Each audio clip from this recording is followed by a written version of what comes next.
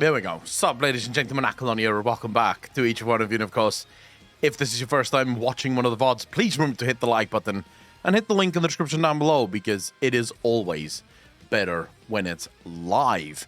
Happy Thursday to each and one of you. I hope that you're all having a wonderful day, morning, afternoon, evening, whatever time in the world it is for you at the moment. Very happy to have you all here. Very happy to be with you all once again. We have some plans tonight. Well, it is tonight for me. So we have some plans tonight. I want to do some tier lists. If anyone has any tier lists to fill out. Need to do some tiers. I want to see some glams, you know. Looking forward to seeing some glams popping off. And then, I don't know. I don't know what else. PvP, probably? I'm still not over the whole PvP thing. I don't think I'm ever going to be over the PvP thing. It just feels like PvP in FF14 is so addictive. Like, you have no idea. You genuinely have no idea. It's surreal, actually, just how addicting PvP can get in FF14. So yeah, it's gonna be another fun day. I hope, at least. I think it will be. We'll see what we get up to, because there's a bunch of reaction stuff as well that we have to do. We have a weird video that's been suggested. Understanding weeb goals, buy a weeb goal, something to that effect. So that's going to be unique, I think, is the best way I can describe that. I don't even understand weeb guys, let alone weeb goals. So that's definitely going to be interesting. Fucking hell. I've been coughing the whole day, but I'm not sick. It's not like a sick cough. Alpocalypse, how you doing, brother?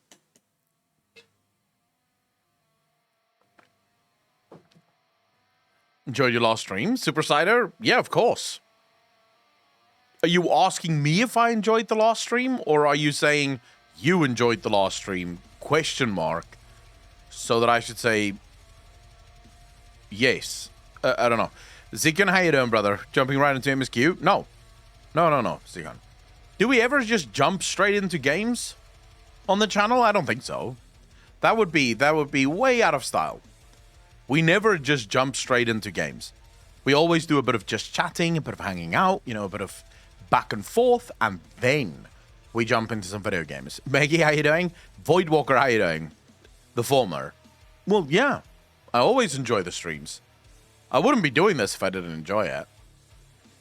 We need 8 hours of chatting before 1 hour of gameplay. Exactly. You're starting to catch on, Maggie. I like it. I like it. People are starting to figure this out. This is a glorified just chatting stream. We do just chatting and then we play a little bit of games. Just a pinch of games.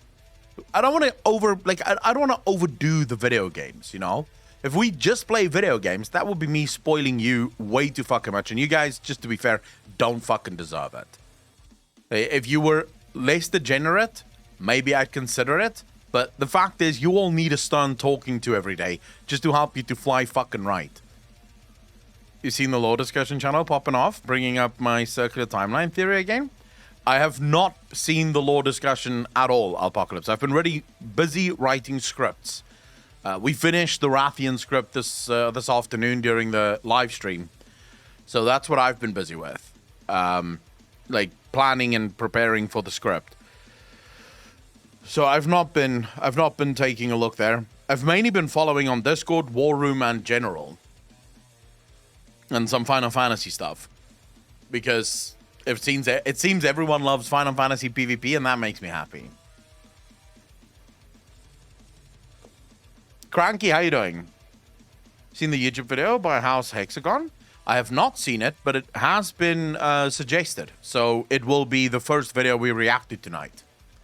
It's on my suggested list, and it is literally the next video to react to. Captain Hungry Spy, how you doing, brother? Been away from the WoW stuff for a while, coming back in to catch up on some 10.0 speculations and whatnot. Captain Hungry Spy, when's the last time you've been on the stream? Heck on, maybe you're ready. I posted a quasi video for Crystalline Conflict. I think you'll find it interesting. I mean, we can react to it today. We have 3 videos that need to be reacted to today. So far. We'll see how the fucking night goes, right? What is this Glam comp I see in the title? Adorable, if we can pull it off, if there's enough people on the data center that want to show up for it, I told you guys yesterday, I want to see you in your best PvP glams.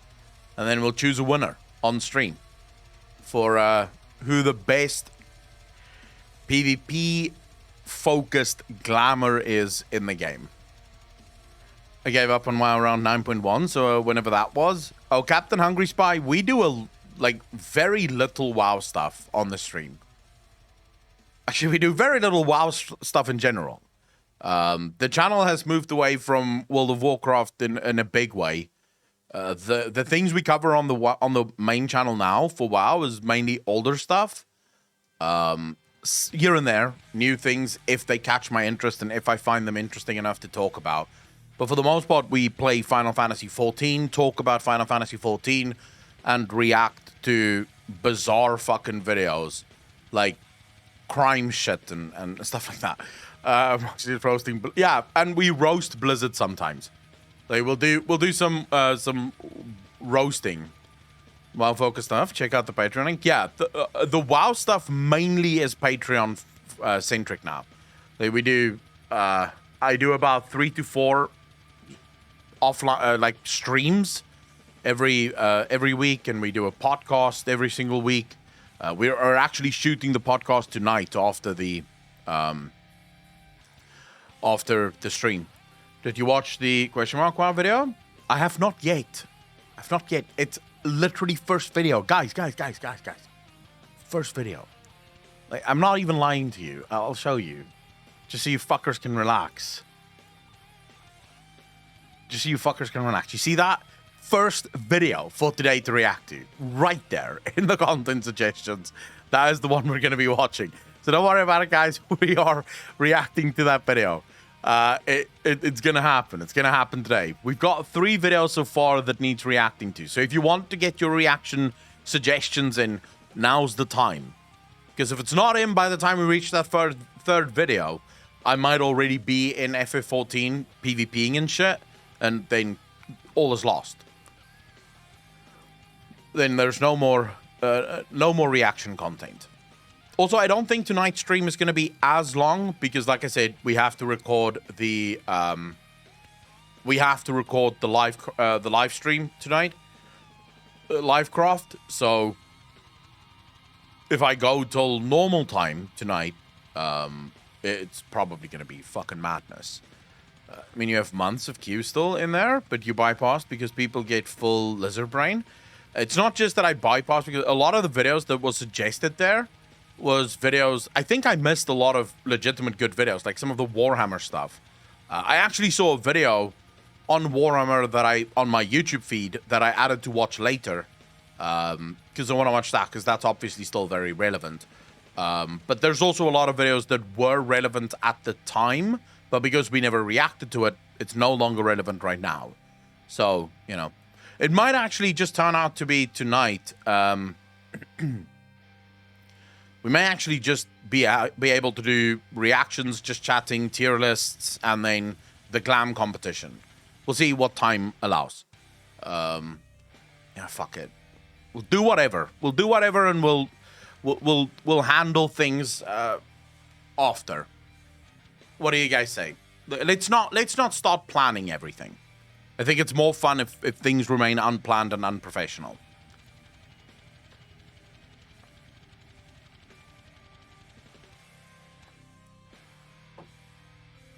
I leveled up in the Discord. Congratulations, Voidwalker.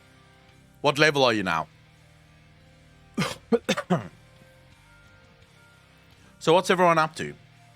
Does everyone in the world have a long weekend this weekend, or is it literally just South Africans that have a long weekend this weekend?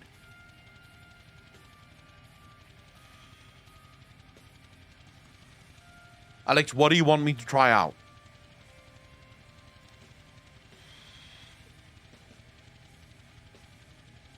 Too bored? How you doing, bro? I am technically unemployed, so I am in a permanent long weekend.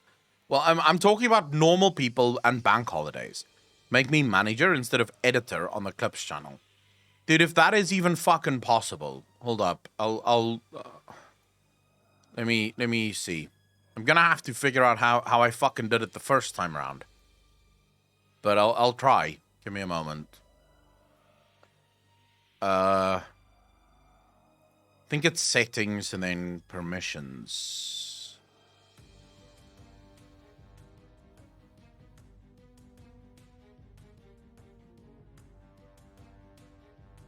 Oh, for fuck's sake. Yes. All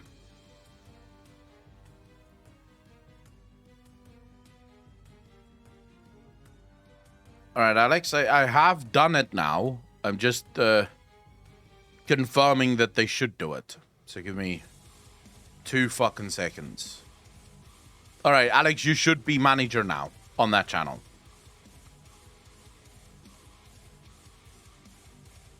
I'm currently playing through the updates that are 6.1.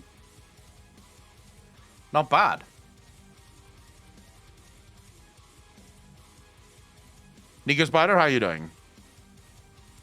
I don't want to hear anything about... I don't want to fucking hear anything about 6.1. Don't spoil shit for me. Got tomorrow Monday off. I'm now rank 799. Easy. Easter's coming in hot. Yeah, we in South Africa have... tomorrow is bank holiday, and then Monday is bank holiday as well. So it's like massive fucking holidays now. Seems for everyone. It's weird.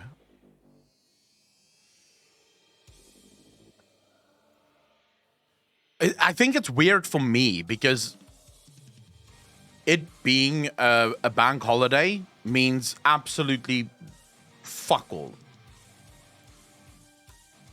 It genuinely means nothing for me because my job doesn't really care about what the status is of the days. Technical updates, too many ARR dungeons. I'm going through those. I saw those, yeah. I'm now waiting until Sunday to find out if I get the plot. I bid it on in Ishgard. Nico, how much did you bid for that plot, though? How much money is invested in that plot right now? Why are you hating YouTube at the moment, Alex? Chi-Chi, how you doing? 3 mil? What do you think, chat? Do you think 3 mil is going to be enough for Nico Spider to pick up some house?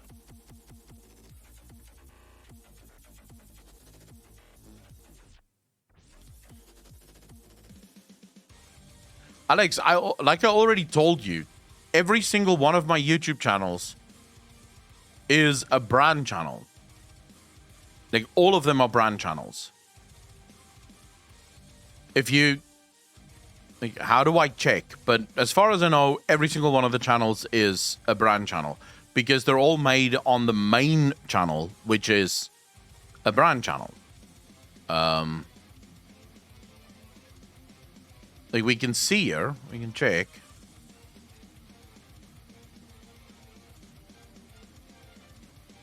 It doesn't actually fucking tell me whether it's brand or not.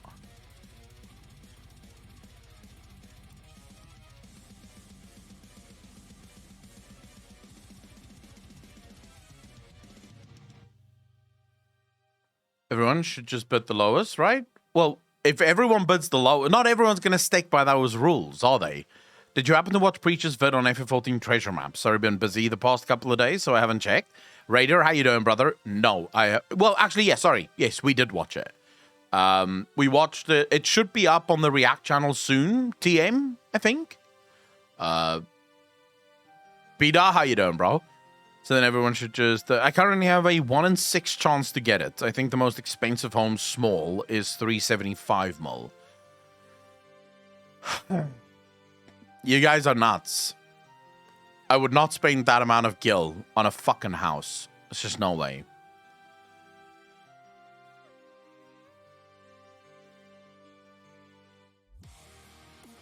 I can move the channel to a Google account or to a different brand account, but I'm a little afraid of doing that, Alex. What happens if things go fucking apeshit here?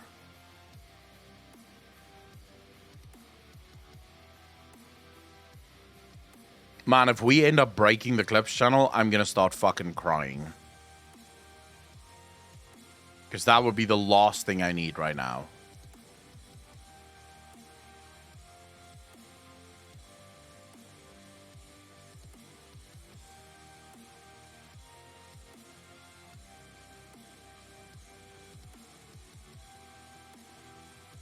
Yeah, I can't do shit.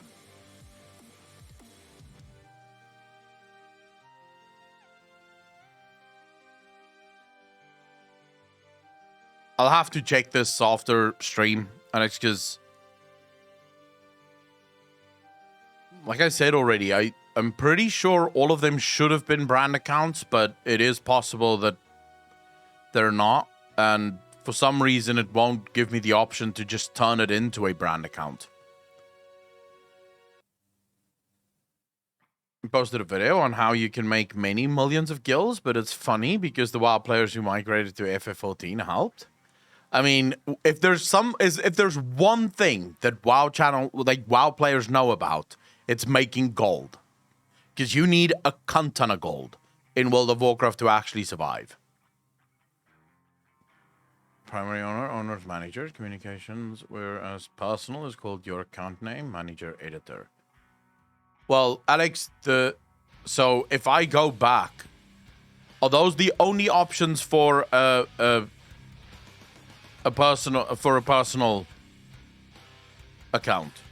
It's just those two options. You can go manager or editor, correct?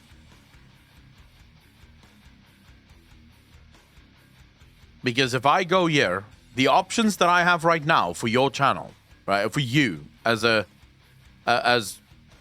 person, I can make you a manager, an editor limited, a subtitle editor, a viewer, or a viewer limited. Those are the options that I have for you right now on the Clips channel.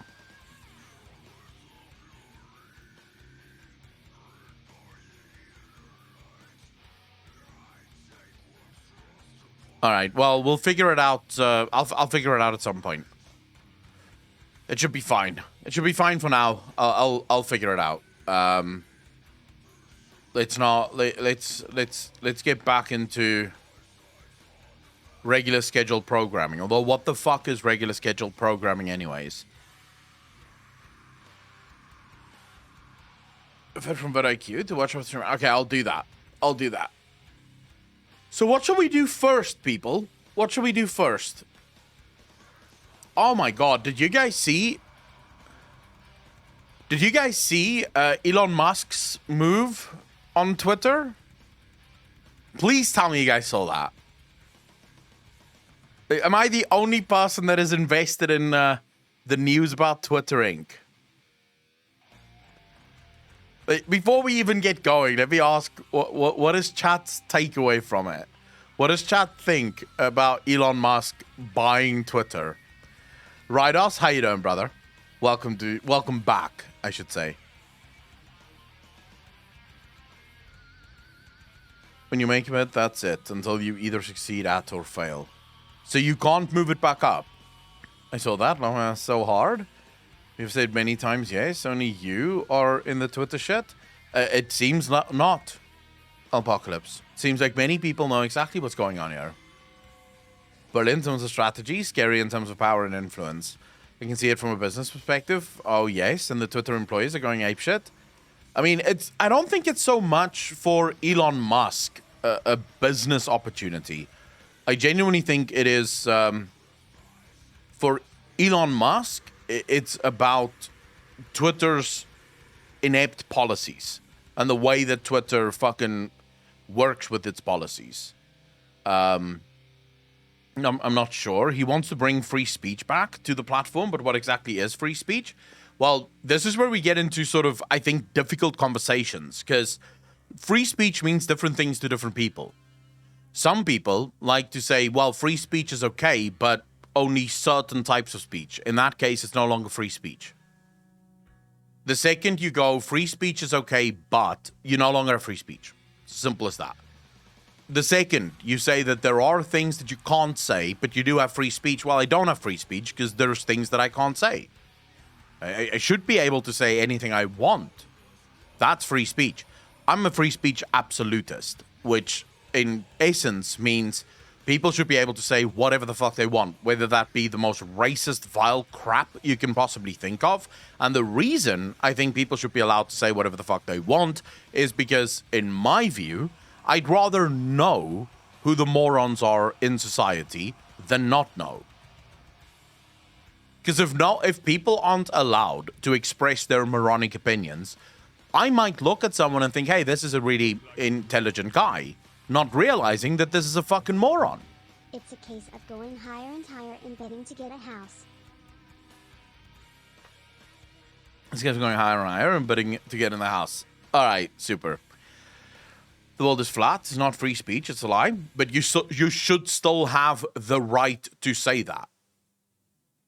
You see, that's my problem. Is as soon as we start going, well, actually, you're only allowed to say things that's true.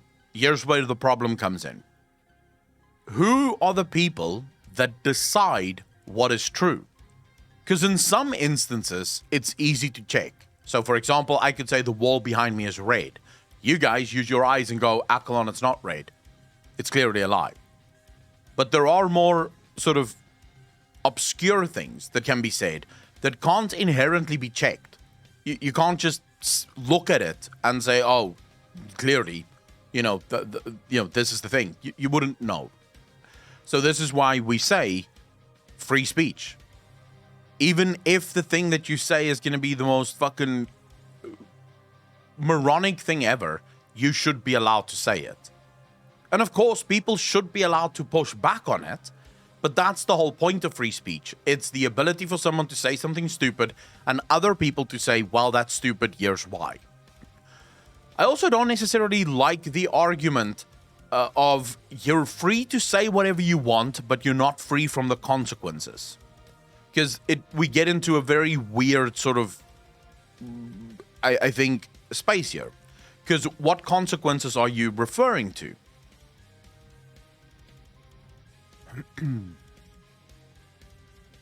Because pushback is fine, right, Us? I absolutely agree with pushback. I'm not saying that people shouldn't be allowed to push back on certain things that's being said. But say, for example, we said you're free to say whatever the hell you want to say, but there are certain things that you can say that you can be prosecuted for. Well, now you're no longer actually free to say whatever you want, because you are free to say whatever you want, but you will go to jail for some things that you say. My government, for example, has that. Warwick, how you doing, bro? Thanks for the follow. Really appreciate that. Welcome to the channel. Thank you, thank you, thank you. In South Africa, for example, you have free speech. Our constitution allows for free speech, yeah? With the exception of hate speech. The problem with our laws around hate speech is that hate speech is determined by the free speech courts. So anything you say that judge sitting on the court deems hateful, you can be punished for. So in essence, you can almost be punished for everything or anything, depending on who the fucking judge is that hears the case. And in South Africa, we have this hate speech clause in the law books that says if anything you say offends anyone, so if someone is offended by what you say, then that automatically makes it hate speech. Which means, okay, so you literally have no free speech in my country anymore.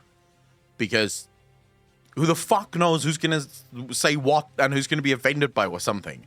You can't know until you've said it and someone took offense that what you said offended people, right? Sometimes something small can offend someone, and then if they're offended, it could be deemed hate speech. So I'm a free speech absolutist. I believe that people should be able to say whatever the fuck they want.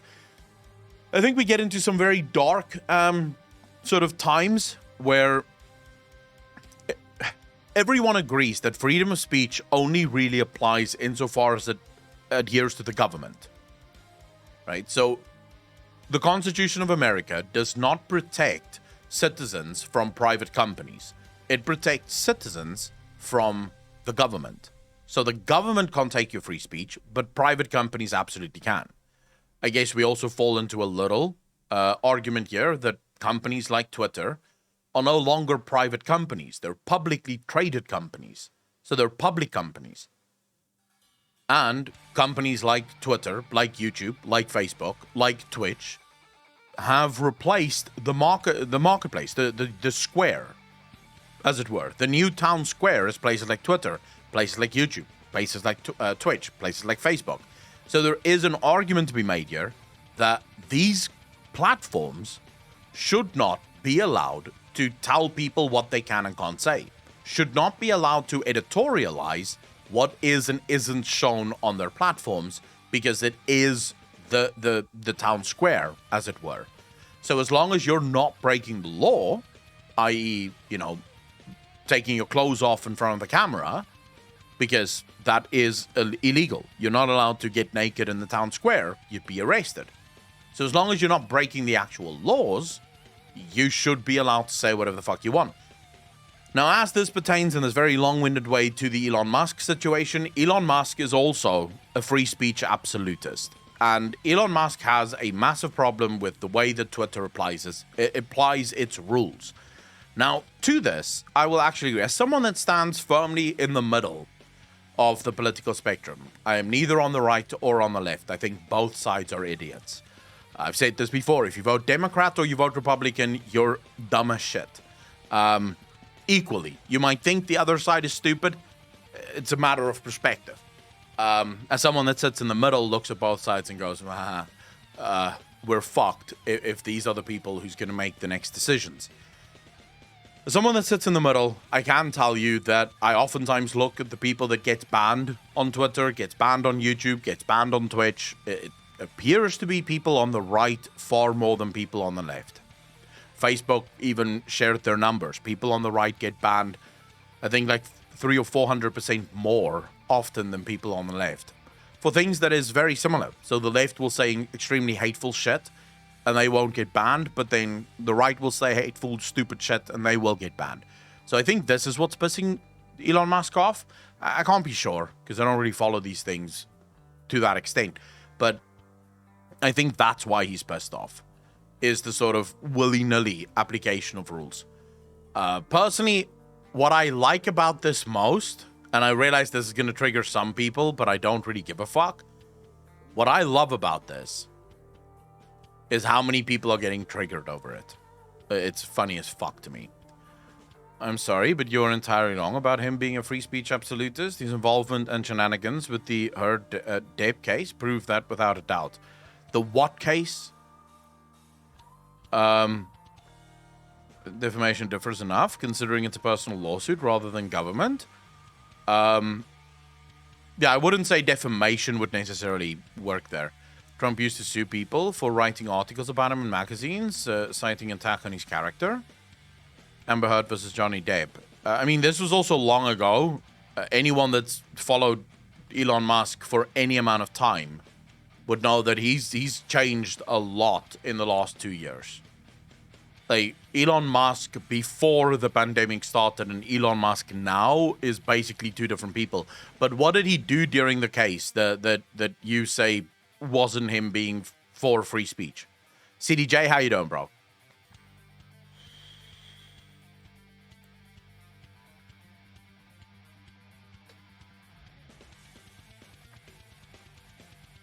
You'd have to tell me what he did. You can't just say his involvement and then not clarify what happened there.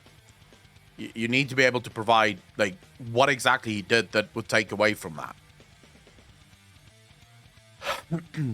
I offended you? Meggie, if you're in this chat, you should be willing, like, you should be available for offense.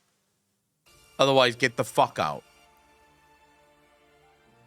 Because I will offend you, because I'm just going to say shit. And if you don't agree, you're more than welcome to argue with me. Look, I am happy to jump into Discord in one of the voice channels and you can make your case. If you think I'm completely wrong about something, please tell me. Hey, dude, fuck you. Let's talk about this. I can pretty much see your perspective due to the fact that it's a slippery slope. However, I will not rule out that charismatic leaders and powerful individuals can actively influence through propaganda and obscured academic and political language. Love my answer. I am also neither Dem or Republican. I suppose due to the very potent cynicism I hold in tension, is never assumed to be good or great till proven otherwise. So, Voidwalker, I agree with you, and that's my point. The second you start saying, well, you're allowed to say anything, but we get to what I consider to be my biggest issue with this. Who decides what you can and can't say? Because now we need some kind of body that decides what is the truth and what is allowed and what isn't allowed. And as soon as you have that body, who then makes sure that that body doesn't step over the line? So is it more messy to allow people to say whatever the fuck they want? Yes, it is. It is absolutely more messy. But at the same time, it's the best we have. Because the alternative turns into people not being sure what the fuck they can say without getting into trouble. So that's sort of where I would fall on this thing right now. Gaslighted Depp put major donations in his name to various charities to paint him in a light that he is trying to avoid paying settlements, causing the injuries that Heard was suing Depp for, and various others. I don't know anything about that, Apocalypse. I genuinely don't. I would have to check if that is even true, before I could make any. If he did do that, that is quite fucked up. If he did do that. That's all I can really say, because I don't know. Hard question. Would you allow racism and hate crime on a free speech platform? Yes. Yes. It's horrible, and it should not be said. In the 21st century, we should technically no longer have people that hold stupid fucking ideas. That's true. Like, why would anyone hold the idea that any race of people is worth less than any other race of people? I mean, you should not have those ideas. With modern education, you should be able to figure out that that's just not true. But there are people, sadly, that still hold those ideals. And I would like to know who those people are rather than not know. Because if someone were to write on Twitter that X people are worse than Y people, I can actually engage with them. I can actually reply to them and say, okay, here are the reasons why you are wrong. Here's the logical reasons why your take is absolutely fucking stupid. And maybe you won't be able to change that person's mind. But as the followers of that person see this conversation, you might be able to change someone's mind. Someone might read what you say and they might go, wow, I never thought of it like that. That actually makes a fuck ton of sense. And it's just like that. And suddenly everything starts breaking down. Like, once you can get that first crack, this is why communication is so important. If you can get that crack into someone's, like, idiocy, in the walls that they build around their mind, if you can create that small little crack, the walls will start crumbling fast around them. I mean, I told you guys this story a million times before. You know, I grew up in probably the most racist country on earth, right? South Africa is just marred with racism, even to this day. It's gotten a hell of a lot better, but it used to be very, very racist. From both sides. It's not just one side that's racist and the other side wasn't. I think the only non-racist person in the entire fucking country was Nelson Mandela. I think that's the only guy that really wanted peace. Everyone else couldn't really give a fuck, right? And I mean, I grew up in a school that was basically all white. I grew up in a town that was basically all white, and there used to be these rumors, like stories that people would say. People would say that black people are animals because they don't have a crown, right? And the Bible speaks about the uncrowned animal or some shit like that. It doesn't, but these stories would be made up. Until one day, I repeated this to my dad, and I actually asked him, is this true? right? Because I kept hearing these stories and I don't know. So I asked my dad, is this true? My dad's a medical doctor and was like, no, they, of course they have crown. You can actually see the crown. I can show you where it is. That moment is what leads to a bunch of other questions, because now you start questioning everything you've ever heard, right? And you start questioning yourself more and more. You start thinking to yourself, but wait a second, if this isn't true, then maybe these other things isn't true either. You know, then maybe I need to start questioning these things as well. Now, if I wasn't allowed to talk about it, right? So let's say, for example, I wasn't allowed to say that.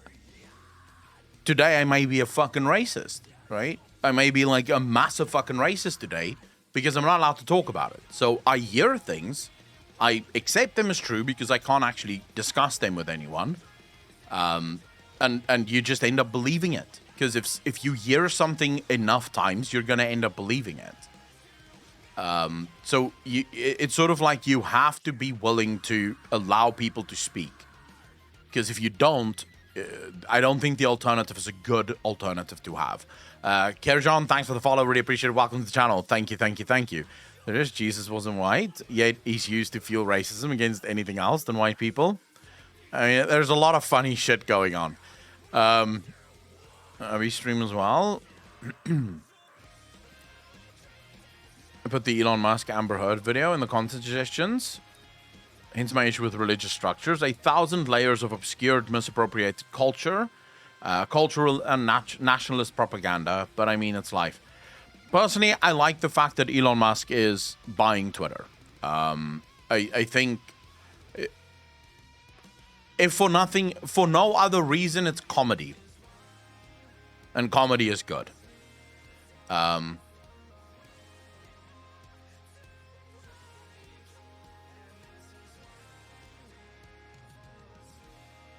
Enlightenment, all knowledge, not just knowledge you agree with. True. Syrian, I fundamentally disagree with what you just said there. You can't feel and understand racism if you don't experience it by yourself. No, that's not true. Human beings have this wonderful thing called sympathy and empathy, which allows us to put ourselves in the shoes of other human beings and experience life. Like, literally, without those two things, human beings would probably not be where we are today. So it's not true. We can absolutely put ourselves in someone else's shoes and go, well, I would not want to be treated that way. That is a pretty shitty way to be treated.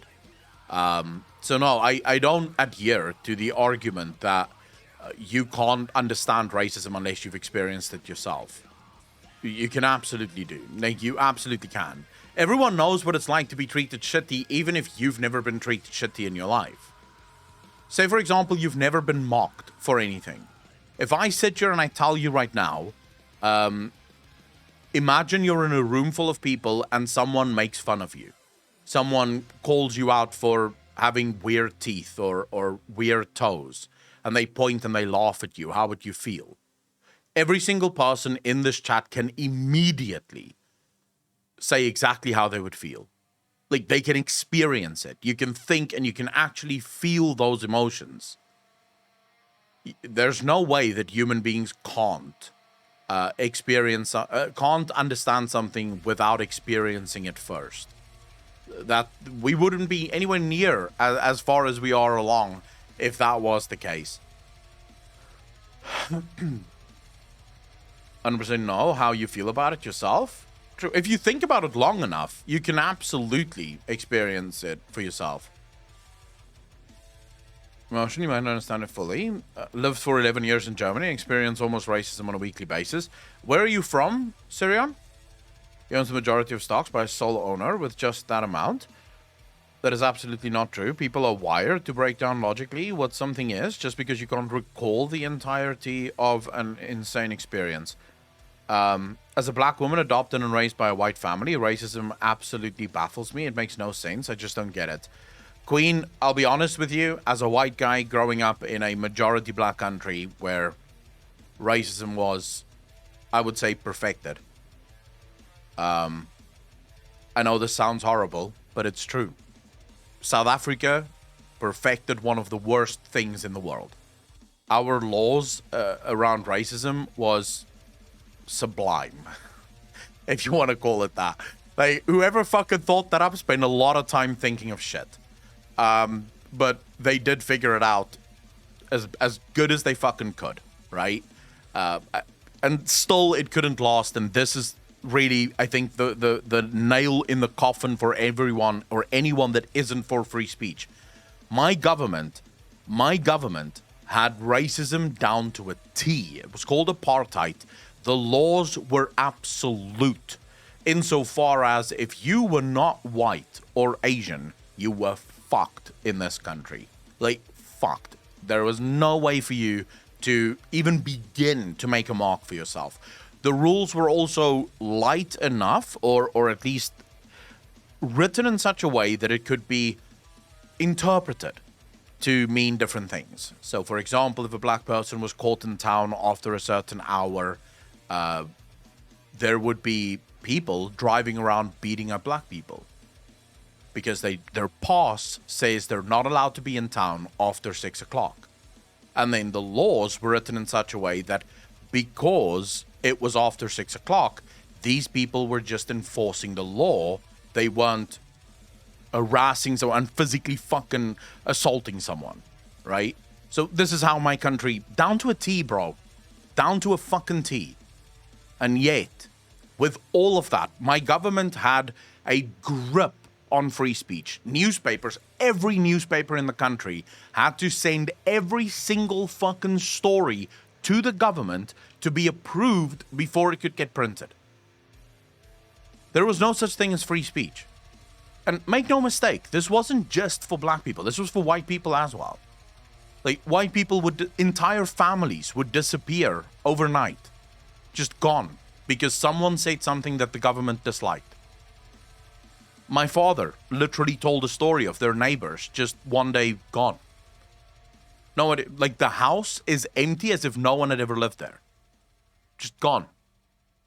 As if nothing ever happened. Because I think the husband or the wife were very outspoken about the government at the time. So the government had a grip on this country. And even still, in 1992, there is a vote.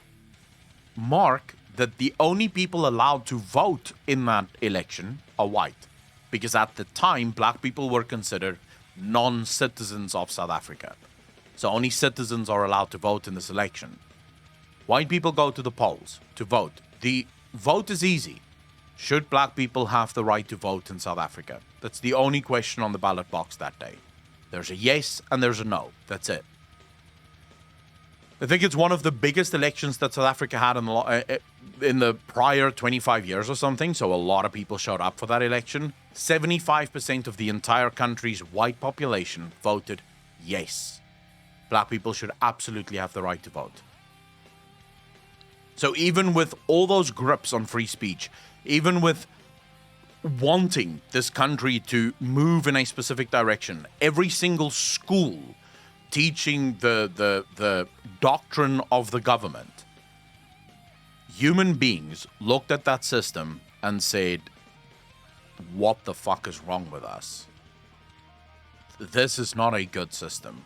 This is not a good system. We seriously can't be living like this. I'm not saying with that, racism was defeated.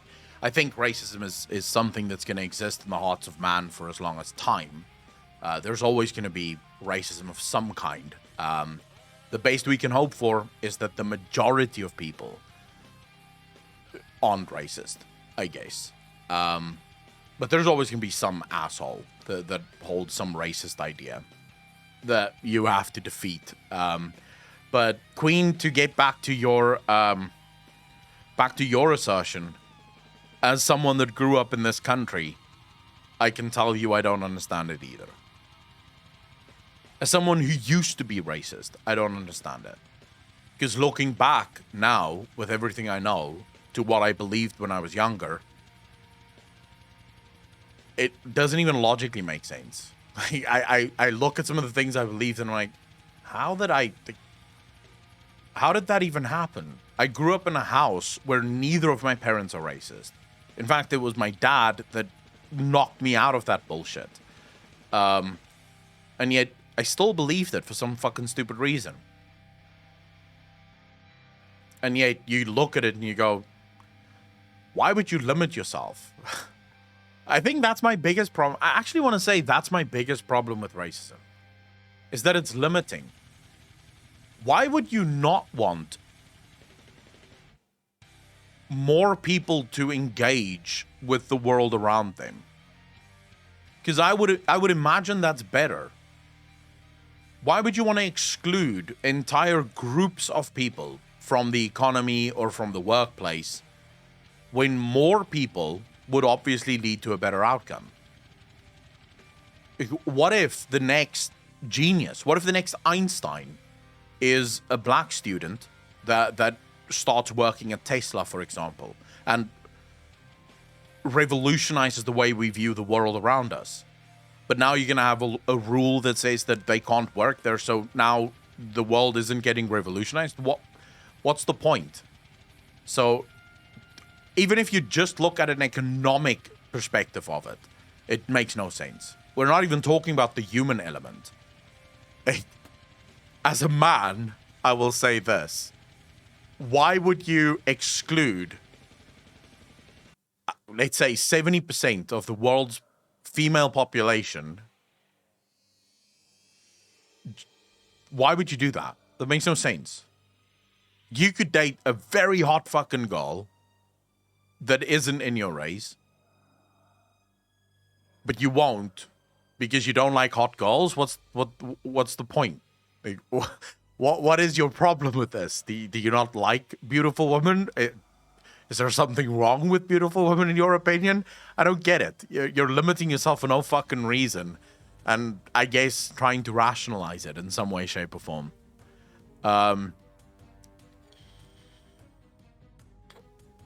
So yeah, Cyber, I do agree with you, because when you view others as lesser than you no longer view them as human beings, Mike. And yet, I don't think you can do that forever. You know, when did floods happen in Durban? Hagaban, how you doing, bro?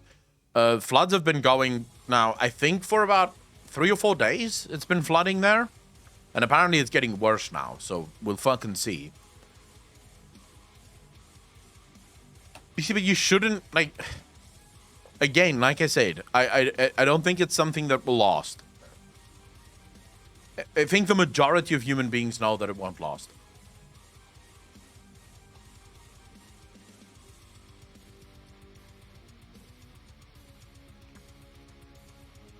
Jesus, Voidwalker, that's harsh. At the end of the day, the human race is, like, our history, all of our histories is marred in blood and horror and shit. I think the only thing we can really do is moving forward not be like that. I think that's sort of the only thing we can reasonably do, is moving forward don't be like that. Be better. Remember what we used to do and then don't do that.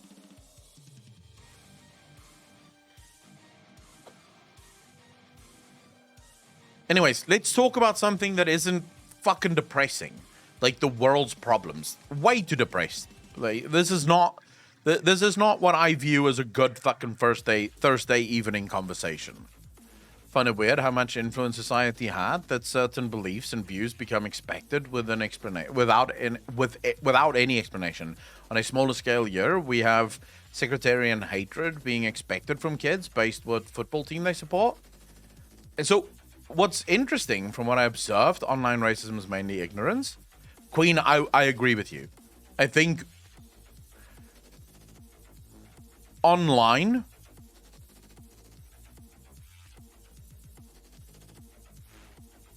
most people who are intelligent enough to go online are intelligent enough not to truly believe that bullshit, I would say. And so online, it is most likely a case more of ignorance than what it is of genuine belief. But okay, to that point, sports is an interesting thing. Because in many ways, so the thing with tribalism, and that's really what racism is, right? It's tribalism. Now, eventually tribes can cross racial boundaries. So I don't even think that racism is the main issue. I think tribalism is the main issue, because tribes can include people from many different walks of life. I think the leader of the Proud Boys, for example, is Latino. So clearly, right, once you're in a tribe, it no longer matters what race you are. You're in this tribe, and we're all part of the same thing. Sports is a good analogy for how tribal humans are. The nice thing about sports is that it replaces our need for tribalism with something that isn't harmful. Because I think if you remove sports, if you remove that urge for human beings to be tribal, I think what you end up with is human beings that will find that tribalism drive, that need to be part of a tribe. They'll go back to finding it in war and killing and murder and slaughtering. Because at the end of the day, humans want to be part of something, someone, some group. They want to be a part of that group. And that's where the tribal thing comes in. So sports is literally just a way for us to vent our tribal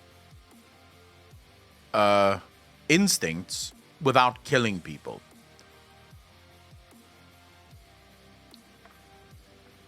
Studies saying how the more you expose people to different races, they become less racist. True. Very true.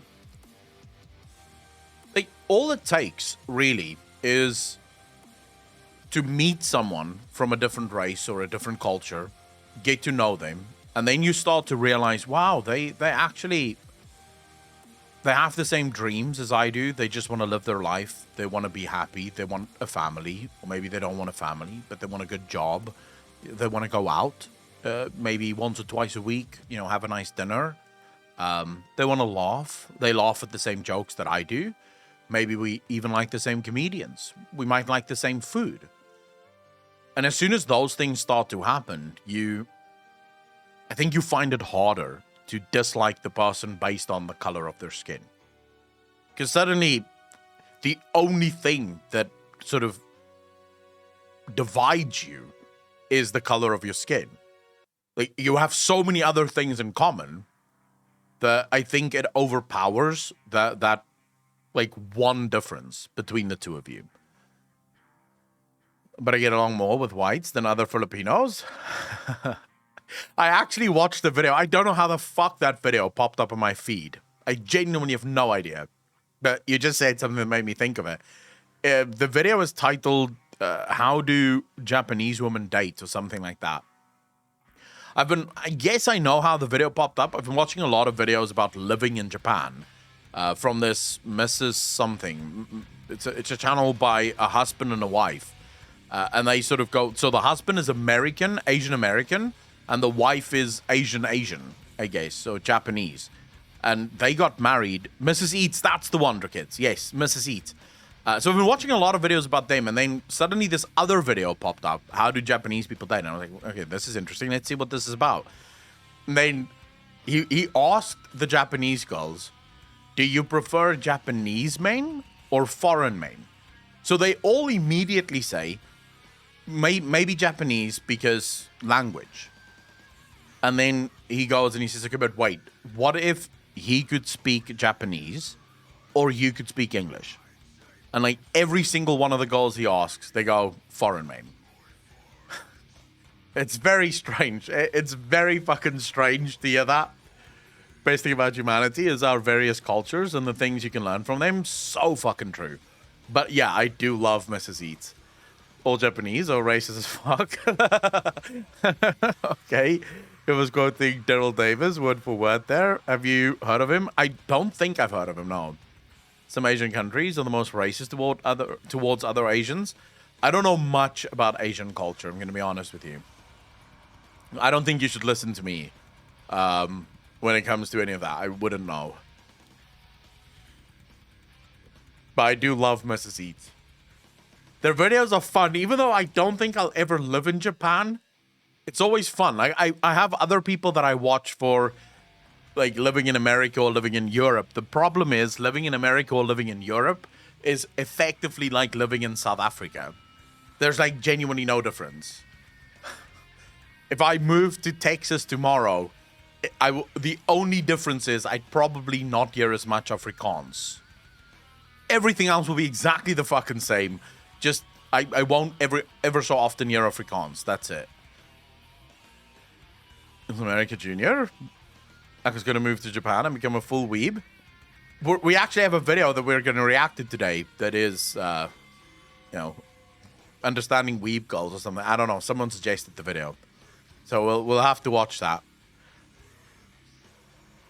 Before we even continue, and whilst we're on the conversation of Twitter and the stuff that happens in Twitter, we have to talk about this. Did you guys hear about this? Soda Poppin'. Soda Poppin' got banned.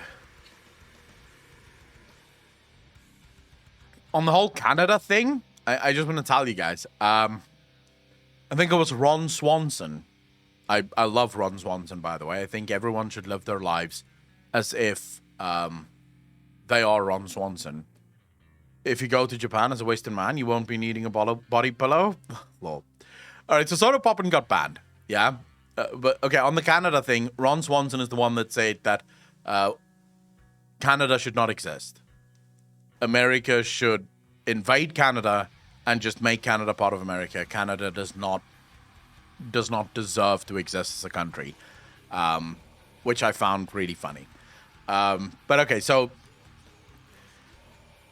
Soda Poppin' got banned, and they think the reason he got banned is for this. Now, I would love to hear what you guys say. Digimark, how you doing, brother? What do you guys think of this, and whether or not you think this is warranted. So Soda Poppin' writes the following. Well, guess I gotta explain, because people think I would truly go to the lengths of trying to actually look racist on purpose. I'll try to explain my thought process through this situation. I am edgy, but not this edgy.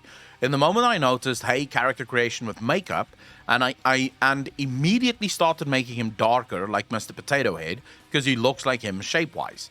But I realized while coloring him that I can only color in the face, and so I just said, oh shit, blackface. I mean, I don't know, seemed like a harmless mistake, so I just rolled with it.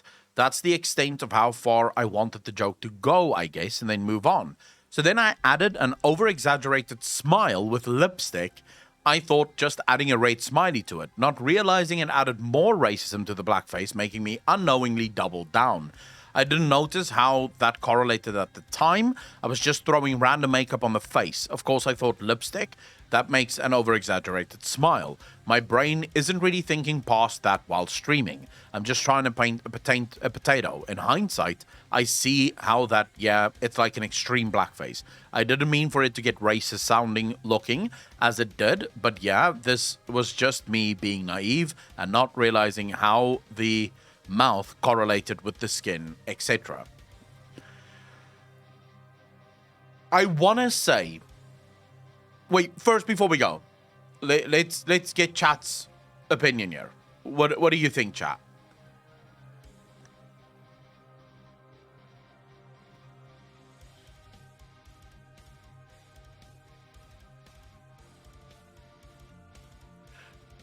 Peter, I will say, if this was any other streamer, you could maybe say X, right? You could probably hit doubt. It's Soda Poppin'. I can fucking guarantee you he wasn't really thinking about it. Soda Poppin' does the weirdest shit, and he does it because it's funny, because who gives a fuck, right? I once watched him. This was the funniest shit I've ever seen in my life. I once watched him during a fucking talk show. Like, he's on Twitch with a bunch of other streamers.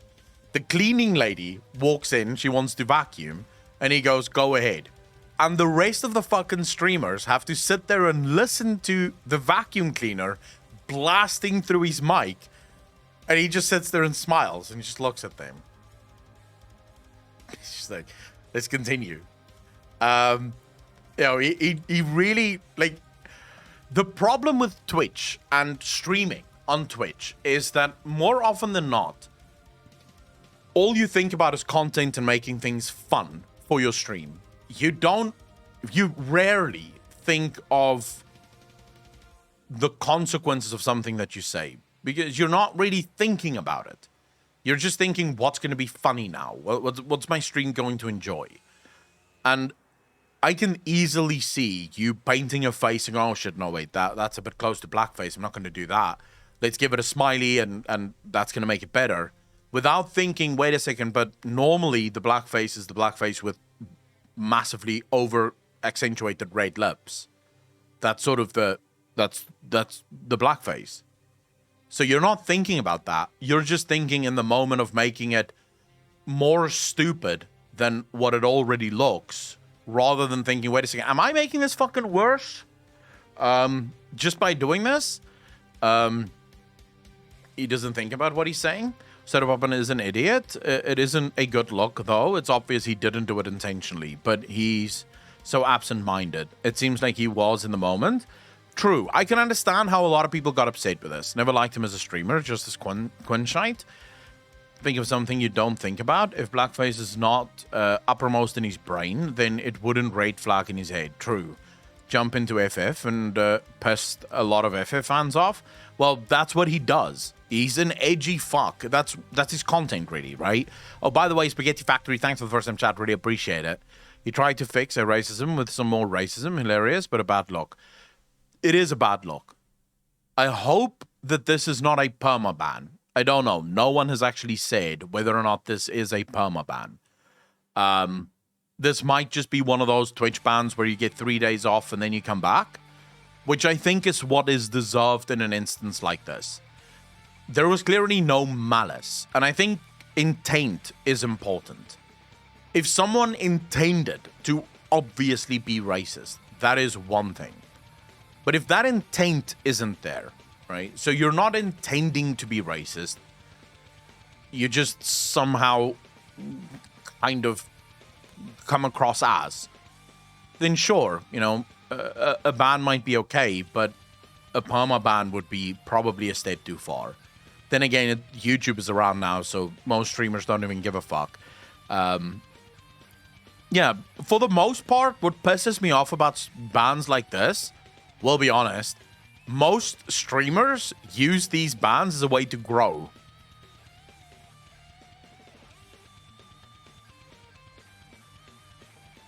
Because it is a time to grow. You get a couple of days off where you don't have to stream. You're in the news, because guaranteed you can go on any of the sites right now, Dexerto, on any of those, and they will all have articles talking about Sodapoppin being a racist piece of shit. Yeah? When he comes back, his stream doubled in size. He's got double the viewers that he had before. Which is why I'm working so hard to get us banned on Twitch. Like, I try my best to get us banned. Not perma-banned, I don't want to go too far, but just enough to where Twitch goes, fuck that. Let's give this guy a timeout. And then hopefully Dexerto and people write articles on it and you explode and you become big dick streamer. I'm not actually doing that, but that's the easiest way to grow on Twitch, is to get banned so that people write articles about it so that you blow up and you become the next big streamer on the platform. So, you know, this just works. I don't know why Twitch even does this, because it is what it is. Will Smith, I did not even know what was going on in his private life till the incident happened. Pretty much, yeah. Sure, that's a thing. Should wiggle your Savannah's dong some more? You have to have a big audience and then get a ban to grow like that. Being average 100 viewers isn't enough and you'd just get perma-banned. Mike, it depends on why you get banned. Two-board streamers use. It's not an easy problem to solve. Because how do you actually solve this problem? Twitch has to take action if someone is like purely racist or some shit on the stream. They have to take action. But the action they take ends up growing the streamer in the streamer that you were trying to punish. You end up helping that streamer. So I don't know how you fix that. But what it does do, and this is why it's so problematic, is it incentivizes streamers to be more edgy. It incentivizes streamers to live right on that line because they know that every single time they tip over that line, they grow. Literally, without fail, they grow. So they want to be on that line, and they want to dip over that line every once in a while so they can get banned. Amaranth, for example. I'll use a quick example here. Amaranth, 2 or 3 years ago, is a relatively big Twitch streamer. Relatively big. Not the biggest female streamer at the time. Pokimane was actually the largest female streamer. Amaranth starts accruing bans like it's STDs for a hooker, right? Just fucking ban after ban after ban after ban after ban. Now, Amaranth is literally the largest female streamer on the platform. Because with every ban, articles get written, go up. Articles get written, go up.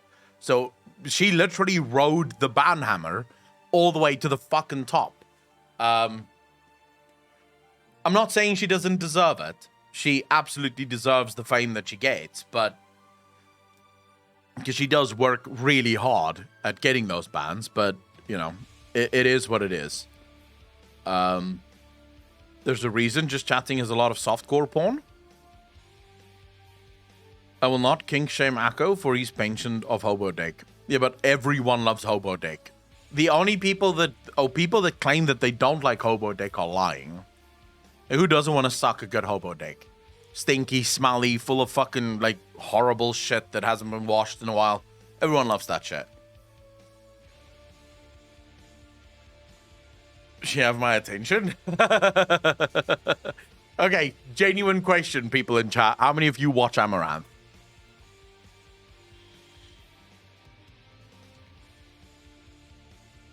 I don't watch Amaranth, but I would love to know if there's anyone here that watches Amaranth.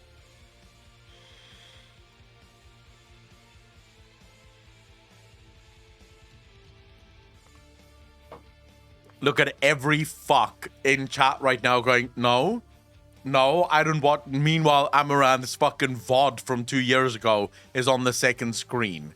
Like, he's rewatching the episodes of Amaranth, but saying, no, I don't watch Amaranth. Like, I don't want to be remembered on YouTube forever and ever and ever as an Amaranth viewer.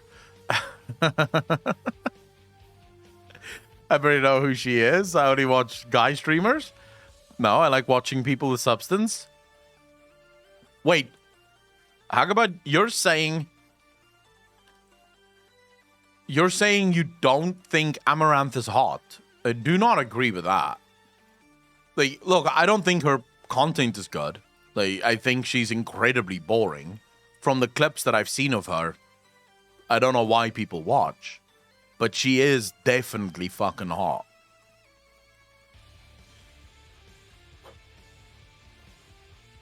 Too gay for that audience? But you're forgiven. I can understand why gay guys would probably not watch. If you want to stream debut, we'll get on that. We'll get right fucking on that.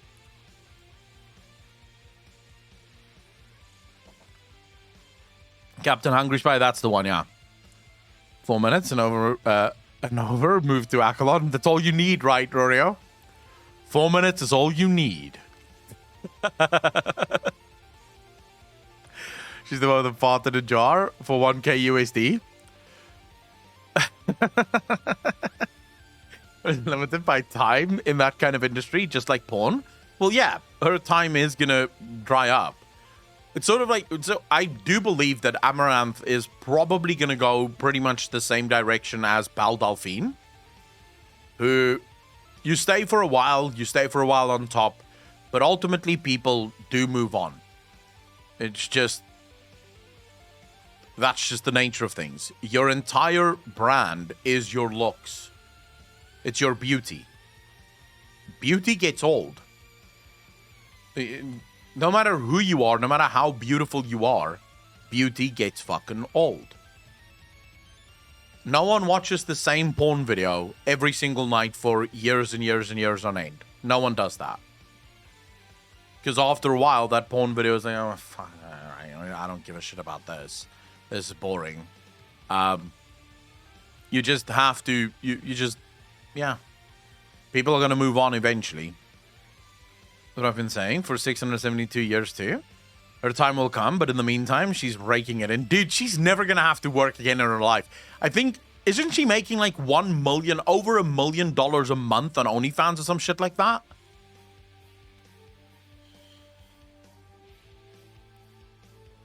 I'm too asexual to care about Amaranth. She knows this. She had an interview on Anthonypedia. That's why she is fully invested in everything else but Twitch. Twitch is like 2% of her income. Her image is about 5% of her income. I guess that's why she's investing in buying petrol stations. Well, yeah, she's making sure that she lives. Right now, in total, she makes $1 million a month on passive income. Jesus. Jesus. I don't find her attractive because I don't find lifeless sex dolls attractive either. You take that back. Look, she's doing the right thing. She's doing exactly what she should be doing. Shake that booty. Get that fucking money from all the simps and the fucking virgins that can't get girlfriends. And then use that money to invest in the things that the virgins buy. Easy life.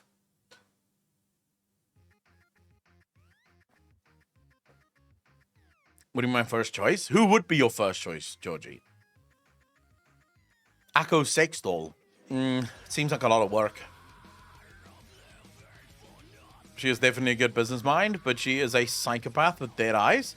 The simp money is her pocket money. True. Me. That's a bad choice. Of all the people you could have in your bed, you want me in your bed. What a horrible fucking choice. Georgie, you need to get out more. I think she's smart for doing it, but I still think the simps are pathetic. I don't disagree with that at all.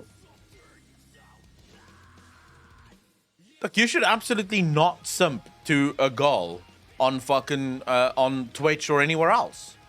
Because the fact of the matter is that you're never gonna get with that simp, like with that girl that you're simping for. Never. The girl isn't going to date the simp. That's just guaranteed. She's not going to date the simp. She's going to date the guy that makes fun of the simps while taking their money. But sadly, there's some people who are so pathetic that, and every girl that has ever lived will tell you they know guys that is this pathetic.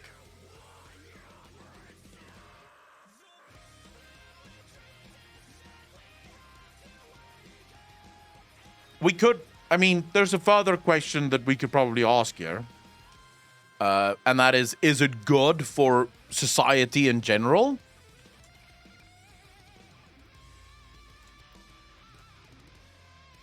Alex, I'm giving you a Rush video here quickly.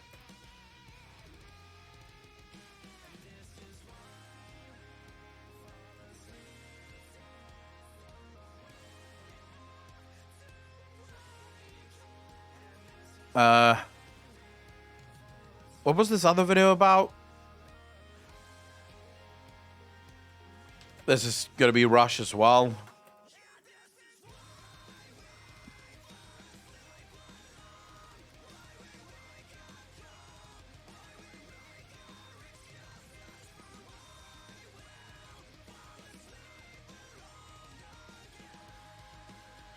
All right, Alex, I'm giving you 2 Rush videos here. Wait, the band? What band?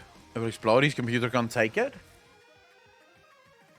All right, I'm back with you, chat. Sorry about that. I quickly had to upload these videos because they are Rush videos, so they have to be uploaded as soon as possible. Breaking off, can't hear you. Fuck you, Alex. These are Rush videos. Just get them out the door as soon as possible. Easy life. It's all clip stuff.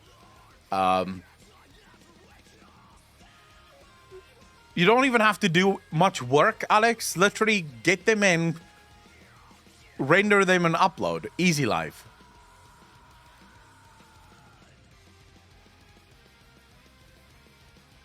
You can make your food, Alex, and then fucking make it.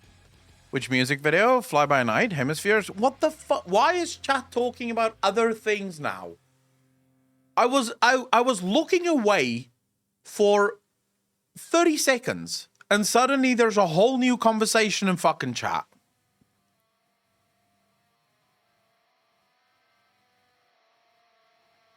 What are you guys on? Am I the only person here that isn't high on coke? We were just having a nice conversation.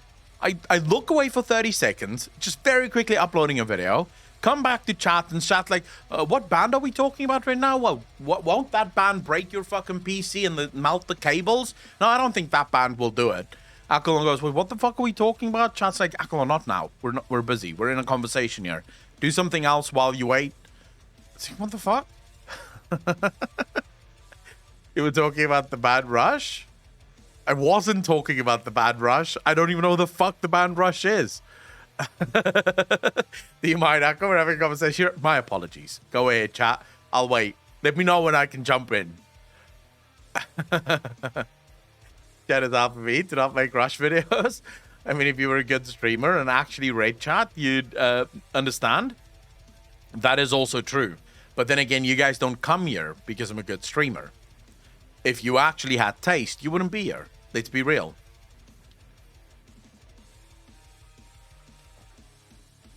Eluisha, this is true. It's all on me. Oh man, we need to introduce you to this band. They are so good. I barely listen to music. Naomi, how you doing? Alex Lifeson? I don't know who the fuck this is. We come here for the crap content. You are in luck. You are in luck. I have so much crap content for you all.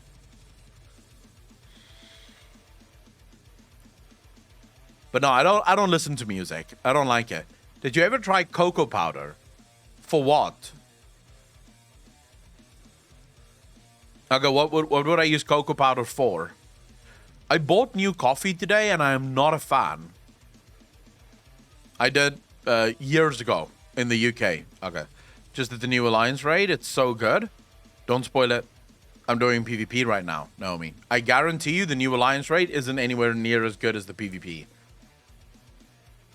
I don't drink Swell. This is Nescafe Black Roast. And it's not good. It's very bitter.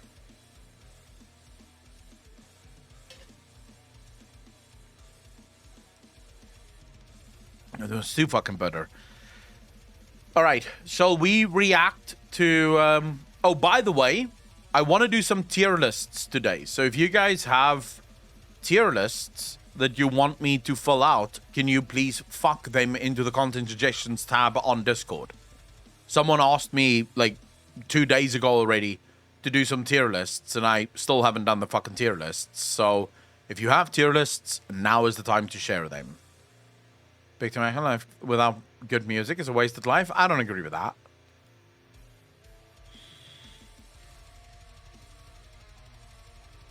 Apocalypse, we actually do need a new one because the one that we did not include Stormblood, and it did not include, apparently, according to people on the video, we should do another one because we didn't include all the waifus from Heavensward. Let's do base 70s, 80s bands. I mean, I found you through YouTube recommending you and me reading your name as Asman when distracted. My plan worked. Alex, it took us 4 years, but we're finally arriving. People are looking at my name and thinking I'm Asmongold. We're about to get big, boy. Strap in. There's going to be no stop. No stop on this. Even more old content? Dude, I will rehash the fuck out of any content I can if it makes me money.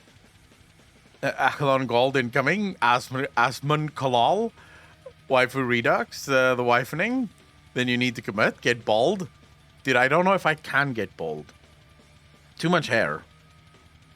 Like, does it count if I kind of have that spot there due to the headband? I think that counts, right? Great Expanse recommended him. Nice. Well, in that case, you gotta wait for Shadowbringers and Endwalker 2. Well, give me other fucking tier lists then. Just give me tier lists. Chat. I'm not asking again. Just give me fucking tier lists. That's all you should do now. Just get some tier lists that you want me to fill out. Jeez, that's very loud. I don't know if I like when it's that loud. Maybe that should be less loud. Let's do about at least minus 20% of that fucking loudness. We can do WoW ones as well. Like, literally any tier list you want me to do that I fucking understand. So if you start going music tier lists, I don't understand music. So, as you guys know, I don't approve of music. So, it's best if we don't do music tier lists. WoW waifu tier list can work.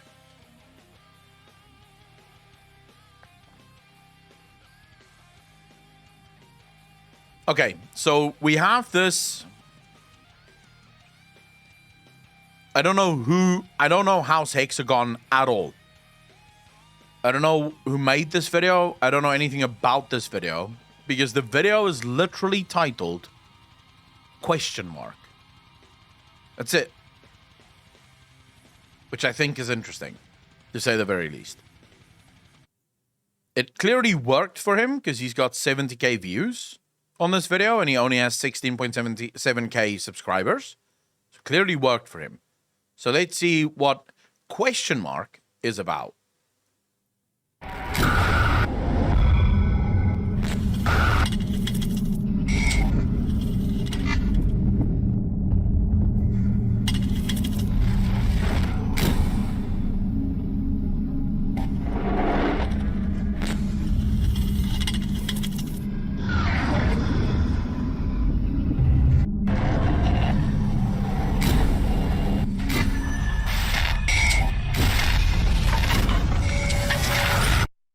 All right. So far, I have to say, love the intro. Really enjoy the intro. Could have been maybe a little bit shorter, but definitely enjoy the intro. It really sets you up because you're now invested. You want to know what the fuck is coming next. So really good. I'm going to start this off by saying whatever the hell you do not look in the comments section below. Though I don't usually get many, if any, comments on my productions, the ones that are there will no doubt spoil what is to come. So go into full screen mode and let me show you this, because I promise you, it's going to blow your mind. I believe I've made a WoW discovery that literally no one else has ever found. No matter how much I try to look it up, there's never any results. No DuckDuck searches, no YouTube videos, nothing. And that's pretty damn surprising, considering this is a game from 2004 that we're talking about here. This is the vanilla WoW world map. As you can see, there's only 2 continents, Eastern Kingdoms and Kalimdor. Let me ask you a question. Out of all the zones in these 2 continents, which one is the most forgettable? I'll give you a few seconds to think about it. Most forgettable from vanilla WoW. I have to agree with Desolus. The story in Desolus is horrible to play through. The zone itself, specifically in vanilla WoW, was horrendous. So horrible. Like, you would do everything you could to fucking skip it. So I would say either Desolus. I could also say Searing Gorge. I fucking hated Searing Gorge. And maybe that, well, but hating it doesn't make it forgettable. Because you hate it, therefore you remember it. Probably Desolus. Desolus or Foulwood?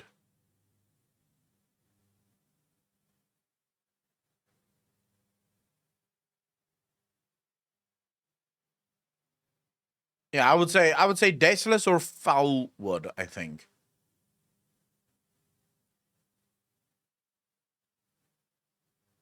Yeah, anyways, now that we've had more than 2 seconds to think about it, I hope everyone has it mapped in. Maria, how you doing? Chaos, how you doing? Machindo, how you doing, brother? Ghost UK, how you doing? Yeah, but it is for you. Like, what do you view as the most forgettable? And for me, Foulwood was forgettable because I never really, like, I didn't get to max level until TBC came out.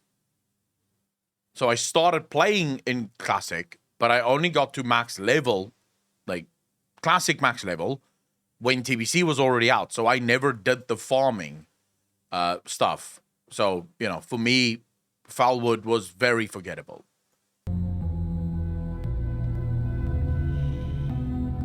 Alright, time's up.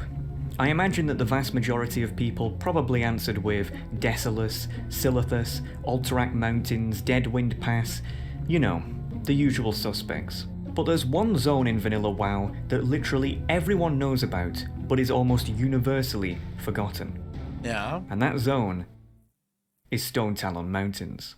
Stone Talon Mountains is a contested zone that shares a border with the Barrens and Desolus. The fact that it's a contested zone is quite interesting in of itself, as despite there being many low-level Horde quests available here, for Alliance players, there's almost nothing at all. In fact, I'd be willing to bet that if you're an Alliance main like me, you've probably never even been here before. The zone itself has an extremely unusual design, and in Cataclysm, that zone was made better, but I do actually agree with him that Stone Talon Mountains in Vanilla was dog shit, even for Horde players. Just dog shit. The Kata version of Stone Talon Mountains was actually really fucking cool. The whole leveling up as you go, getting new ranks and, you know, becoming more powerful, shit like that. It was good fun to be there. So, yeah. there really is nothing else like it in the game. It's essentially one giant valley that connects to 3 different open chasms that are completely different to one another. Due to the zone's odd layout and frustrating quests, even many Horde players tend to skip it entirely when leveling. But I'm not here to talk Wins, you bastard. Thanks for doing something. Really appreciate it. 21 months in a row. Thank you, thank you, thank you. about the zone or even its quests, but something much, much weirder. We all know that WoW has a day-night cycle that is in sync with the server's time zone. Yeah. If it's daytime in real life, then it will be daytime in game too. Yeah. If it's nighttime in real life, then it will be nighttime in game too. A zone's atmosphere can change significantly depending on whether it's day or night, but this is true especially for Stone Talon Mountains. How so? During the day, Stone Talon Mountains just looks and feels like a pretty typical looking place. A bit of trees here, a bit of grass there, but at night, this zone, and the way it feels to be in it, almost completely changes. Is that From the the hours secret? of midnight to 5 AM, music no longer plays in the zone. Instead, all you can hear is this strange wind ambience that sounds really freaky.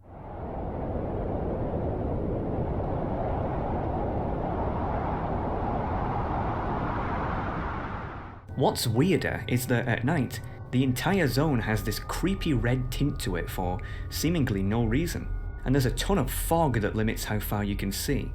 Not sure if you can really notice it here, but the difference when it's daytime is really, well, night and day. Now obviously when I first discovered this, I was confused just as much as you probably are. Why is it like this? No other zone has effects like these at night. Well, I didn't even discover it because I didn't really give a fuck. Like, who gives a shit? That zone is forgettable. It just seems weird. The question is, what was he doing in Stone Talon Mountains so long that he even fucking noticed it? And again, no matter how much I looked into it, no one had an answer. But that's not even why I'm making this, because yeah, it's weird, but it could just be some sort of attempt at atmospheric immersion. No, I'm making this because of a strange phenomenon that kept happening to my character here. If you know me, then you'll know that I'm pretty much nocturnal, as in seriously nocturnal. I'm always up at night and in the early hours of the morning because that's just how I like it. Yeah. As a result, whenever I play WoW, it's always in the dark. That's how I noticed how weird Stone Talon Mountains was in the first place. In classic WoW, I had an orc warrior called Warzerg that I would occasionally level up to see what the Horde side of the game was like. Just a way to relax and see what I would have otherwise missed out on my Alliance main. Stone Talon Mountains was one of the zones I ended up leveling in. I remember being taken aback at what a weird, almost psychedelic dreamscape the zone felt like. It reminded me of somewhere where a nightmare would take place, but again, I didn't think anything of it until this happened. This is a screenshot I took at 2:14 AM on the 20th of October 2020. I'm in the Windshear Crag part of the zone, and as you can see, my character is dead. Yeah. You're probably thinking that a mob must have got me or something, but no. The reason I took this screenshot is because my character just died, instantly, for no reason whatsoever. I was just running around doing some quest when he just dropped dead. At first I thought that maybe a high-level rogue had got me, then vanished or something, but I didn't see any. And according to my combat log, nothing happened. He just died. I kept this screenshot because I thought I would put it in a future production of mine, as at the time there was a lot of uproar about how badly Blizzard maintained Classic WoW, with there being a ton of bots and gold It would help if he actually showed his combat log for that. sellers flying around. I figured it wouldn't be out of the ordinary for there to be bugs like this too, as, after all, this is Blizzard we're talking about here. Either way, I rezzed up and carried on with my questing before heading off for the night. 24 hours later, and I am, once again, questing in the Windshear Crag. Everything was going smoothly, until once again, bam. It happened again. Instant death, no combat log, just dead. I had never experienced anything quite like this. Lucky, how you doing, bro? Thanks for the first time chat. Really appreciate it. Welcome to the channel. Thank you, thank you, thank you. I am intrigued. What a video. Like, if this turns out to be a debate, well done, sir. Well done. I mean, yeah, WoW could be buggy, but it's never been this bad. I looked back at the screenshot I took the night before and noticed something really unusual. Thanks for the follow, bro. The time of death on both shots was exactly the same. 2:14 AM. That was just way too much of a coincidence to ignore. The plot thickens. 2:14. Huh. Dude, if this actually turns out to just be a debate, I'm gonna be I'll be proud of or very I'll be in awe of this guy for actually debating me this hard, but also at the same time I would be angry because it would be so cool if this is actually real. I tried to make a post on r/classic WoW to ask if anyone knew what kept happening to my character, but it got removed, and then I was banned for no reason. The fuck? Yeah, pretty standard. I decided that this was way too much of a coincidence to ignore, so I conjured a plan.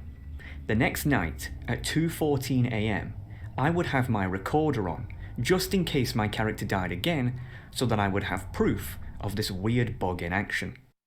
The following is what I captured. What a fuck, like properly Ghost Hunter bullshit. The following is what we captured. And then you're sitting there, oh my God. Yeah. And then usually in those ghost fucking things, it's like you see this faint light that doesn't even look like anything. It's just like a faint light that shoots across the camera. And you're like, and they're like, did you see that? Did you see that? It was a person. You could see the face and everything. And like, I'm pretty sure I didn't fucking see a face, but all right, never mind. Captain Hungry Spy, good luck with work, dude. Really appreciate you hanging out.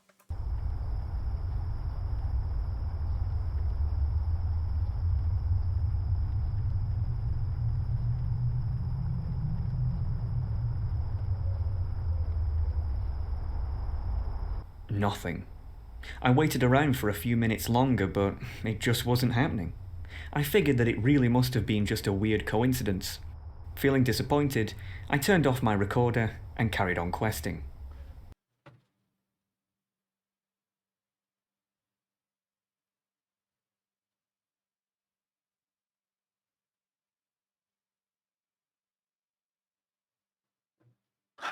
He goes, and this is what happened. Nothing. What the fuck, dude? But then, boom.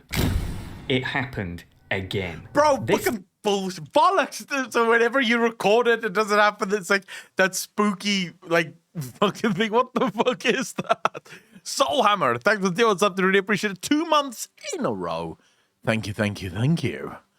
Time at 2:47 AM. 3 deaths in a row on 3 different days. But why was this one at a different time than the others? The only difference I noticed between the last shot and the first 2 is that on the last one, I was at the Charred Vale part of the zone, whereas with the first 2, I was in the Windshear Crag. So, I had another idea. What if I went to the Windshear Crag at 2:14 AM and had my recorder on then instead? Maybe there it would happen again. So, once again, I set my character there and waited.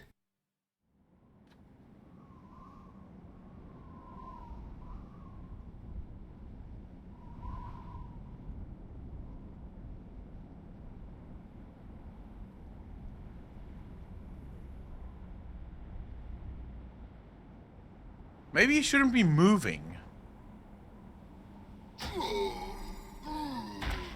Oh, shit. Holy shit. I now had video... Wait. Was that priest? That looked like a priest? Or not holy fire.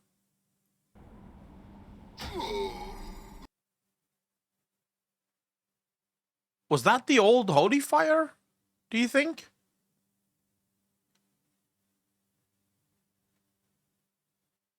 It almost looks like Smite, but wasn't Smite that... Smite had like a little line that goes through you, like a little line. Or is that... Am I thinking about the new Smite and the old Smite looked like this?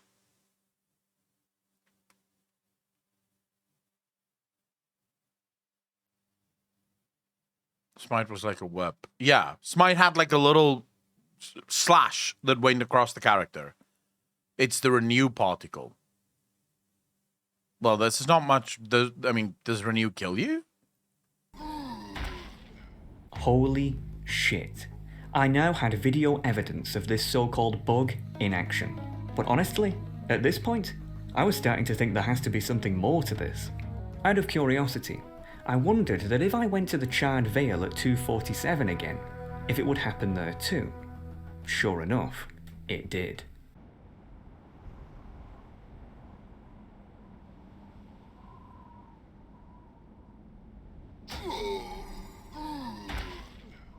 (2:14 AM in the Windshear Crag and 2:47 AM in the Charred Vale.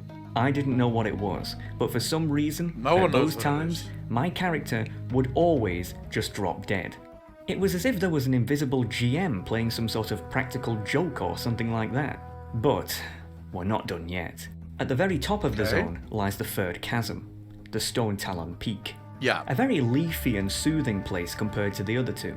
I wondered if the... Yeah, but would a GM kill you at that time every single time? Like, GM killing him would be different, I think. I don't think a GM would do it. Weird deaths occurred there too. Sure enough, they did. 2:28 AM. I tested this again the next day, and it happened yet again. 2:14 AM in the Windshear Crag, 2:47 AM in the Charred Vale, 2:28 in the Stone Talon Peak. Every night, at those times, my character would die without failure or explanation. It would never happen in the valley part of the zone, only in the chasms at those exact times. This wasn't a coincidence at this point. I tried to see if anyone else was in the zone at the same time as me, but literally no one ever was. Not too surprising, as this character is on Dragon. What's interesting is that he never shows the time that he's there. Like, he only shows portions of his screen. This feels like it's fake. Fang, which is, yeah, a very dead server to say the least. None of my friends still played, so I couldn't exactly ask them to get a subscription just to test this. And whenever I would ask other people to come to Stone Talon Mountains so that I could watch them drop dead, they were surprisingly uncooperative. I decided to do some hardcore research to see if anyone else had noticed this, scrubbing almost the entire internet for even a nugget of information. But alas, nothing. Well, nothing, except that 2 years ago, back when Classic WoW launched, an old Blizzard developer who had long since left the company, Mike Crond, did a Q&A on the r/WoW subreddit, whereby he answered people's questions about what it was like developing the vanilla game. In his opening remarks, he mentioned that he was behind zones such as Desolus, Feralas, Ashenvale, and Stone Talon Mountains. Okay. Despite the Q&A being 2 years ago now, I noticed that Mike was very active on Reddit, albeit almost always posting about non-WoW related stuff. Now, I'm not usually one to pry, but man, if anyone knew what was going on here, it would be this guy. And I'm in way too deep to quit now. I just had to ask. So I did. Now, I'm gonna be honest, I had no idea how to open a conversation with a guy who I don't know, and who doesn't know me. I'm not a journalist, I'm a WoW player. By nature, I'm very antisocial and tend not to talk to people unless they talk to me. But this guy wasn't just gonna talk to me by himself, so I decided to try to play it cool. Didn't want to come off as too pushy or anything like that. Yeah. So I said, "Hey there, is it true you worked on Vanilla WoW back in the day?" Honestly, I didn't expect to get an answer, but shockingly enough, he responded almost instantly. Yup. Well, it's better than nothing, I guess. The ice was broken. I just had a question about one of the zones. Nothing serious, just some trivia that I wondered if you could answer. 2 minutes later, shoot. Wow, this guy. Dude, I hate people that do one fucking word sentences. Yup. Shoot. Fuck off, dude. You could write a little bit more. You're not, like, wasting that much time, let's be real. Talkative guy. I've been on Classic WoW recently and leveling up in Stone Talon Mountains. I've noticed that for some reason, my character dies at set times in the early hours of the morning for seemingly no reason. I know it sounds bonkers, but do you have any idea why that is? It's been driving me crazy for days now.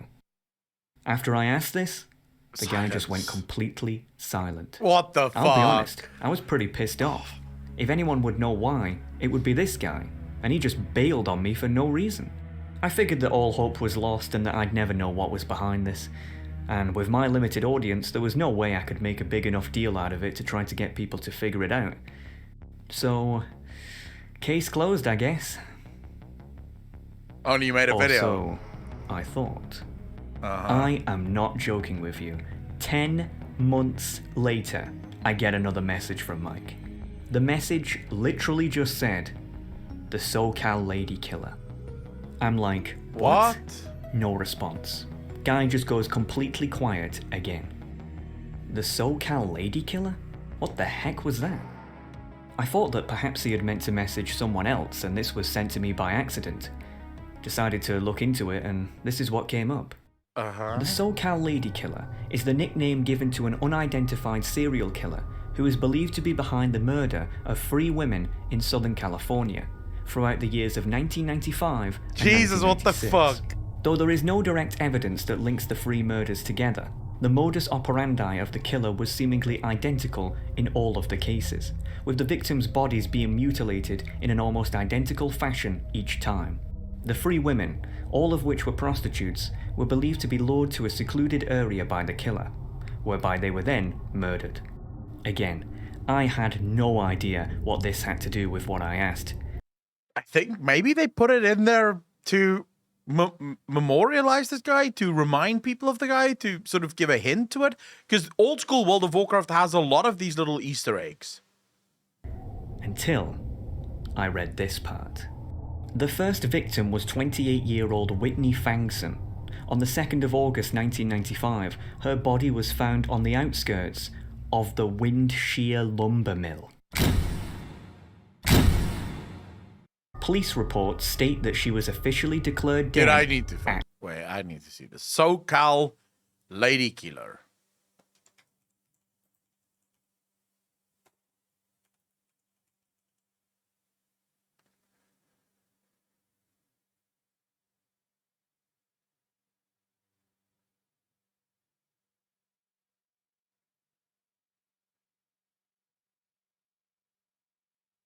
It's not real. Because according to this, they actually did they did find them. Oh, they know who killed it. The so-called lady killer. It's Dana Sue Gray. Yeah, so this is clearly fake. At 2:14 a.m. 4 months later, on the 5th of December 1990. Blizzard deleted the Wikipedia page for this because they wanted to hide the evidence. 25-year-old Sophie Riven was found in an almost identical state at a hotel room in the nearby village of Los Chared. Police reports state that she was declared dead at 2:47 a.m. The third and final victim was 32-year-old Amy Rassan, who 2 months later, on the 17th of February 1996, was found dead by climbers at the base of Sokol Peak. Police reports state that she was declared dead at 2:28 a.m. Windshear Lumber Mill was the basis for Windshear Crag. Lost Charred was the basis for the Charred Vale. Magendo, Sokol Peak. are you serious?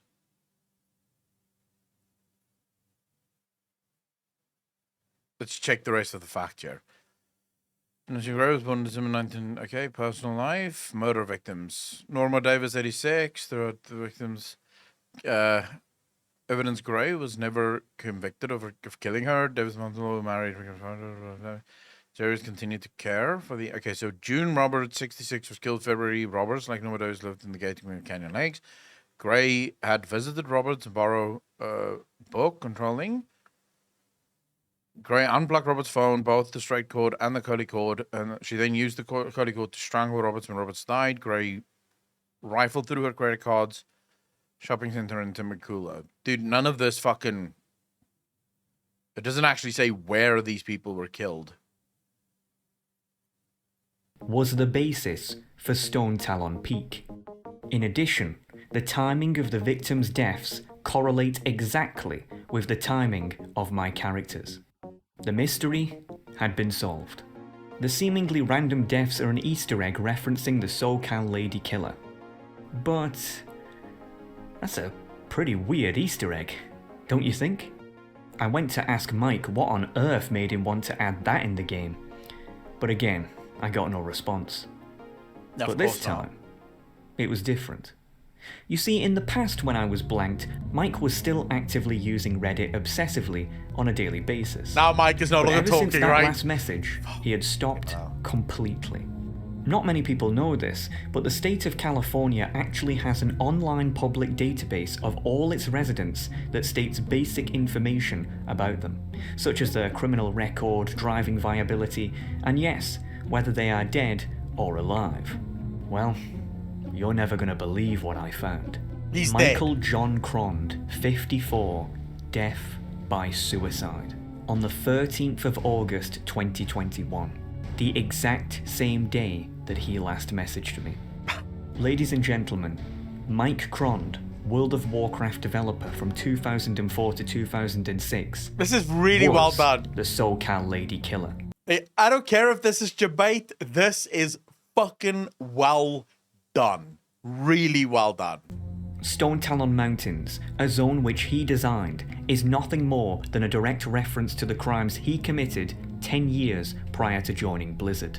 It is an open mockery of his victims, hiding the truth in plain sight while taking great pleasure in how no one else can see it. Typical serial killer behavior. But if you aren't convinced yet, then let me show you this. Every single chasm has a rare mob that is a direct reference to one of the victims. Whitney Fangson died outside of the Windshear Lumber Mill. Meanwhile, in the Windshear Crag, there's an NPC called Taskmaster Whipfang. Sophie Riven died in Lost Charred. Meanwhile, in the Charred Vale, there's an NPC called Sister Riven. Amy Rassan died on the base of Sokol Peak. Meanwhile, in the Stone Talon Peak, there's an NPC called Sentinel Amma Rassan. The cherry on top? In the only safe place in the entire zone, the Sunrock Retreat, is an NPC called Crond. Crond, the Butcher. So the question you're probably asking yourself is, why? Why would he commit suicide? Well, the answer becomes crystal clear if we go back to the SoCal Lady Killer's wiki page. Yeah. It reads, after being a cold case for over 25 years, On the 2nd of August 2021, LAPD Police Chief Ed Jens announced that the SoCal Ladykiller case had been reopened due to advances in forensic technology that may help finally bring the victims some justice. Mike Crond knew that he was about to be found out. Thus, he ended his own life as to escape justice. But folks, do you want to know the worst part about all of this? The worst part is... You've been debated. I just made all that up. That's right. Mike Crond is not a serial killer. In fact, Mike Crond isn't even real. Hell, his picture isn't even real. It was generated by an AI. There's no such thing as the SoCal Lady Killer, and my character didn't even die randomly in the Stone Talon Mountains. I just got a friend of mine to use the neutral auction house to trade me a dark rune. Hell, even the character isn't even the same. So, the question you must be asking is, why? Why did I make up this entire story? Well, you see, it's simple. If I can come up with an interesting and somewhat believable story that grips people enough to keep them listening for 20 minutes, about the pissing Stone Talon Mountains no less, then Blizzard has no excuse to not write a good story of their own, especially with their ridiculously overpaid writing team at their disposal. Dear WoW lore team, get it together, you absolute amateurs. Oh, shit. Dude, one of the best ways of calling out the Blizzard team I have ever seen in my life by far. Absolute round of applause, ladies and gentlemen. Round of applause. Rose Flame, thanks for the first time chat. Really appreciate it. Welcome to the channel. Thank you, thank you, thank you. This is surreal. This guy gets a well-coveted like from me. You know, I'll actually fucking subscribe to his channel as well. Because this was very good. Very, very good.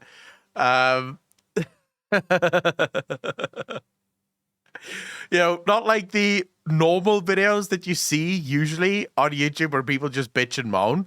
He takes 20 minutes to set up this incredible story, and then just in the last minute, he goes, "Get your fucking act together, Blizzard. This is what I can do in my spare time. You can do better." I love it. This was fucking brilliant. Absolutely brilliant. Was there anyone, before we started searching, was there anyone in chat that was a little debated by this?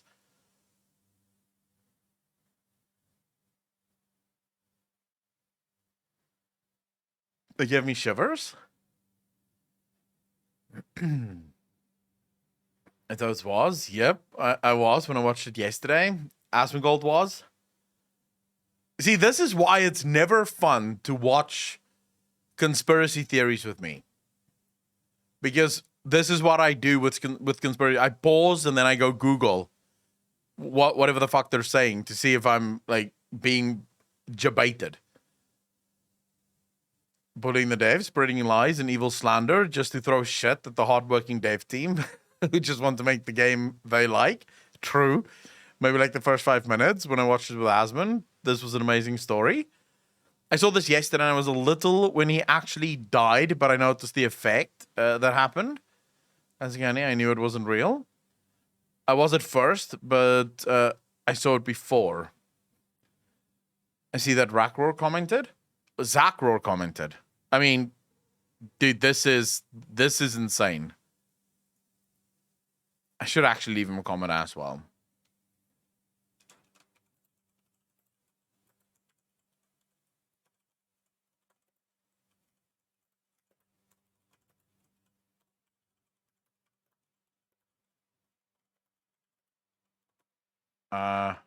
Fuck am I writing?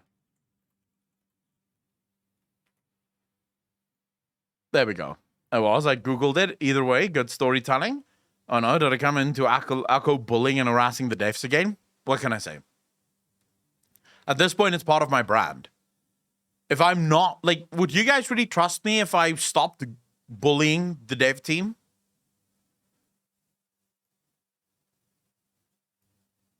Google it either way. Good storytelling. Dude, brilliant storytelling. You can't take away from the fact that this is phenomenal storytelling. Let me just quickly upload this to Alex. React.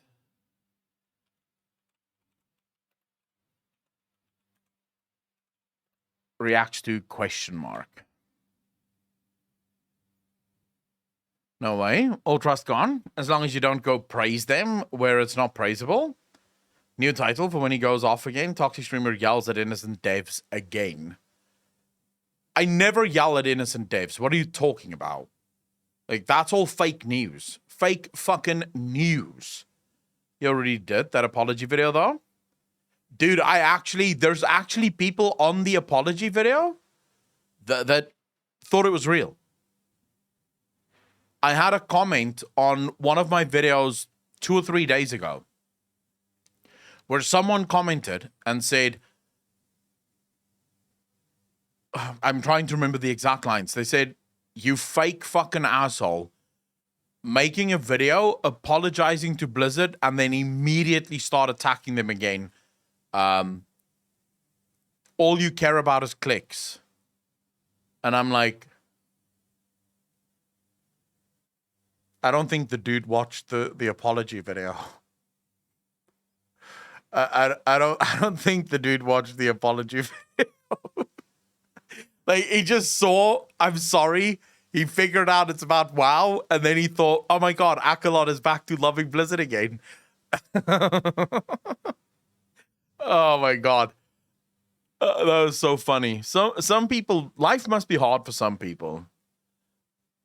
Seriously. There are just a number of people that I think life passes them by. The apology video where you almost cried? That one. Yeah. Exactly that one. I need to go pee. And then we need to watch Weeb Goals Explained by a Weeb Goal. And then we also have to watch 10 Tips to Rank. And then we have some tier lists to complete. And then we'll play some video games. Some don't understand sarcasm, even when explained. Dude, I wonder if my fucking brand of sarcasm is just too hard for some people to grasp. Apocalypse, I don't make the rules. People suggest the content that we have to watch, and I fucking watch it. I don't make the rules here.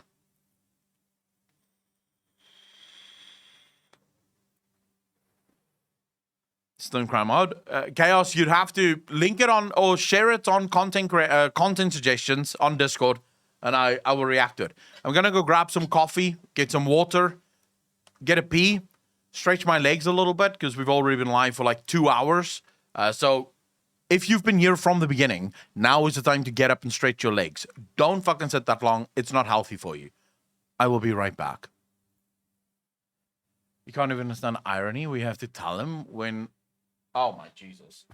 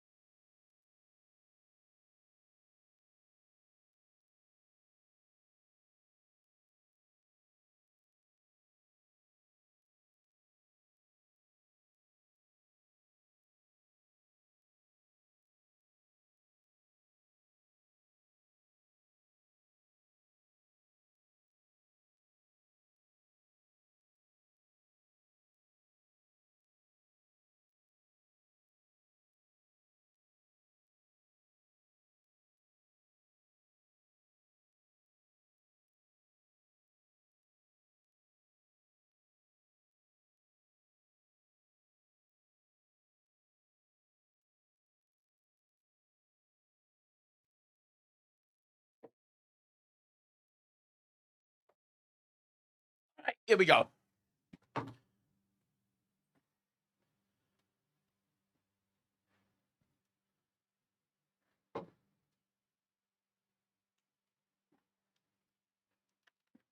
Welcome back, ladies and gentlemen. I hope all of you got up at least for a while just to stretch a bit, walk it off a little bit. Literally trying to say the weebiest shit I can think of. I don't know if any of it is accurate. Apocalypse, knowing you, it's all accurate.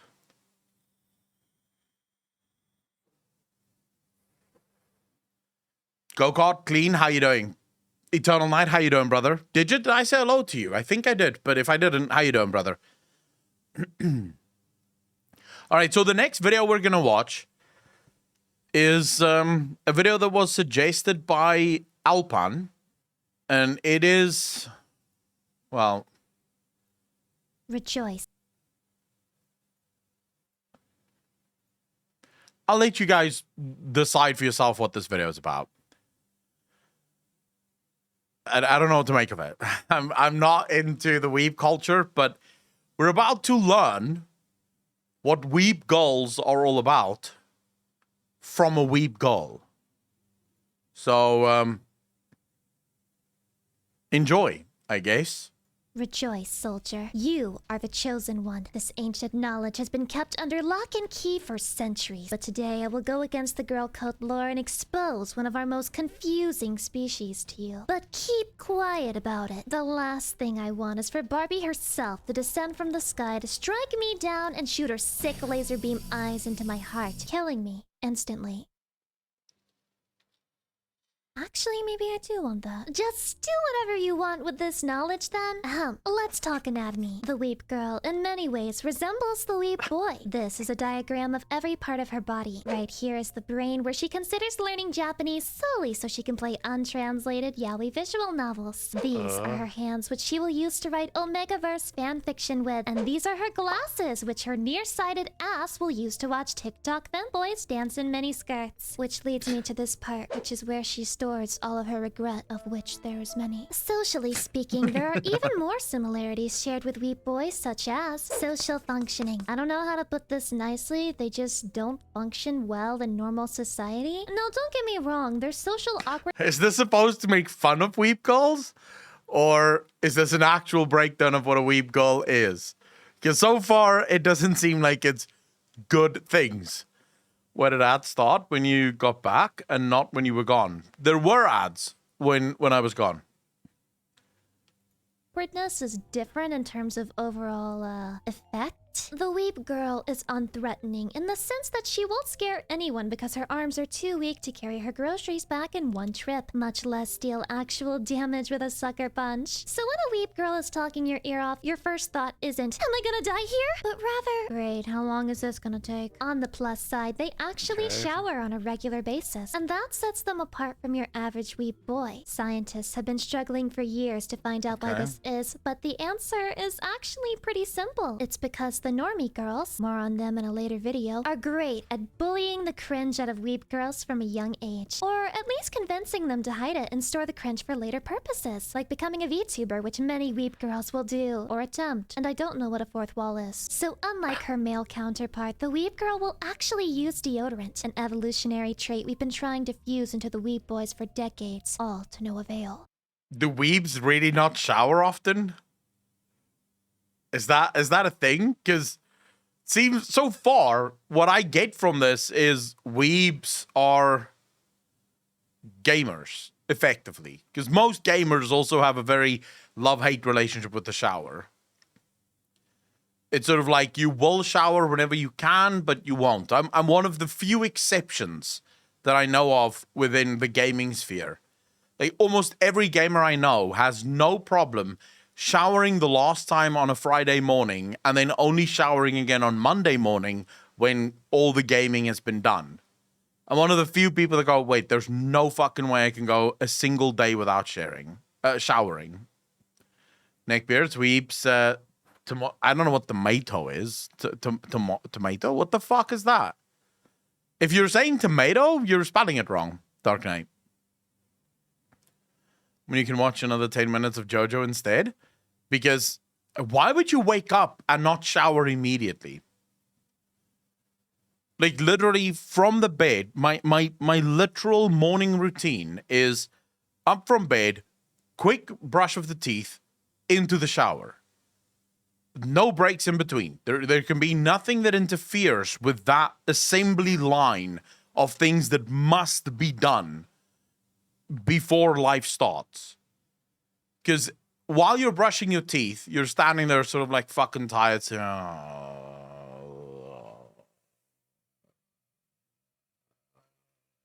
and then you get into the shower and you sort of gently wake up. Gently wake up. I shower in the evenings as well, but we're talking about at least what most people would consider bare minimum is shower once a day. And my titties on the screen, dope. Melon slapper, what would you expect? Another thing they have in common is overall degeneracy. All humans are degenerate. Trust me, I've read you. She's talking about you fucks. All of you. Degenerate fucks. That's what this chat is for. YouTube comments. It's dark in there, but being a weeb is a step beyond even that. We're not just talking about feet lovers here. They are degenerate beyond the scope of normal. Unlike the weeb boy, the weeb girl will have a sense of shame about her degeneracy, but this doesn't stop her from having thoughts.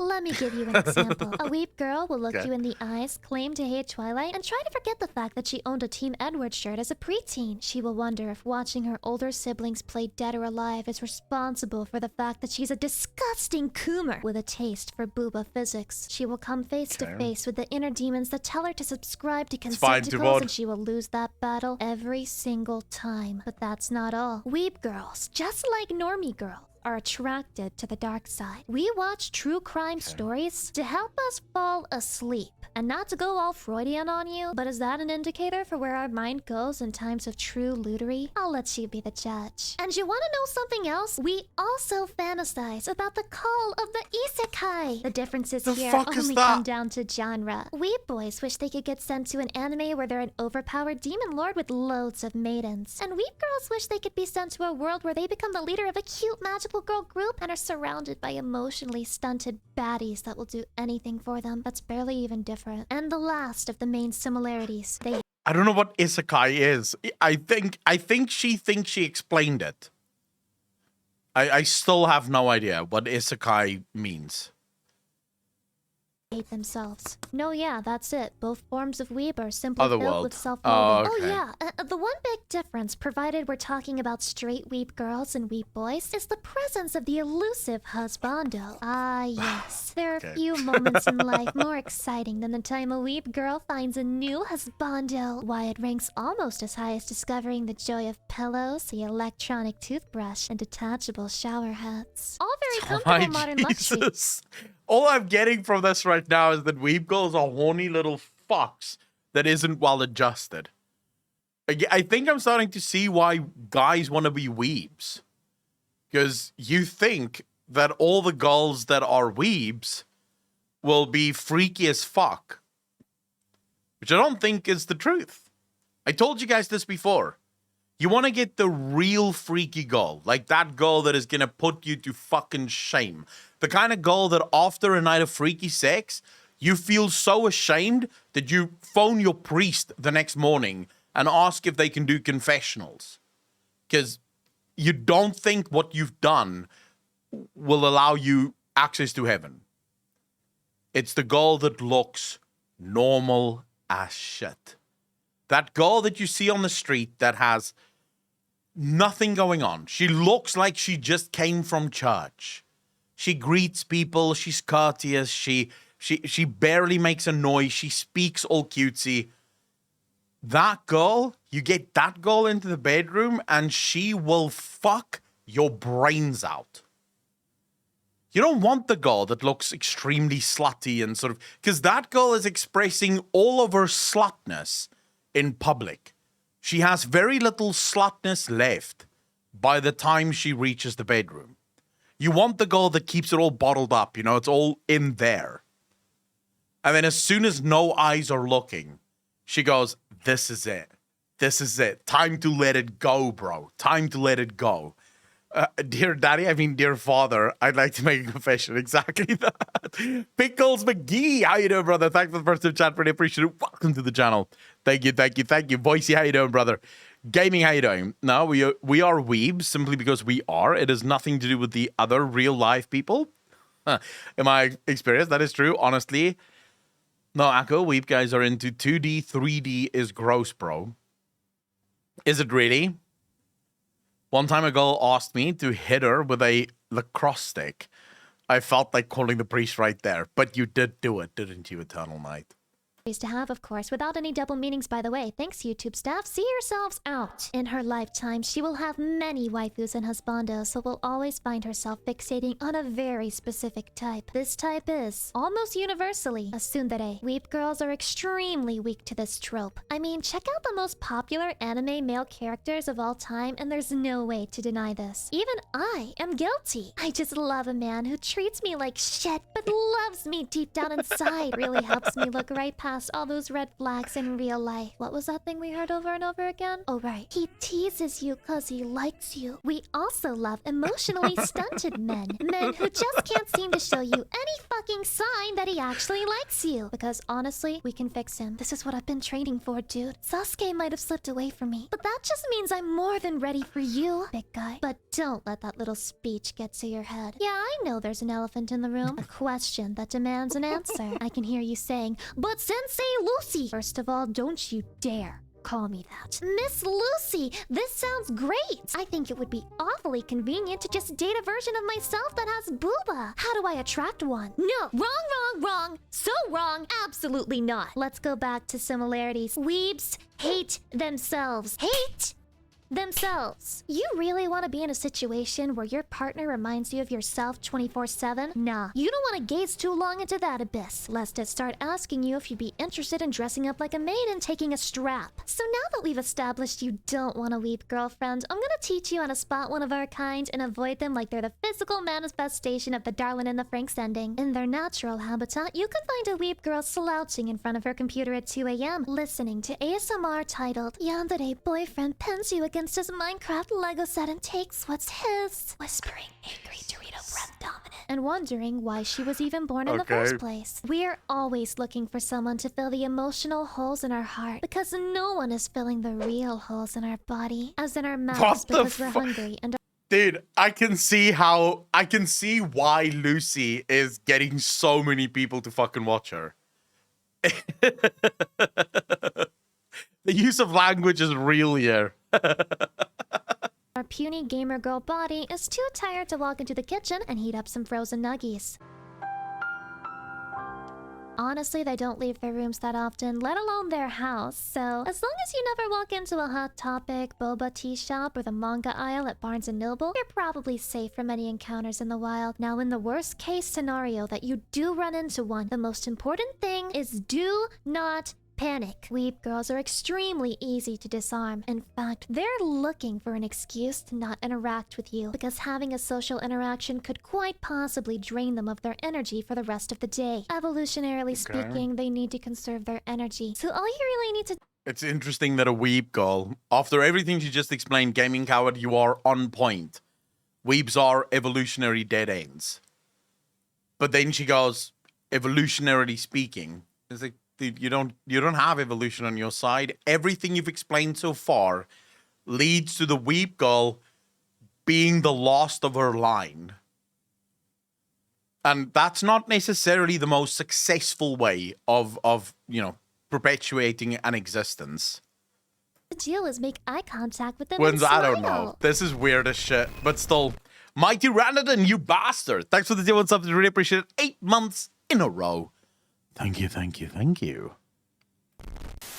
This will scare them so severely, they'll need to return to the safety of their plush cave back at home. And you live to fight another day. And now you're ready. Keep your chin up, soldier. You're all set up to face the world with every tool you need to defend yourself against these creatures. Oh yeah. Axe body spray, baby! This would be a great place to put an Axe body spray sponsorship if I had one. So since I don't, how about I just recommend some good old body wash instead? I know some of you gamer boys have never heard of it.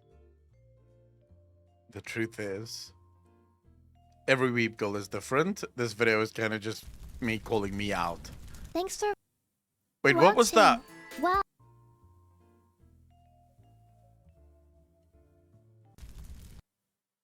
But I refuse to believe that I'm the only one like this. I can't be degenerate all by myself, and I will drag my fellow woman into that ditch with me. That's what sisterhood is all about, baby. There you go, ladies. Watching. Wow, that was a pretty... There you go, ladies. You're part of Lucy Pyre's existence, I guess. I'll say this. This may have been the weirdest 15 minutes of my entire fucking life. I was entertained, but I don't know what to tell you. This was definitely not... I would say, no, we have watched videos of people slaughtering their entire fucking families. And I don't think I've ever felt this weird after watching a video. It's lost in the weebiness. I can see, look, I can understand why the weeb culture appeals to a lot of people. I can absolutely understand it. If you descend into the world of cursed anime, you will find much, much weirder than hobo dick sucking. How is sucking a hobo's dick? Look, do you guys think hobos don't deserve love? Are you seriously going to sit there and tell me that a hobo, like, his life is fucking hard, dude. He has no job. He has no friends other than other hobo friends with no teeth and shit. He's dirty as fuck. He never gets to shower. It's like a horrible existence. And you won't even give him a little sucky suck. You monster. Fucking monster. Doing the Lord's work, Akalon? I know, man. It's what I do. Same as a hobo is like a homeless person. I don't know why we call them hobos, but, you know, that is what that's their official name. The scientific name for a homeless person is a hobo.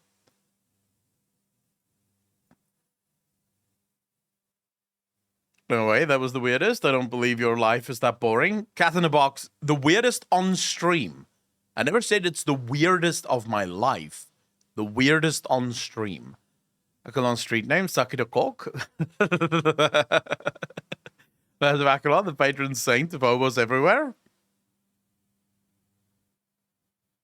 Of course. Of fucking course. Actually, hobos was wandering homeless. Well, it's still a hobo.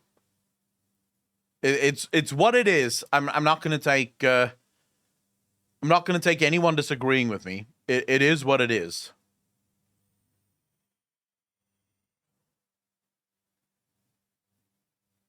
Okay, what am I?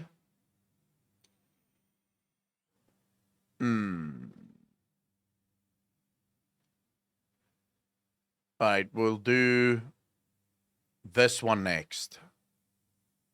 Like 3 different...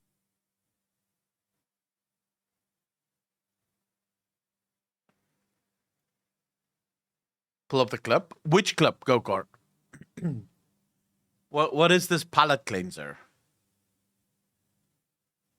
The Dark Prince. Oh shit, Apocalypse, throw that into content suggestions right for... Well, actually, no, wait. I'll just put it here. We have to react to Quasi now, because that's the video that, like, was next on the list, and then I'll watch the palette cleanser. Am I crazy, or did you have 100 more viewers while that anime girl was on the screen? I don't fucking know. How many viewers do we have now, and how many viewers did we have? How am I supposed to know this?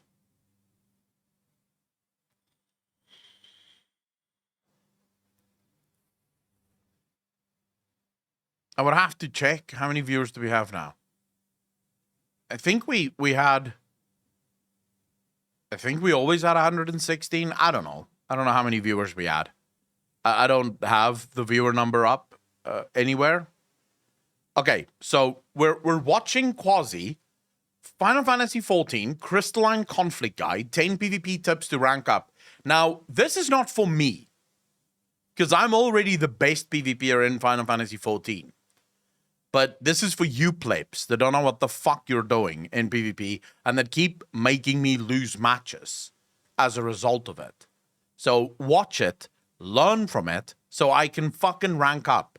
Because I clearly don't belong in bronze. Now for the folks who follow me, you know I've been playing a lot of Crystalline Conflict. I have finished the MSQs, but other than the MSQs, I've been playing Crystalline Conflict. I'm recording this video on day 2 of launch, and I'm not a god at PvP, I'm only silver rank on day 2. But a lot of PvP pros, including platinum level people, have been coming into my stream to share some really helpful tips and advice with all my viewers, which I personally found very helpful, and I've been taking notes religiously. So here's the 10 tips you need to know for Crystalline Conflict. I found this immensely helpful as someone who has never PvP'd in Final Fantasy XIV before, so hopefully this will help you too. Alright, tip number 1. Always fight for the objective. It sounds simple, but too many a times, I see people ignoring the crystal. Except if you're a black mage. Wanna be clear. If you are a black mage, you wanna avoid the objective like the fucking plague. You don't want to go anywhere near the objective.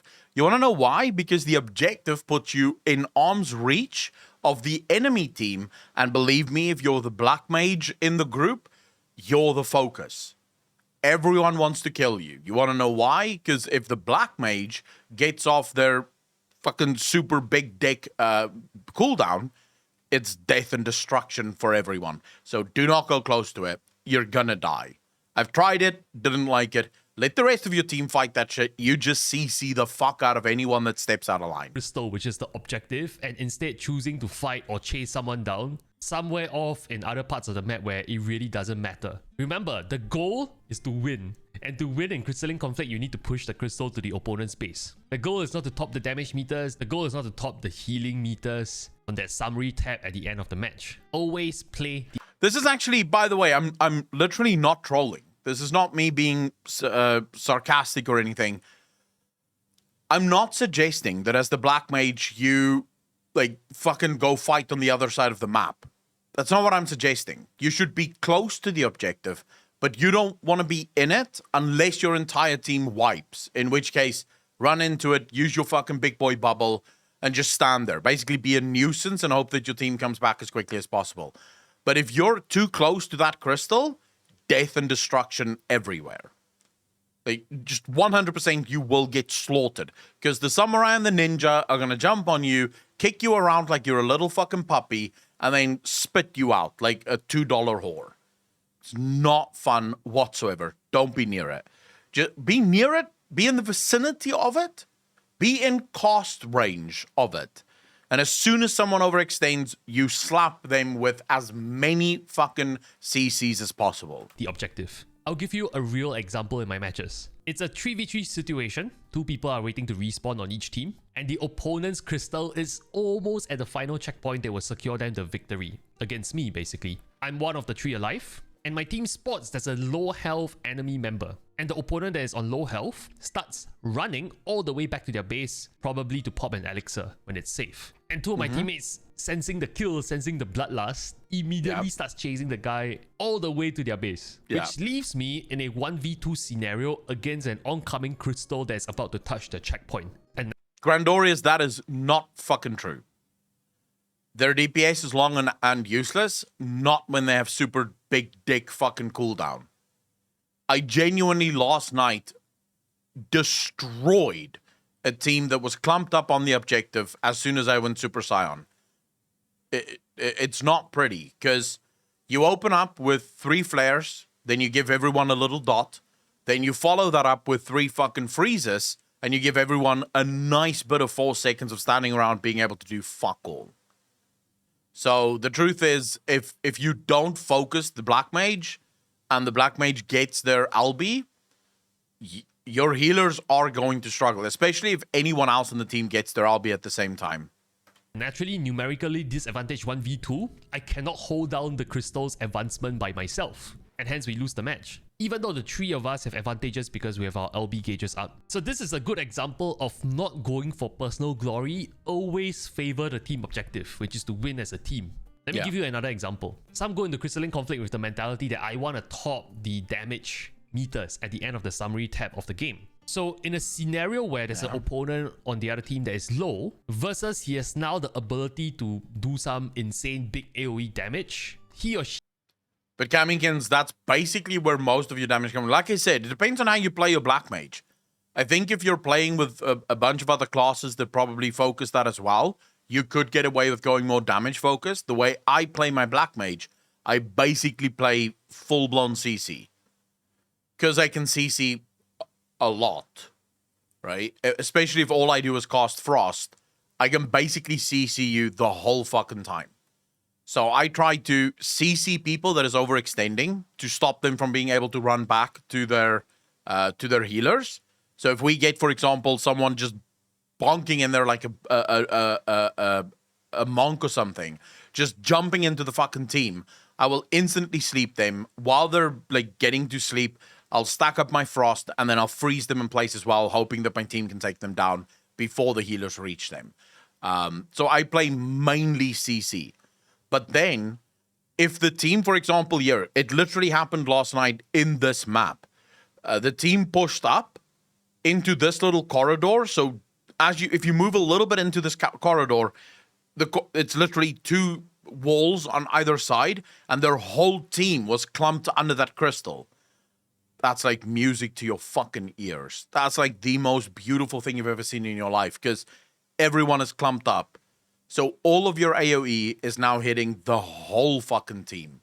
And then, yeah, you can absolutely wipe them. He might opt to do the big AoE damage because it pads his damage meters at the end of the summary tab, rather than using a single target ability that is heavy hitting that deals less overall damage to secure the kill. And if you haven't known by now, numerical advantage in Crystalline Conflict is really important, and that's why when you're outnumbered, you never fight head on. You always retreat, regroup, and then you fight head on. Never attempt to 1v5. It's not about personal glory, always think about the team objective. And that brings me very nicely into my second tip. Do not overextend or get baited into bad positions. And this tip applies to multiple scenarios. If you haven't noticed already at the start of the match, what class is he playing? There's a very strong tendency if you are caught out of position for you to get bursted down from 100 to 0 really quickly, especially if the opponent team is stacking melees and stuns and yeah, I thought as much.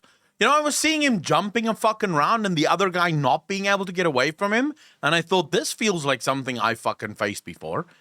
Your Trash Affliction, if you don't get the best circumstances possible to do damage whatsoever.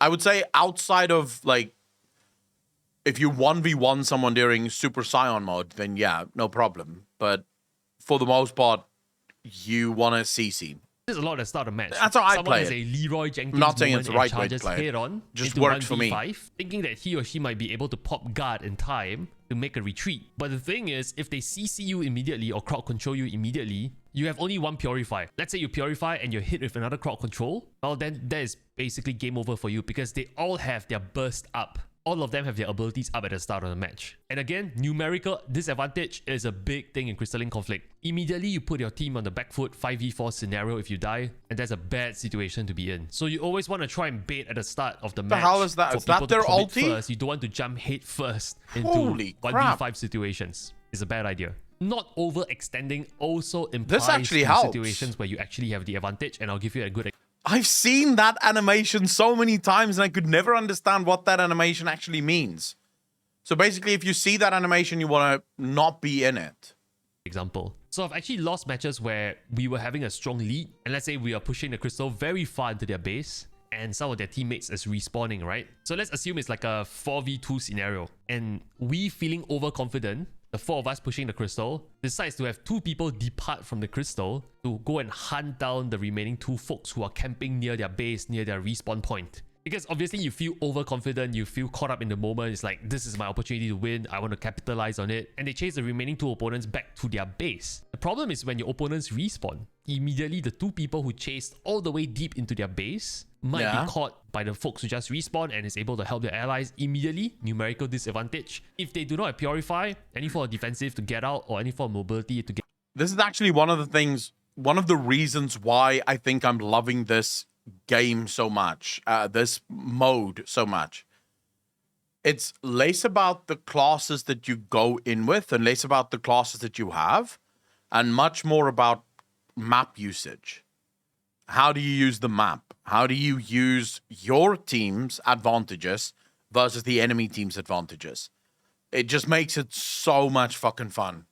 Get out, then essentially they have just thrown our lead because the 4 people will wipe the 2 and then they'll come and defend the crystal against the 2 of us pushing the crystal. So while it's tempting sometimes to chase for people who are low, sensing a kill, that might not be the optimal play at all times. And I am personally guilty for this as well. Because I play a Dragoon, I can jump, I have great mobility. Sometimes I see a guy that is on the far end very low, only to jump in and then realizing that was a bad play. Because I didn't notice people respawning at their base. So TLDR, be very careful at the start of a match. Do not get baited into 1v5 scenarios. There is no circumstance where a 1v5 scenario actually is a good play unless it's a Hail Mary play when the opponent team is pushing their crystal into your base and it's the final checkpoint they're about to win. Then maybe it's a Hail Mary where it's 1v5, all your teammates are respawning, they're seconds away, you pop guard and you go and hold up the crystal for at least 3 seconds to buy your team more time to come in. And if you have a defensive LB, you might as well use it. Because anyway, you would have lost the match if you don't stand on the crystal and try and 1v5.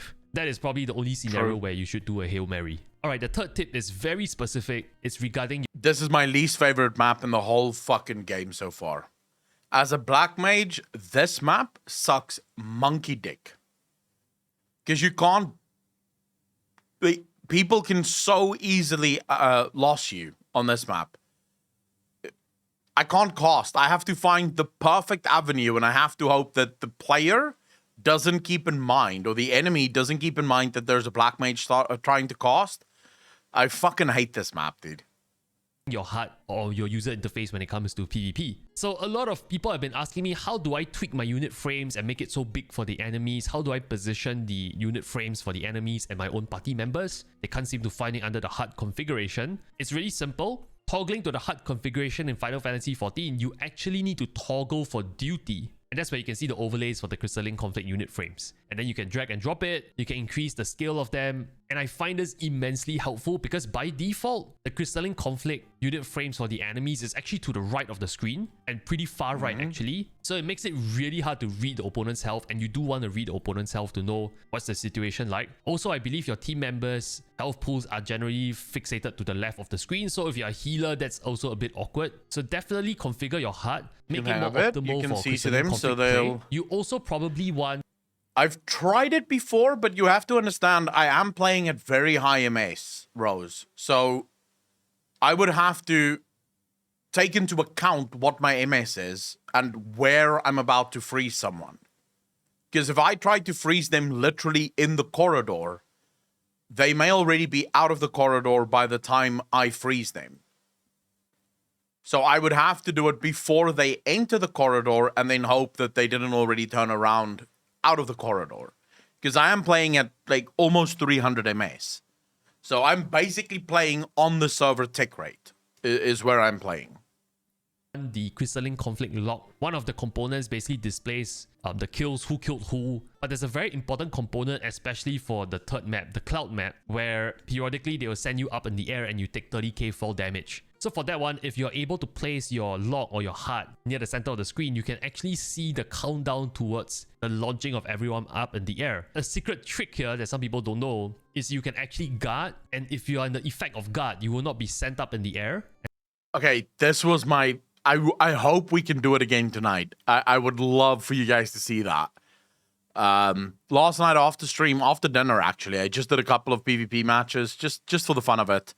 And on this map, I managed to collect 3 of the orbs because no one seems to be collecting the orbs. The orbs just sort of stay there. So I collected 3 of these orbs. I don't know if the damage of the orbs stack, but it did say hardcore +3. So I'm assuming it does stack. Most fun I've ever had in my life because I managed to see 5 people's health pools disappear. Just completely fucking melt during my like super phase. Null Moon Lady, how you doing? Well, I'm a bit late. Greetings, Echo. Happy afternoon, evening. I wanted to add to the weeaboob topic. I suppose characters like Phoebe, from all the ones that can make magic tricks, they deep dive overall. People that are able to get off, fear inner blockades, etc., can eventually do crazy stuff, in my opinion. Null Moon, what do you mean exactly? Acklon, I have a joke for you. Why aren't there any knock-knock jokes about America? Because freedom rings. Heathen Trucker, I'm going to say gentle comedy, but the comedy did land. Ah, Phoebe. True. Like Phoebe from Friends are the ones that make tricks. They deep dive overall. I mean, I could agree with that. Phoebe from Friends, you could see being a very freaky fucking girl. And take the fall damage. And that's why configuring your HUD is really important, because you need all the information you need to make the optimal play. And speaking about the HUD, speaking about the unit frame, that brings me to my next tip. You always want to be watching your opponent's LB gauges. And that is why I position the enemy's unit frames near the center of the screen. How do you even see their LB gauges? Oh, there. Who has LB on the enemy team. Why is that important? Well, if you know someone like a warrior, or their white mage, or their dragoon, dude, I never even knew that you could see the enemy teams or even your own team's LB gauges. This is very helpful information. Thank you, Quasi. Their Dark Knight has a terrifying AoE limit break that is ready to be unleashed. You probably don't want to clump up as 5 people on the crystal, or you don't want to clump up as 5 people on a target, because chances are that is a bait, and there's a chance for them to reverse wipe you. I've seen this so many times. We are in a leading scenario, we're pushing the crystal, we're about to win, and we get reverse wiped because we clumped on the crystal and we died to an AoE LB. Real. So you always want to track the opponent's LB. When you see their LB gauges out, well, number 1, you should always make sure you're topped up. Don't ever be too aggressive. Number 2, don't be clumped up. You want to spread out. Spread loosely around the objective, don't clump up. And just be ready for counter plays. If you have any form of defensive LB, you probably want to think about counter plays. Maybe you preemptively LB when you see someone coming in. It's kind of an instinctive thing. Really hard to put it into words, but definitely track the opponent's LB. Another good example is if their machinist LB is up. FF14 being told PvP was good, but the joke is on them. It is good now. That actually means a lot, because Savix is a god of WoW PvP. I don't know many WoW PvPers who don't follow Savix. I mean, the guy is really fucking good. And I agree.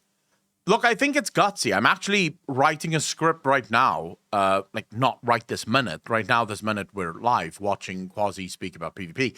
But I am writing a script not about the PvP of FF14, but the move of Yoshi P with this PvP. Because this is gutsy as fuck. This is not what I would have expected coming from PvP. This move to do this with PvP, that was ballsy as shit. Because it could have very easily just completely backfired.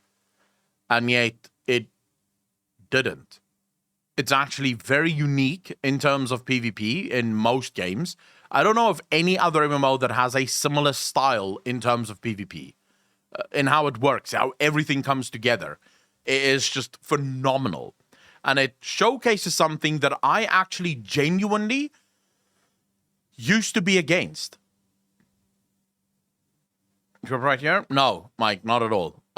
Because I'm not really talking about the script here. I'm talking about a concept of the script. It highlights something that I've always been against. And that is simplification. I've always said that games should not be too simple. And they shouldn't simplify games too much, because it ends up spoiling the game. The thing that people love about games is intricacy and how difficult it is and how difficult it is to learn things, because that's what allows for mastery. And here comes Yoshi P, implements a game mode that is literally the poster child of simplicity. There could be nothing simpler.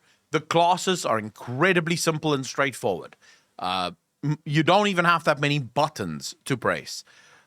The map is self-explanatory. You genuinely don't even need a rundown of the map in order to understand the map. There's no way to go wrong here. There's a massive crystal. You push the crystal to either side. What could be harder? And yet, in its simplicity, it creates complexity.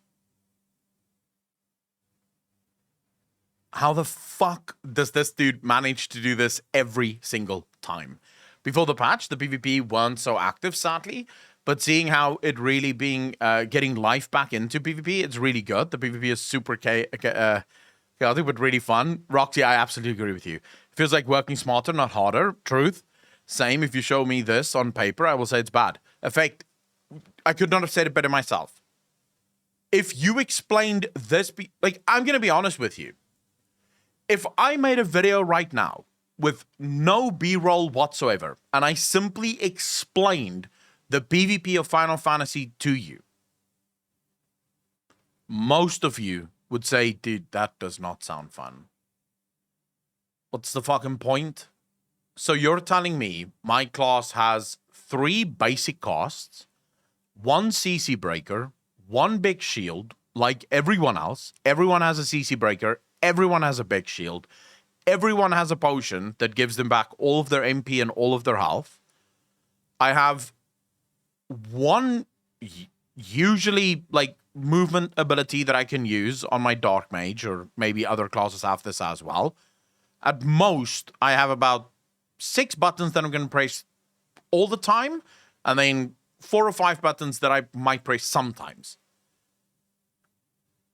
What's fun here? This isn't hard. This is so straightforward, so simple. I don't see why I would play this. But then I show you how I'm playing it, and suddenly you go, Jesus, it looks so much fun. Fuck, this looks so much fun. He has a 50-yard snipe. Immense damage. You probably want to be topped up at all times. You don't want to run in with Apocalypse, yes, it is. It's not even semi-homogenized. I would say the class is almost completely homogenized. Not in terms of their actual mechanics. So Dragoons have crazy movement. Monks have crazy movement. But homogenized in that every single class has damage abilities, every single class have escape abilities, and every single class have freeing abilities. That's it. And every single class has a heal. So it's almost literally the same class no matter what. The way you play it will change. So semi-homogenized, but almost more than semi-homogenized. But this allows for the map to become the intricacy of the mode. Rather than the intricacy coming from the classes that you play, and then being able to, like, everyone will know exactly what I'm talking about when I say you go into a battleground in World of Warcraft and you have one player that is just incredibly skilled and well-geared, shitting on everyone else. And if you're that player, really fun. But if you're not that player, not a great experience. Whereas in FF14, that's not really how 1v1s are decided. Like, I've had a 1v1 with someone, and I won the 1v1.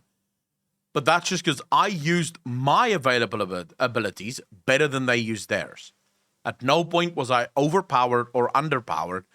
I just used what I had available to me better than they did. Because they ended up CC breaking my fear or my sleep rather than CC breaking my ice, which you should never use your CC breaker on the sleep of the Black Mage, because the ice is going to stun you for longer, and it's going to allow me to keep you stunned basically for fucking ever.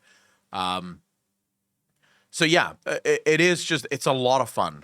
half health. Because 50-yard snipe can get you from all the way back on the back lines. So that's tip number 4, watch people's LB gauges. And that also applies to your allies, by the way. If you know that your allies have a defensive LB, you can probably play more aggressively. Alright, tip number 5. Since we just spoke about the HUD earlier, let me just tell you that targeting in PvP in Final Fantasy XIV is pretty unreliable if you use tap targeting. And also in the heat of the battle, it's really hard to use your mouse and click on individual players. Yes. So the best solution is actually to click on the unit frames of the enemy. Which is why you see in my HUD here, the enemy unit frames are actually scaled to... This is literally something I learned only last night. Because I played for a long time with the tab targeting thing, and I said, dude, I can't, like, it will not target the character that I want to target now. And then you get to the target that you want to target, and you accidentally hit tab again, and it's like, oh, for fuck's sake, we start over. Whereas, just look at the fucking unit frames. Click that, so much easier. I do wish that Final Fantasy would do something about their targeting system, though. Like, WoW's targeting system, for example, will always prioritize those closest to you. And I think in PvP, you can actually, with add-ons, you can set it to where the auto-target will actually prioritize healers above anyone else. So it will first prioritize those closest to you, but then it will prioritize healers over everyone else, which just makes it so much easier to use tap target. Whereas it feels like Final Fantasy's tap target is more of a 1, 2, 3, 4, 5, 6, or 1, 2, 3, 4, 5, 1, 2, 3, 4, 5, 1, 2, 3, 4, 5. So it literally it goes in a sort of predetermined state that it goes into. So it is sort of weird. 140% because it makes it easier to click on them. And why is this important, you say? Again, numerical advantage is king in crystalline conflict, which is kind of a no-brainer in PvP. So the objective is always to focus. Just to be clear, Grandorius, why I do not agree when you say WoW tap targeting is shit is because if you use an add-on, for example, like Alv UI, you can actually you can actually change how tap targeting works. Or you can go for unit frames, like any sort of unit frame add-on. I can't remember the one that I used in the past, but there you can actually literally decide who takes priority when you tap target someone. So I can't speak for the base game, but I do know that it is customizable with add-ons, and World of Warcraft is really built for add-ons, so someone down. If you see someone low, you should definitely switch targets and go for the person and try and bring him down. I think this is hands down the biggest trick in crystalline conflict. You need to be aware enough to switch targets. And this also applies to a scenario where if you're sitting on your primary target, he pops guard, do not continue hitting that guy unless he's like super low and you have a chance of taking him down. Because naturally, if he has guard on, every single ability you throw at the guy for the next 3 seconds, he's taking 90% reduced damage. So that's not efficient use of your potency output at all. You should probably swap targets and then save your movement abilities to swap to the person who's low after guard runs out. But long story short, rely on the enemy's nameplate to switch targets. Do not try and tap target. Do not try and click on enemy players. It's not reliable. Alright, moving on to tip number 6. Make sure you're using your elixir. Now, if you don't know, the elixir is a common ability that's available to all jobs. It's a 4-second channel. It tops up your health and your MP. Genuine story. Little bit embarrassing, but this happens when you don't read the tooltips. I thought that the elixir was broken.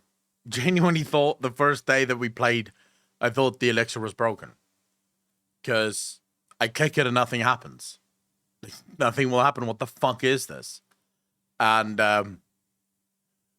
it was only, I think, on the second day that I realized, wait, you have to stand still and it's a cost time. It's not just the... Because I thought immediately when I saw it's a potion that restores your mana and your health, I thought it's going to be on a longish cooldown. So it's a potion that you can pop, but then it's maybe on like a minute cooldown or a minute and a half, or 3-minute cooldown even. And I did not see that, no, never mind. It's on a very short cooldown, but you do need 4.5 seconds to stand still and cast it to get everything back. I would get fucking smacked by someone, spam the fucking potion. I'm like, come on, heal. Damn, this thing is broken. There's no point to this potion. You just get slaughtered by it. Like, even if you pop the potion, I just die faster. And I've seen some people complain about this in chat, like, why is it a 4-second channel? It's so long, it's so pointless to be used. To put it into perspective though, a death respawn at the bare minimum costs you 10 seconds. And as you continue to die in the game, the 10 seconds will extend 1 second every death. Yes. And on top of that, if you use an elixir to save your own life rather than dying and respawning, you save yourself time from running back as well. So if you are very far to the enemy base, not only do you have to wait for your respawn timer, you also need to factor in the distance you have to travel to help your team again when you respawn. By then, they might have already gotten wiped because, well, they're Talk down about 1%, overextending. Right? So always abuse the elixir. The best way I found to abuse the elixir is basically go line of sight. You want to retreat a little from where the heat of the action is. Make sure there's no enemy players nearby you. Try on line of sight, find a pillar, a corner to line of sight so that those pesky range people can't put you in combat. Then pop your elixir, because any damage that you sustain will basically cancel the channel. If there's any dots on you as well, it will cancel the channel. Another good example of when you should use your elixir, let's say you just team wipe the opponent, right? And everyone is happily pushing the crystal. So technically you don't need 5 people to push the crystal. What you should be doing is, if you're low on MP, let your team push the crystal, pop the elixir to get back all your MP, because anyway there's no opponents to be fighting, and the crystal is moving by itself. So there's no opportunity cost in terms of channeling your elixir. So get your MP back, because MP is important. And that brings me to my next tip, tip number 7. Make sure you recuperate a lot. That was such a beautiful MP, LB. but it restores 15,000 health points. It's really strong. It's the difference between a life and death scenario. Tell me all of you weren't looking at that and loving it instantly. Like, that Albie was just so gorgeous. Where was this again? Right here. Like, you're not even playing, but you see how many people got hit by that Albie? Tip number 7. Look at that. Make sure you recuperate a lot. Now, recuperate costs MP, but it restores 15,000 health points. It's really strong. It's the difference between a life and death scenario. You want to buy... Heathen, yeah. That's why I said I had no idea what it was, because it says it should heal me, but it doesn't. So I just thought, well, okay, this thing, clearly I don't understand what the fuck this means. Recuperate to a keybind that's near your WASD, because you need to pop that thing on short notice. I often find it most helpful when you're weaving in recuperate heals or you're putting out damage on opponents, because chances are when you're trying to get someone down, you're also sustaining damage. So one of the pitfalls is you become overzealous on trying to take someone down, and you become blindsided to how much health you have left. So in line with this tip, you should also track your own health. Make sure your HUD is set up such that you can track the opponent's health and your own health. And long story short, spam recuperate if you need to. Another trick on recuperate is it can be used as a bait. I've seen some really good players do this as well. It's a risky maneuver, of course, but they stay half health. They try and bait people to jump them, and they keep retreating further and further in their own base. So they're trying to pull people out of position, right? As you jump them, they start spamming recuperate and start dragging you away from the battlefield. This happened with Morans last night. Morans, the stream snipe last night. He decided in the game that he was finally fucking getting next, like opposite me. He decided to come kill me. So in the end, his entire team is left with him chasing the black mage.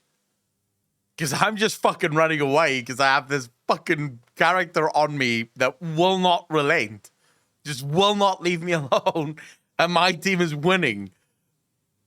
Jocat, read your tooltips. Whole thing though, don't skim. True.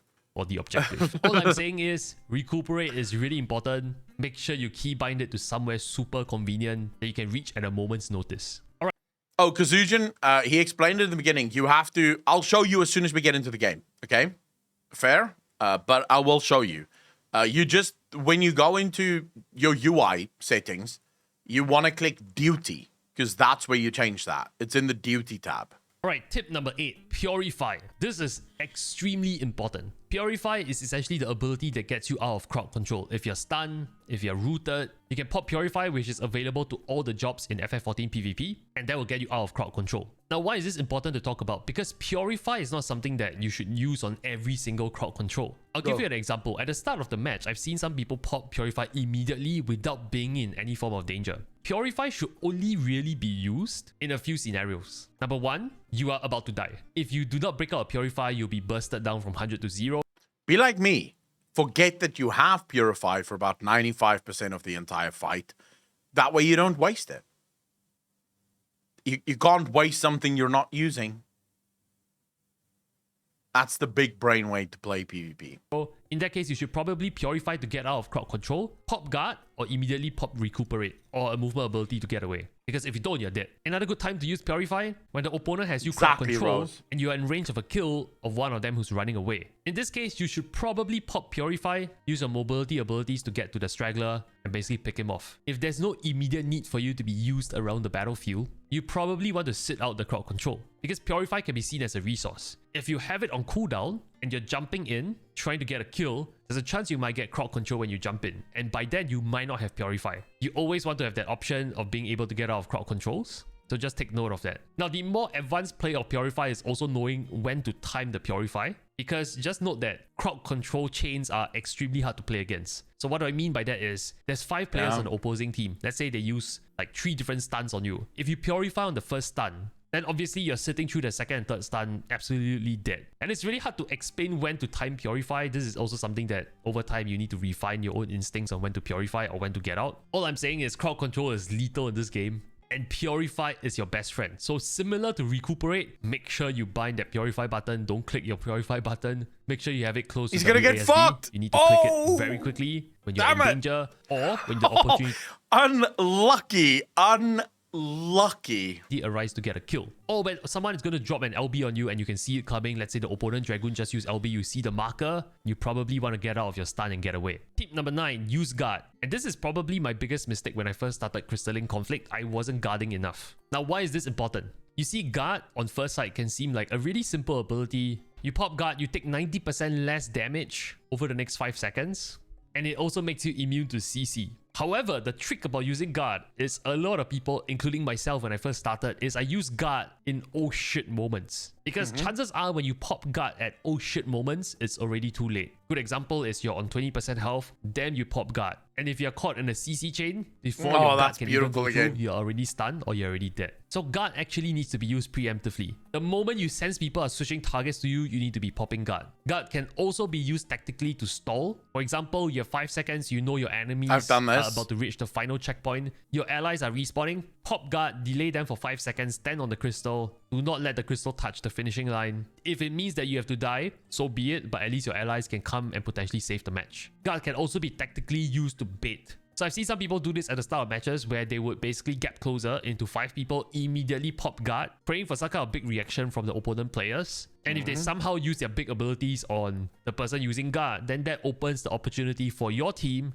to basically hit them. That's more kamikaze play though, because they're already clumped up hitting one target. So yeah, long story short, use guard. Guard is extremely potent. It also can be used against the abilities on the map that you need to dodge. For example, on the cloud map, like I said, if you guard, just as the cyclone is about to send you flying up, you will not take any form of fall damage. In fact, you won't even be sent into the sky. And I'll give you a scenario where I've seen it work. Everyone is up in the sky and you're the only one who pop guard. You can actually push the crystal because you're the only one active on the map. So you have a couple of seconds to push the crystal. And if you're very near the opponent's base, that could be the difference between a win and a loss. Likewise, for the volcano map with the Bomberman detonations, guard can actually absorb the damage of the detonation and you wouldn't die when you eat the detonation. Long story short, learn to use guard is really important. The last and the final tip, especially for the ranked players, you need to understand that rank... How many cooldowns do Dragoons have? It's a numbers game. And I've seen this happen on stream, which is it's easy to complain about having bad teammates. Like, oh, my teammate doesn't know what they're doing. I just keep losing because they don't know what they're doing. But the thing about team games, be it whether you're playing MOBAs like League of Legends or whether you're playing Dota 2 or you're playing probability-based games like Hearthstone or poker, you can never control the cards that you're dealt. In this case, your team members. The only thing you can control is your own ability to perform, how you're doing in a match. And as all the great poker players say, as long as you have more than 50% win rate over... Oh, dude, I love how literally in my video about the PvP, people commented saying, no, fuck this PvP mode. I'll come back when they fix matchmaking. Because every once in a while, you'll get a team where there's 2 healers and 3 DPS. And, you know, your team almost auto loses because maybe you have no healers. And what's interesting about that is it immediately shows you who isn't a MOBA player, who has never played MOBAs. Because almost always in a MOBA, if you and maybe one other person in your group knows what they're fucking doing and plays the game correctly, you could still win that game. If you're playing well and at least one other person is playing well, it doesn't matter what the other team has, there is a chance that you could win that game, which is, yeah, it is, I would say, very interesting how many people don't understand what Yoshi P and his team was going for here. They made a MOBA. They didn't make PvP. Because this doesn't play like PvP. It plays like a MOBA. Over time, you will be a winner. You'll be net positive. It's the same thing in climbing ranks for FF14 Crystalline Conflict. If your win rate is more than 50%, overall, you would definitely be climbing. You might fluctuate, you might fall and rise, but over time, you will definitely advance through the ladder. So why am I saying this? Oh, Null Moon, just to clarify, obviously I was being very hyperbolic. Right? I was being very, very hyperbolic. So, it would definitely be, It would definitely be more about can a girl let go of her own inhibitions and her own fear of judgment. It's just that, in general, this seems to be what happens. Hyperbolic means you're blowing something out of proportion. So you're making it far more obvious than what it actually is, or you're basically overstating something to the point where it's almost ludicrous. Healers in CC can't really heal that much, as far as I know. I know a white mage that I played against yesterday that would very much like to disagree with what the fuck you just said. Because I can tell you now, we had a white mage in one of our CCs the other day, like yesterday, that was healing like a motherfucker.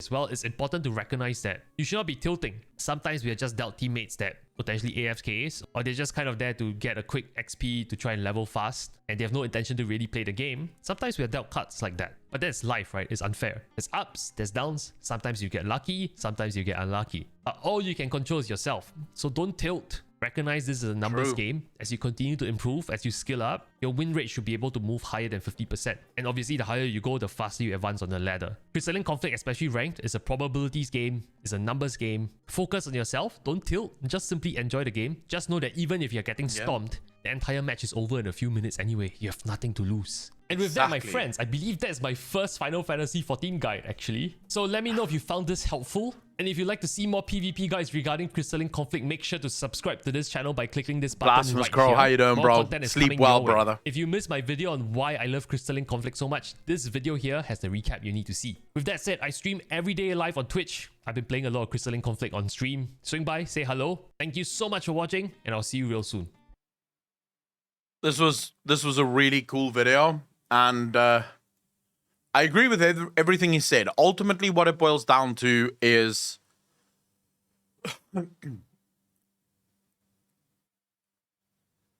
I remember hearing this from a League pro not long ago, actually, who got asked a question during a Q&A where they asked him, how do you climb in League of Legends? Like, how can you help when you're on your elimination matches or your advancement matches, for example, your promo matches, and your team is just absolutely useless?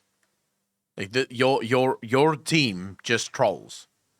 And he's like, well, obviously that is going to happen. But if you're playing perfectly every single game, you will eventually get through those promo matches, because at some point you are going to get a team that's at least semi-competent, and then you playing really well will win the game. You can absolutely carry people if you do it fucking correctly. So if you're constantly, say, for example, alive, let's imagine you don't allow yourself to die at all. So you play this perfectly in CC. You're playing absolutely perfect. You do not die. What you end up doing is the enemy team can never actually push the crystal because, well, you are always alive because you're using your cooldowns perfectly. So even though your teammates maybe suck a little, the enemy team is not going to be able to advance as much because you are constantly the thorn in their side. And from there, sure, there's going to be games where you're completely stomped, but it's going to happen less and less. Null Moon Lady, we're very happy to have you here. Sometimes he's just for the lols when he bitches. So you're not going to complain when you get owned in PvP anymore, right? No, of course I'm still going to complain. Look, when I complain, it's legitimate. I complain for very legitimate reasons, but I'm not like most people. When I complain, it's because I'm legitimately with the worst people in EU. Or NA, in this case. So I have a right to complain. Most other people just complain because they want to fucking complain.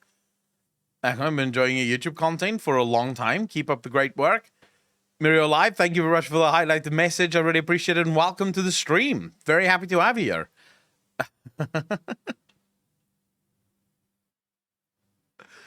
I will always complain. Complaining is like the national sport of South Africa.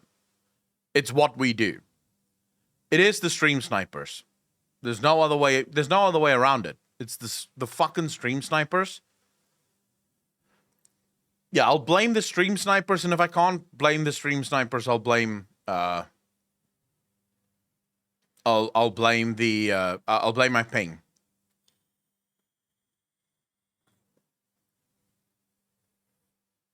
Pickles McGee, I agree with you. I think what most people don't keep in mind with the PvP is that this is literally their first iteration. This is like this is like beta for PvP. It's literally brand new. It's just launched. Of course, there's going to be updates. And I'm pretty sure within a couple of months, we will see the ability to sort of join up with your friends and go into battles like a 2v2 or the ability to go 5v5 maybe, or duo queues, or maybe like tri queues, something like that. But I'm pretty sure we're going to get that ability at some point to queue up with other people and actually fucking have fun with it. I think they're going to add more maps, specifically considering how fucking cool it is. They're probably going to design more maps. They're most likely going to refine a lot of the class and class abilities, where and if necessary. So a lot of people don't seem to understand that this is to PvP what ARR 2.0 was to Final Fantasy XIV. Because the first ever iteration of PvP was sort of rushed and trying to copy what games like World of Warcraft was doing. The issue with Final Fantasy is that thanks to how the servers work, thanks to server tick rates, and thanks to how the classes operate, you will never have World of Warcraft PvP in FF14. Can't work. It's not the same game. It doesn't play the same. So trying to copy that style of gameplay just will not work. So they went a different direction. They actually looked at PvP from the perspective of FF14. What does PvP in FF14 need to look like in order to be fun? Not what should it look like from, a World of Warcraft or an MMO perspective.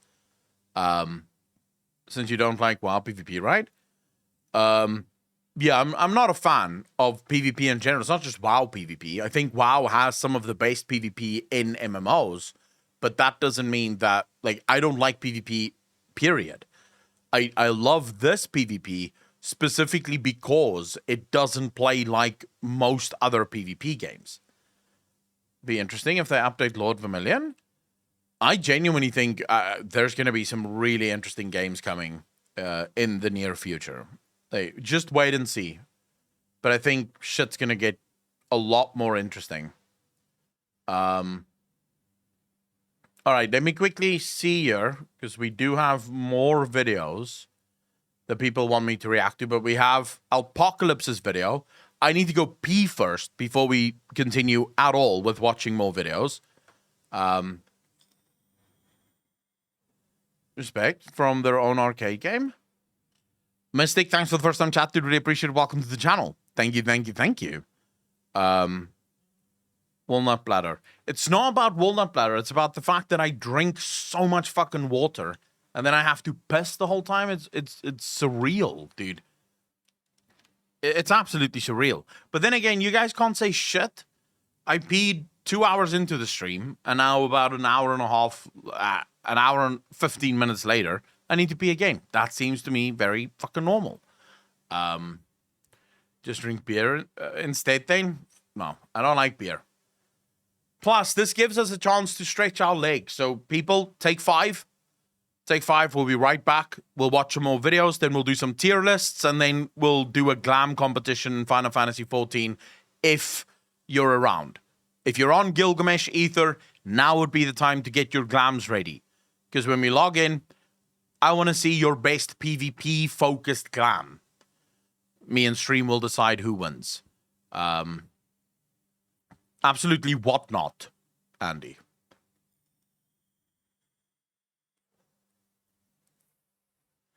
Just use a jar? I would never piss in a jar. What are you talking about? played the old Dota and LoL in the start. It has the same feeling. You're very correct. Transmog comes on WoW. Who gives a fuck? I'll do it because so many people love doing their glams. Like every single stream, there's someone showing off their glams. You could sell it like King streamers. No. Either data center, you can post your glamours in the glamour room on Discord. That's actually a good idea, Apocalypse. So if you're not, here's what we're gonna do. For anyone that is on the Ether data center, you'll meet me somewhere in the game and we'll look at your glamours. For anyone that isn't, I want to see your best PvP glam in Discord, in the glamour section on Discord. And we'll decide as a stream who has the best PvP-centered glam. And the winner will get bragging rights. Like, we'll do something on the stream. I'll tell Alex to put your name somewhere on the screen for the next month. And you'll be the winner forever and ever and ever. For a month. That's forever.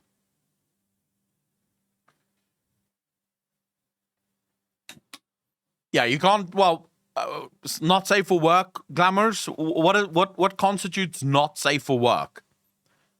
Skimpy outfits is fine. Skimpy outfits would be fine. Like, you can't do naked, but I think that's fine.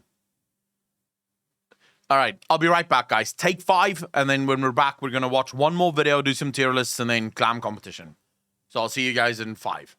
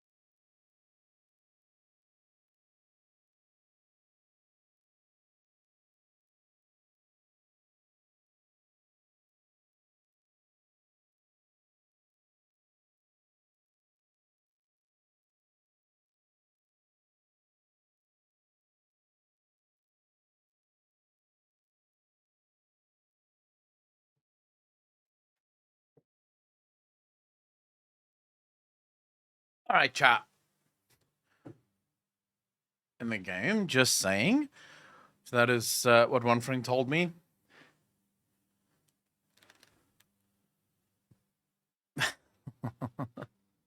Apocalypse, what the fuck? All right, so we have one more video that we need to react to.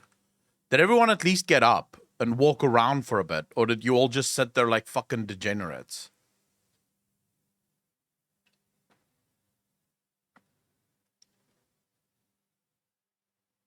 I'm pretty sure most of you just sat there like degenerate pieces of shit. Not walking around, just being lazy in front of your fucking PC. In protest of standing up? Well, at least it was in protest, Andy. I'll let that one slide. If you remain seating just because you refuse to be told what to fucking do, I commend you.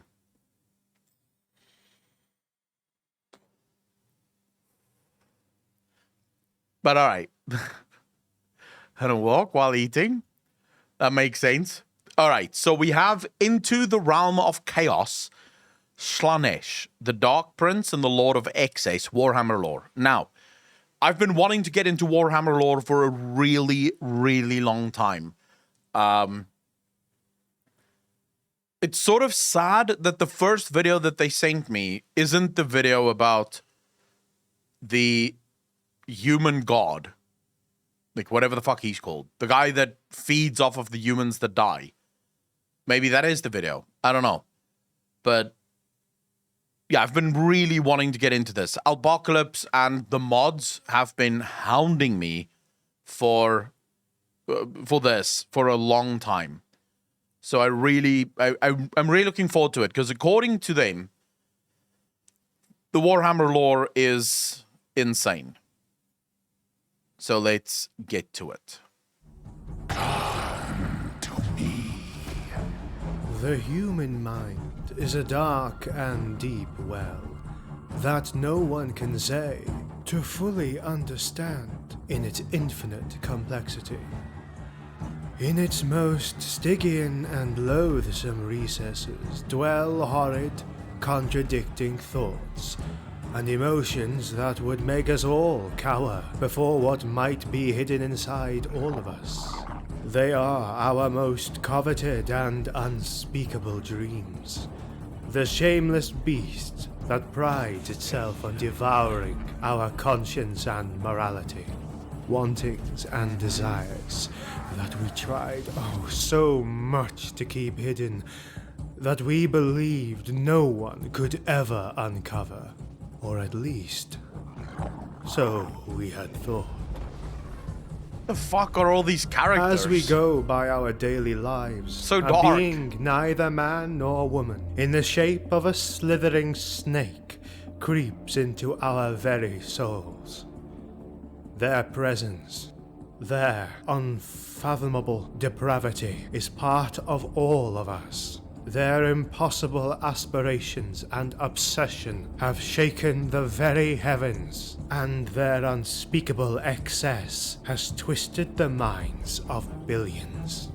Just quickly for anyone that needs, because I don't know much about the Warhammer lore, but I do know the scope and size of it.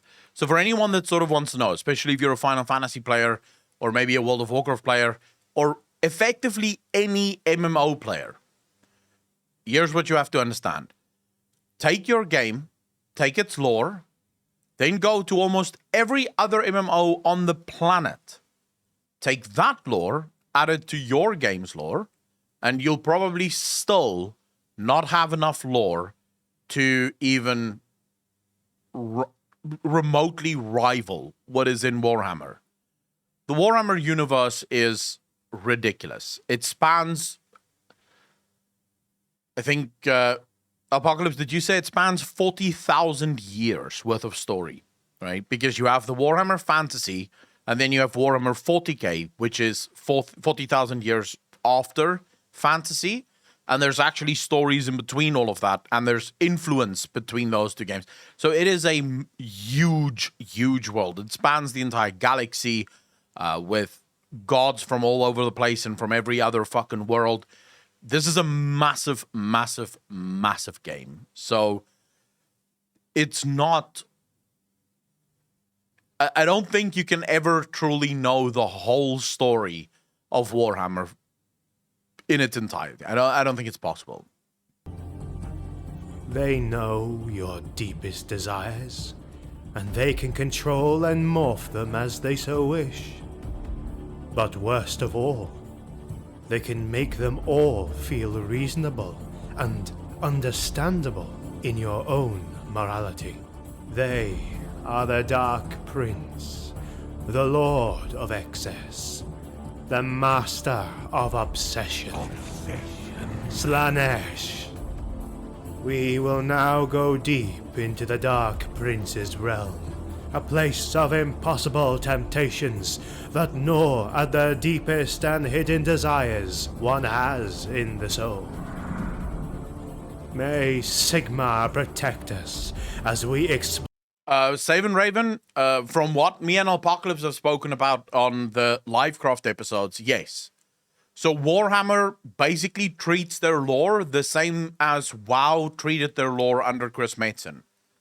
If they want to do something, and that something that they want to do is going to retcon something that was previously done, but the thing they want to do is really cool, then they just retcon it. They don't give a fuck. They'll just retcon it, and that's the new story now. Tunesh could not tempt me the first go in Total Warhammer 3, but I went back in there for some good shiz. Explore the terrible chaos god that is Slaanesh. Raise buildings and sing songs in my glory. In my name, pursue your arts and enshrine all beauty.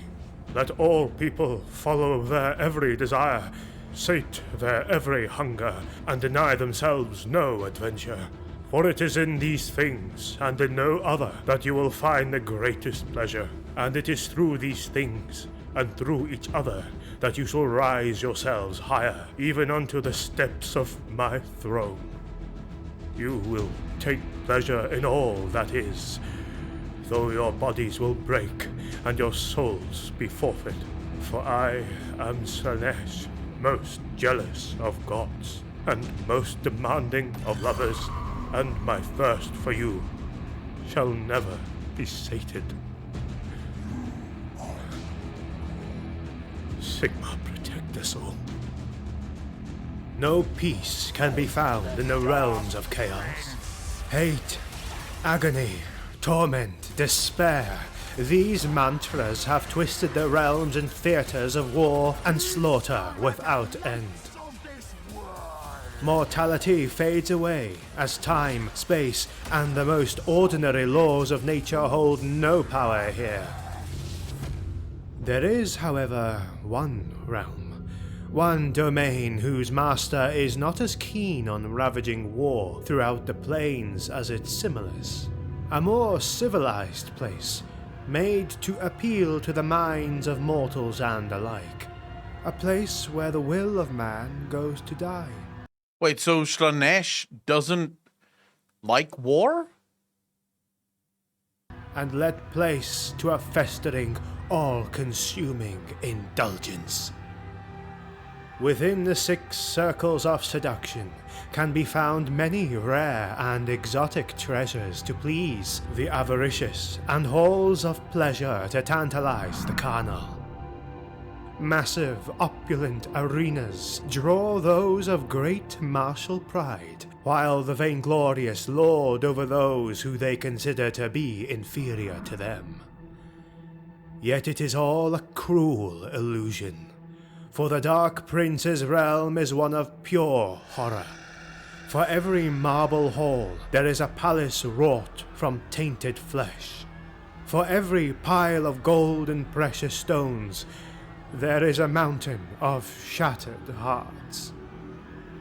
6 circles await for the foolish or bold enough to attempt reaching the Dark Prince, held high up in his palace, at the heart of his realm, sat on his throne. This is the realm of Slaanesh. The first circle is avidity. All wandering souls will walk through great, magnificent halls, their sides tempested with rubies, diamonds, emeralds, and sapphires, all glinting with the light given off by meticulously refined and detailed crystal chandeliers. Coins, gold ingots, priceless paintings. So how do you end up in his hell? Private server, right? Heard. It's still active. Might play it after I finish writing in FF14 for a bit. How do you end up in this hell? Because this is the realm of Slanesh. Can you venture there as a normal mortal? Or is this the sort of thing where once you die, you end up there? Greed, gluttony, avarice. In the game through a chaos rift. Alright, so if you're greedy or gluttonous or avarice, you will end up here. Okay. Statues and many other works of art are piled up in the great stacks everywhere on the white, smooth marbled floor. But to try and grasp any of these goods is to be doomed forever. Coins and gems take off their disguises and reveal themselves as starving maggots which will dig in the skin of their victims and start eating them from the inside out. Jesus. To touch any of the statues and paintings is to become part of them. Your consciousness intact, but forever trapped to be another piece in the prince's screaming gallery. Whoa, so this is almost similar to Hansel and Gretel, where the house is made out of candy, but you technically should not eat from it. It's like a similar thing. If you as a mortal venture there, you'll see all these beautiful things, but you can look, but you're absolutely not allowed to touch. The second circle is gluttony. Whoever may come here is presented with vast mahogany tables, deemed by the soft warm light of a fireplace, and gold-trimmed candlesticks. Nairbear, I would assume you would want to venture there because, well, there's power there. Sumptuous courses, exotic foods, and the intense scent of wine lure the victim to take a seat. One bite is all it takes to enslave it to its desires, now burning with the intention of gorging itself till its body can no more, or his belly contorts to the point of regurgitating its guts. These fucking creatures are brutal. By the second circle lies the circle of carnality. Here the soul is tempted by all sorts of carnal pleasures. Lustful maidens roam an emerald verdant plain. Their semblances. I like that place. What could possibly go wrong? A place filled with beautiful women? The sins of the flesh? What could go wrong? So you're gonna be banished forever to have sex with beautiful women? All right. That seems like a great way to go. Taking the shapes and forms of the victim's greatest desires. To let yourself be tempted, however, is a fool's wish, for jagged clawed hands and serpentine tongues are hidden behind an illusion, masking creatures with a different hunger for fleshy desires. Oh. Upon traversing the third trial, a tested soul is to encroach upon the circle of paramountcy. Here is where its pride and hunger for power are tempted. The soul is greeted by roaring crowds, nobles' courts, vassals from different kingdoms, or column after column of readied soldiers. It's a paradise where every desire is granted on a whim, every request fulfilled with a flick of a finger. It's when the wandering soul has reached the peak of his bottomless pride that it discovers how fickle reality truly is, and how strong the shining bars of its new golden prison really are. As every smile, every curtsy, and every action is sullied with the fear of betrayal, a surmounting paranoia comes crashing down on the poor lost soul, starting a slow and never-ending descent into madness. I have a question So he speaks of this as trials, meaning if you as a mortal do venture to this realm, these are the trials that you will have to complete and pass before you can do whatever the fuck it is that you do in this realm. What happens if you fail? Is there a way to escape? Has anyone ever escaped? Or is it sort of once you failed forever, there's no getting free? Not even the base version? All right. So once you failed, there's no way of ever getting free again.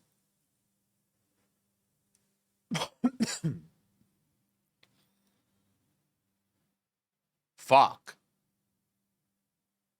Has no one ever succeeded in making it through this entire realm without being tainted?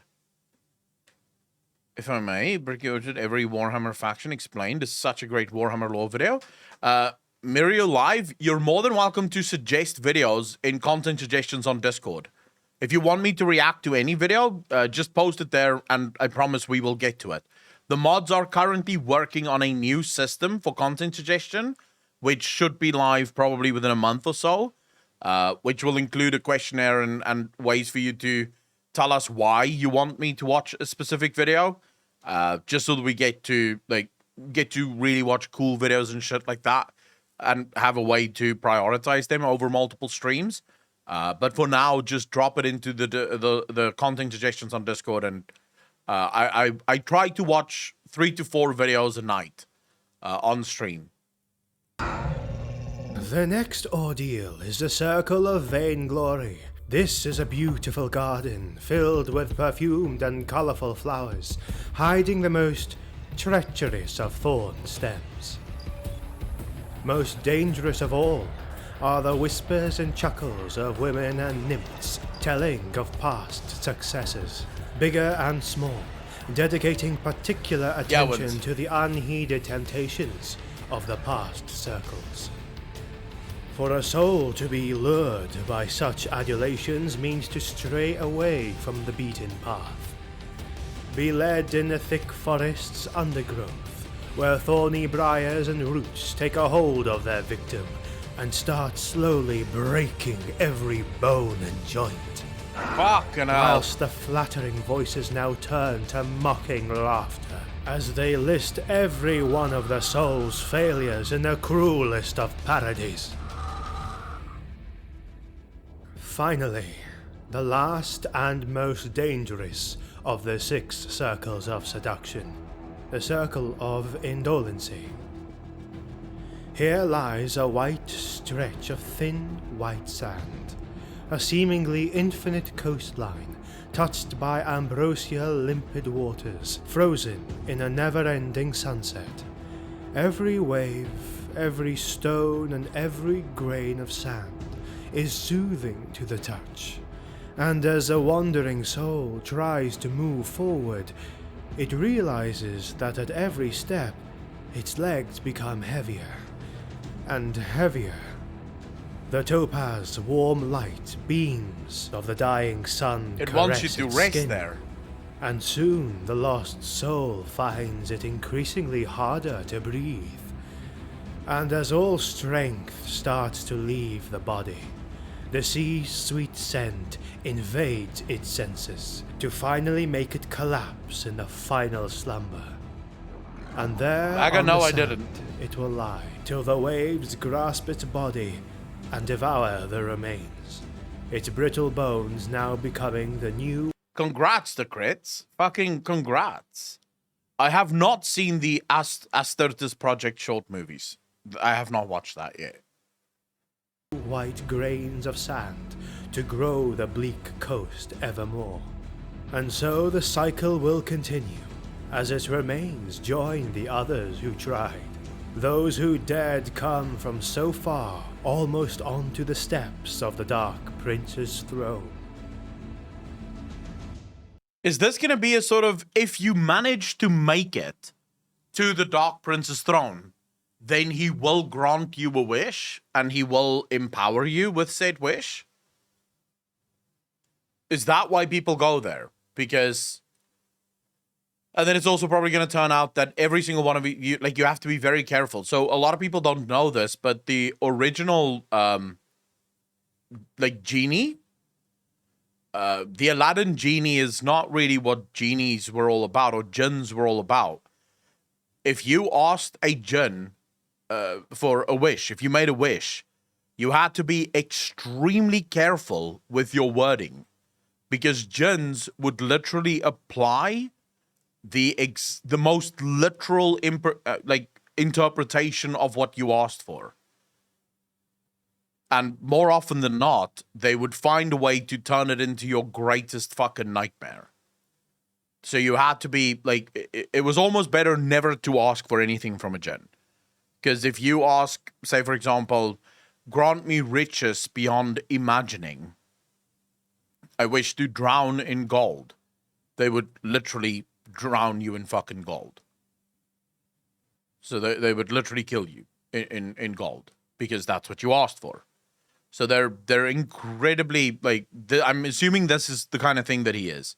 This is the trial of Slaanesh. Sigvald the Magnificent is the epitome of the chosen of Slaanesh. Come to me, Sharon, yeah, something like that. brothers and sisters, rejoice. Pleasure beyond imagining awaits you. Desire, pride, pain, excess in all things. Partake of perfection. What a world you mortals inhabit, rich in sensation, suffused with suffering, and reeking of all manner of unfulfilled desire. Come, embrace me, and learn the exquisite gifts my prince can bestow. Slaanesh, the Prince of Pleasure, is one of the 4 dark entities which govern the realms of chaos. Their dominion is passion, twisted and contorted in all its aspects and expressions. Theirs is the mastery of unspeakable pleasure and rending suffering, the very essence of the god of excess. Furthermore, something that would come unheard to the ears of the most dilettante scholars is that their followers can very much vary in their nature. For excess can take many different forms, all equally important in the eyes of the prince. For instance, most people would think that all warriors who give themselves to the fore would turn to Khorne, the god of blood and murder. However, many of the such individuals are not kin to the act of slaughter itself, or at least not as much as on its perfect and masterful execution.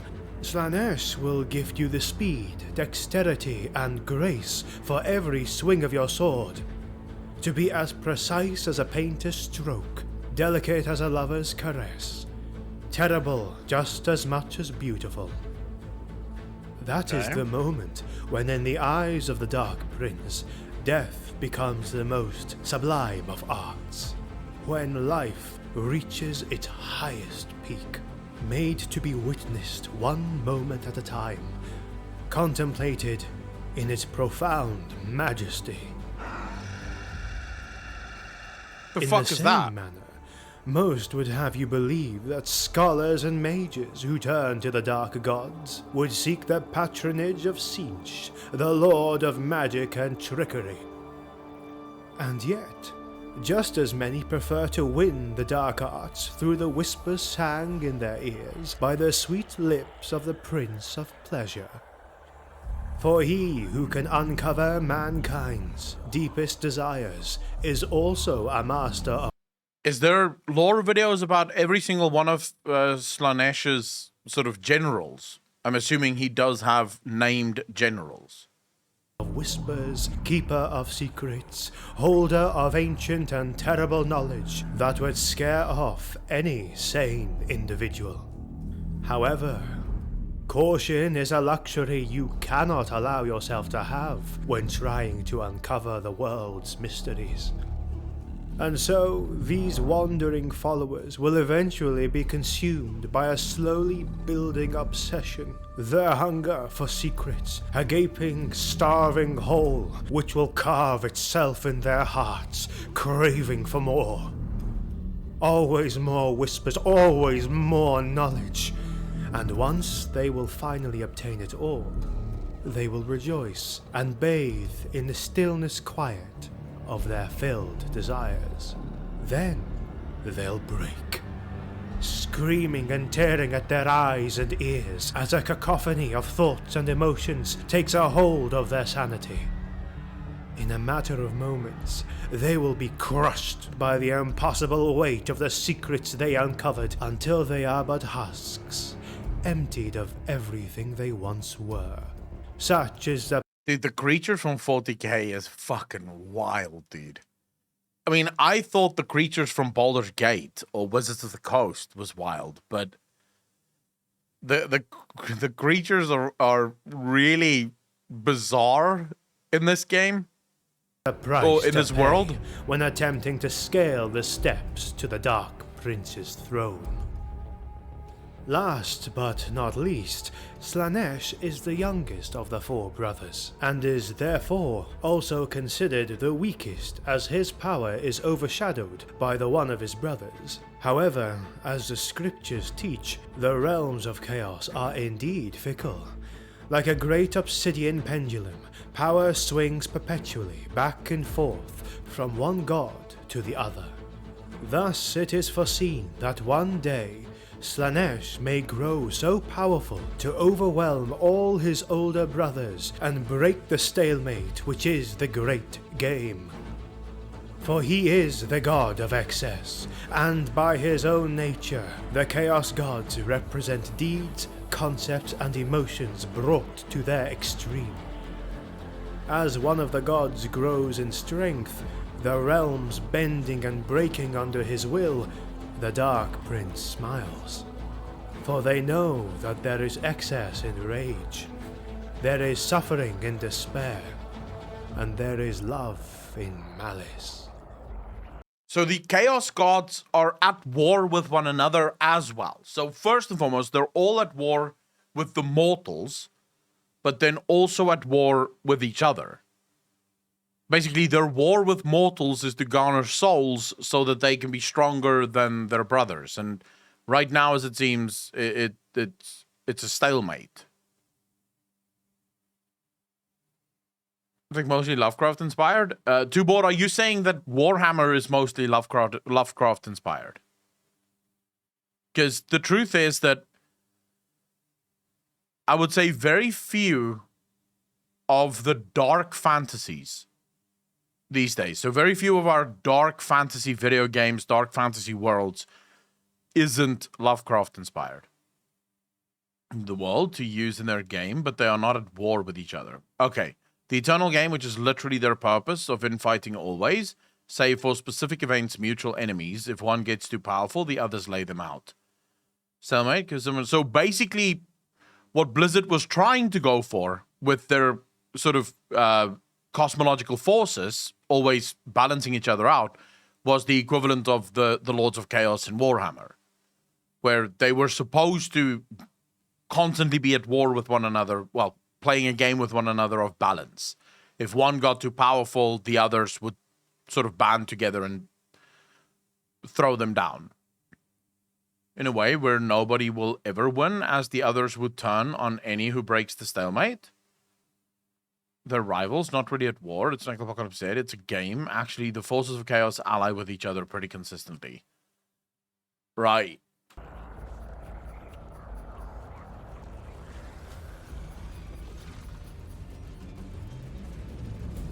The Warbringers of the Chaos Gods march forth, towering over their lesser minions, all given form by the will of Slaanesh. Before the battle even begins, Slaanesh's seductive song echoes mournfully around the battlefield, ensnaring the souls of those who hear it. The demonettes of Slaanesh have wicked claws that cut deep and can cut through iron and flesh alike.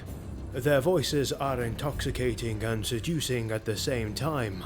As they approach their prey, they beg them to join them in a paradise that staves off the tedium of existence. Many are the fools who fall for this temptation, only to discover that the palaces of pleasure and promises of excessive indulgence are only a mask of a terrible hell that never ends.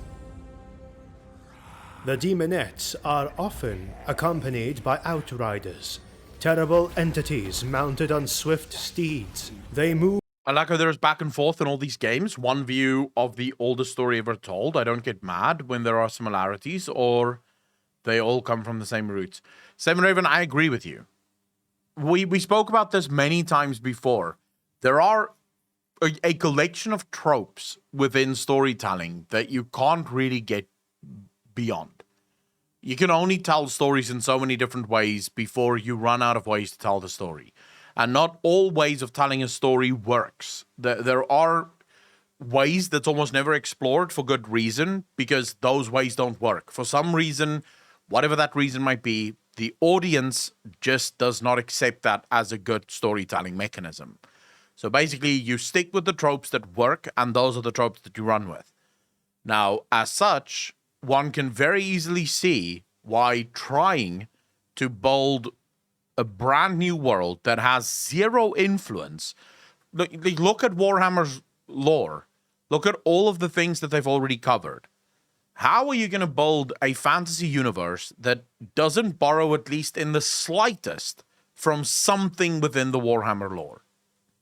And then for Warhammer, how would they possibly tell a story that doesn't in some way, even in the slightest, borrow from something like Lovecraft? Because Lovecraft's universe is just as expansive. Specifically, if you include all of the sort of co-writers of the Lovecraft universe, because many people don't even know this. Lovecraft's universe, like the part that he wrote, is actually fairly small. But then you include all the other writers that write within the Lovecraft universe, and suddenly it is fucking explosive with the amount of lore that it covers.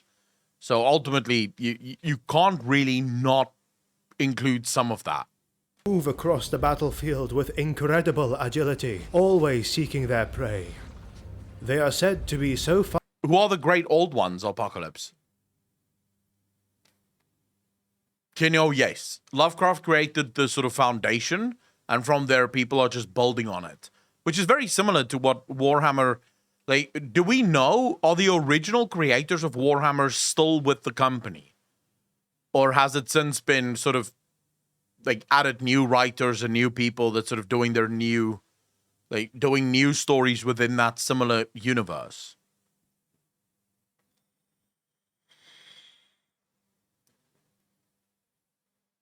True, Seven.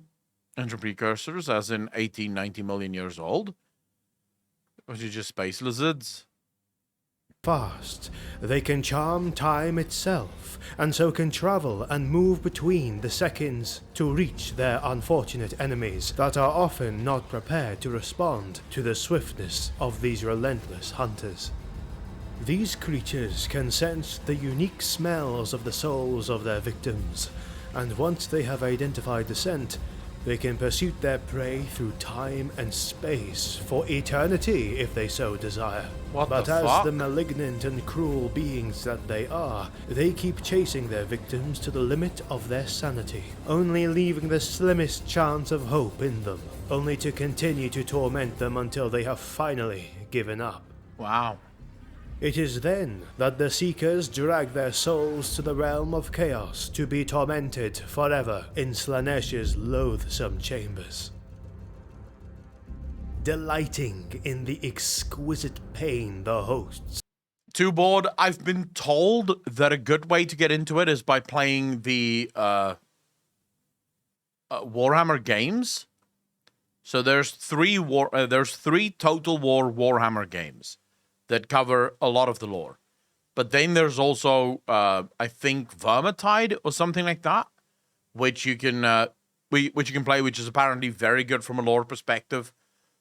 Stay away from 40k games. The 40k games suck balls. At least from what I've been told. From what I've been told, everyone complains about this.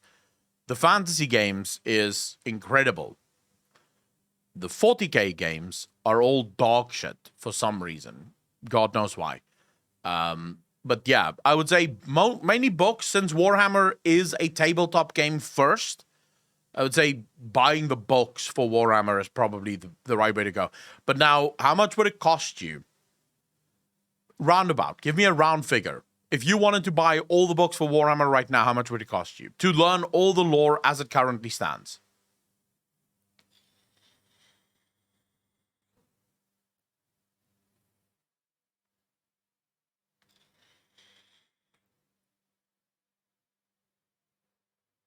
Take Priest, I've played 2 40k games, and they were not that great. I'll be honest with you. They felt very rushed, very much like it was trying to bank on the sort of, shall we say, it was trying to bank on the name more than actually making a good game. Tens of thousands. Okay, there you go. If you have tens of thousands of dollars, go buy the Warhammer box. Of excess inflict upon the battlefield.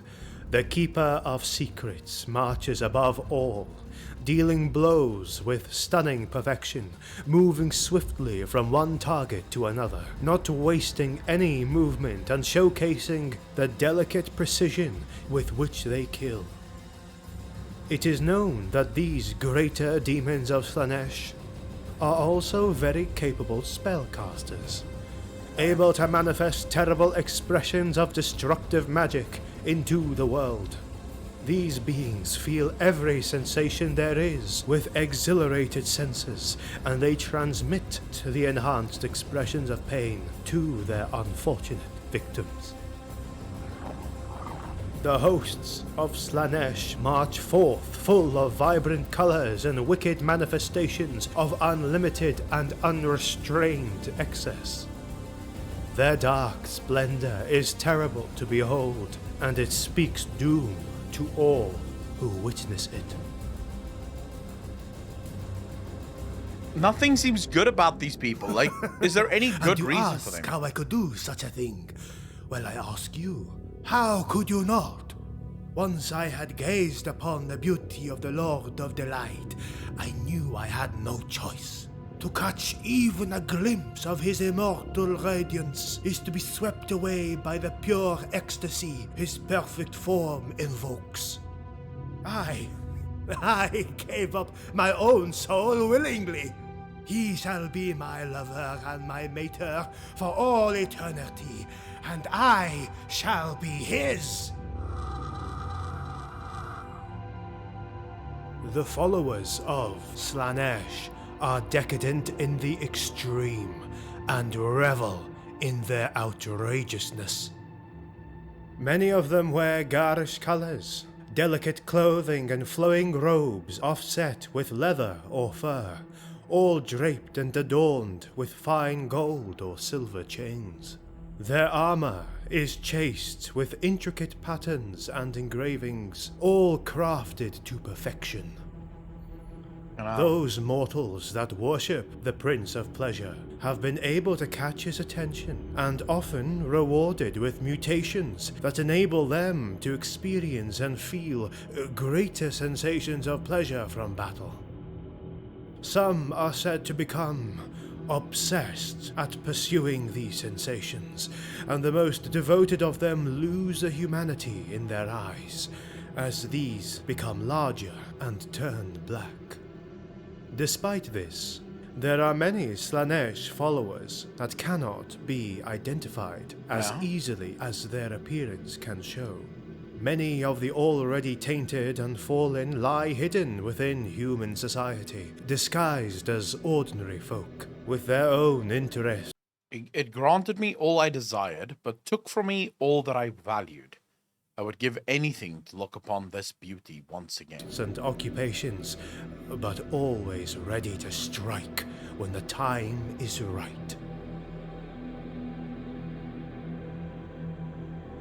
To enter the realm of Slaanesh is to enter a place of eternal damnation. The ones who go into the realm rarely leave, for they are destined to find what they desire the most. The land morphing them to match their impulses and deepest wishes. This is a place where every and all wild desire, dream, and passion is pushed to an all-consuming obsession. Chaos offers the quick fulfillment of dreams, desires, and gratification of the self. And of all 4 Chaos gods, none make this offer more tempting than Lord Slaanesh. Mankind was born to be wild and free. Would you not raise yourself on a pedestal and feel what you were always destined to live? Would you not rise beside our beloved prince? Reach the heavens and carve out a piece of it for your own. Follow me and I'll show you the path to salvation. Those words there were very similar in its meaning to Lovecraft and what the Outer Gods believe, specifically Cthulhu.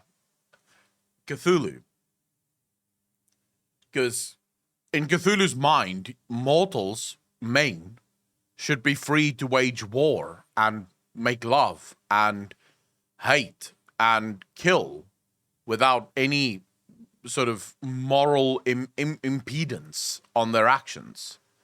It strikes me as if Lord Slaanesh and the Outer God Cthulhu believe very similar things. This is very cool. I'm gonna fucking hit subscribe here and hit like here because this is really, really fucking cool. Apocalypse, thanks for suggesting this. Lies in the cold wastes of Kadeth. We all know? I don't know. What lies in the cold wastes of Kadeth?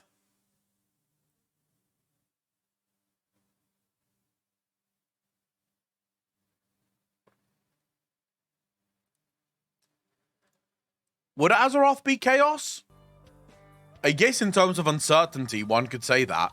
Considering how they build up Azeroth right now within World of Warcraft, there is a chance that Azeroth could be viewed as chaotic for the other forces of, of the universe.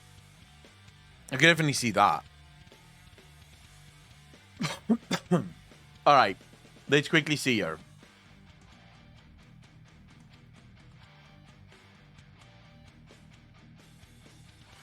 Oh my god. So in other words, you guys want me to start with the spiciest tier list of them all. Just instantly. Spicy tier list. The World of Warcraft expansion tier list. I've never actually done this. I've never actually done a World of Warcraft expansion tier list, but I'd be happy to give it a go. Is Shadowlands included in this?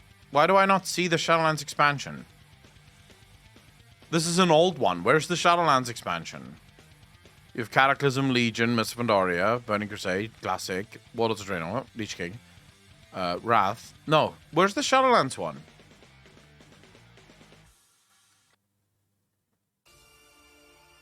I'm gonna need a better one. Let's see if there's one that has all of them.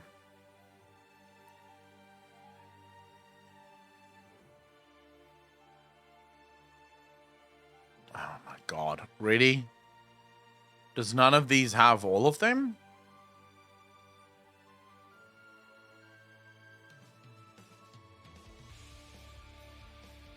Battle for Azeroth, Burning, Cataclysm, Legion, Mists, Shadowlands. Okay, here we go. So here is one. You want me to do the second one instead? Alright, so here is the tier list for World of Warcraft expansions. I can already, 100% warn all of you that there might be some triggerings going on here. Because I think there are some of us that are gonna disagree about a number of these expansions, where I place them and where you would place them. So let's start. Let's start with Warcraft Battle for Azeroth. Easy D. Easy D tier, and you'll understand in a second why I put it in D tier. The story was bland and boring. The gameplay was repetitive and fucking horrendous. Absolutely horrendous. But it can't go in F tier. It absolutely can't go in F tier, because we all know that there is only one expansion that belongs in F tier. There is only one. In essence, Battle for Azeroth took all of the lessons from Legion and implemented it into Battle for Azeroth. The only problem is if you view the lessons from Legion as a table with two sides. At the top of these tables, there's written good lessons and bad lessons. BFA went, we don't care about the good lessons. We'll take all the bad lessons and we'll just implement them. We'll just do all the bad things that we did. That's what we're going to do. And that, sadly, is why BFA will be D tier forever. World of Warcraft Burning Crusade. Now, Burning Crusade was my first major expansion. It was the first time that I actually managed to play from beginning to end in an expansion. So for that reason, it has to go into A. The reason it can't be S, as far as I'm concerned, is because for it to be S tier, I should have been able to try every single thing that was in TBC, and I didn't get the opportunity to raid, because by the time I hit max level, I would have had to go through so much in order to actually raid that I just never got into raiding all the way back in TBC.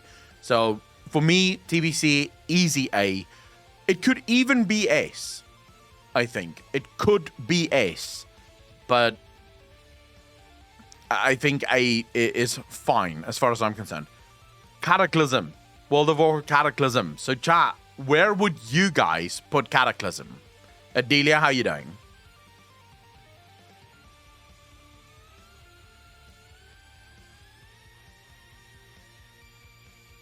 You would put it at F. What the fuck? C, B, C.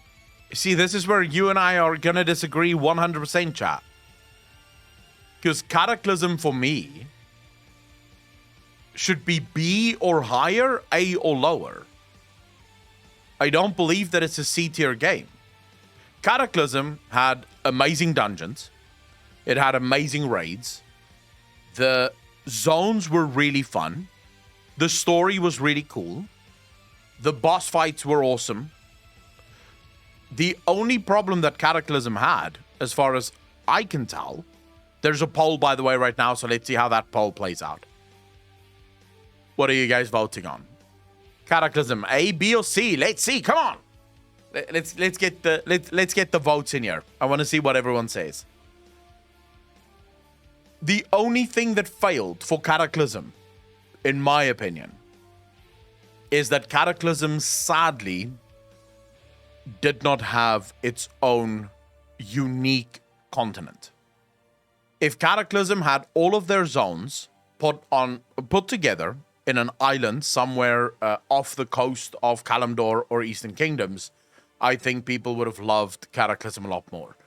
The only thing, as far as I'm concerned, that failed for Cataclysm is that people never actually felt as if they left Azeroth, because the zones were sort of strewn into the world. The other thing that I think downgrades, because purely raiding and dungeon wise, Cataclysm could be easy A. The reason I downgrade it to B is how do I put this? The reason I think Cataclysm gets that downgrade for me personally is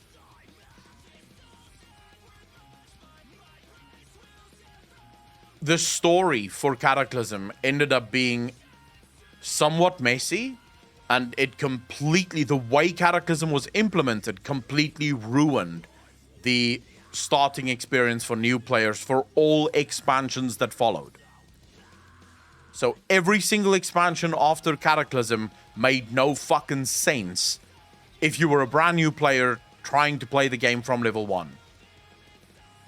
Because you would do Cataclysm leveling until you would have to go to TBC. And then you would have no idea why you're going to TBC because, well, nothing in the Cataclysm leveling experience had anything to do with TBC. Then you go back and you do Wrath, and yet you still don't quite understand why you're doing Wrath because, again, nothing in the fucking Cataclysm experience relied or relayed any information about Wrath. So that is why I think Cataclysm deserves that downgrade to be. Legion. Now, chat, where does Legion go?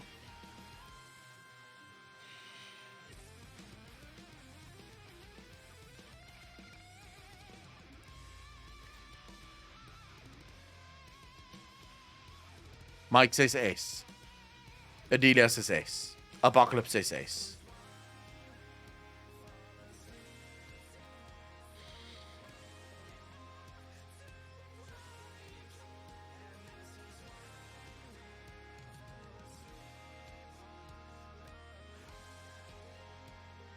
It goes in A. It cannot go in S. Cannot go in S. Legion was the start of every bad decision that followed. It has to be A. Legion, in my opinion, now I could be wrong, and this is why this is my fucking tier list. Go make your own if you don't agree. But Legion, in my opinion, was good by accident. I don't think it was planned, because if I look at how BFA played out, and if I look at how Shadowlands played out, it is clear to me that the things that made Legion work was never planned by the developers. The developers didn't plan for Legion to be good. Because if they did, they would have known what to do in BFA, they would have known what to do in Shadowlands. The other half of why I think Legion belongs in high A's is Legion still had a lot of chore and a lot of busy work. It was the first time ever in a World of Warcraft expansion where you could not do what you wanted to do without first fulfilling the wish list of the developers. The developers would give you a chore list, and you would have to do the chore list before you can actually do the rest of it. So for me, I don't believe that Legion belongs in S tier. First, it was a fucking accident that it was as good as it was. Also, I think a lot of people forget the start of Legion. I think a lot of people judge Legion based on how it ended and not based on how it started. Because at the start of Legion, it was not good. Now, we'll see at the end of this, because I could say low S, so S minus for Legion, because again, the things that were in Legion was good. The Covenant, not the Covenant campaigns, what the fuck. The class order rolls were absolutely fantastic. And I wish that it was never retired in the first place. The artifact weapons in Legion, absolutely phenomenal. Again, wish it was never retired. Rather iterated on and made better. The dungeons and the raids for Legion were fantastic and really fun to play. So at the end of this, I may actually move Legion up into S- tier. But for now, I'm keeping it in A. Mist of Pandaria.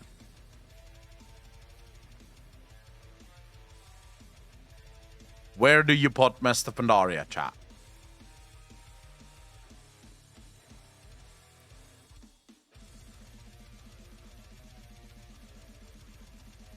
There's another poll going, by the way, for those of you that wish to vote.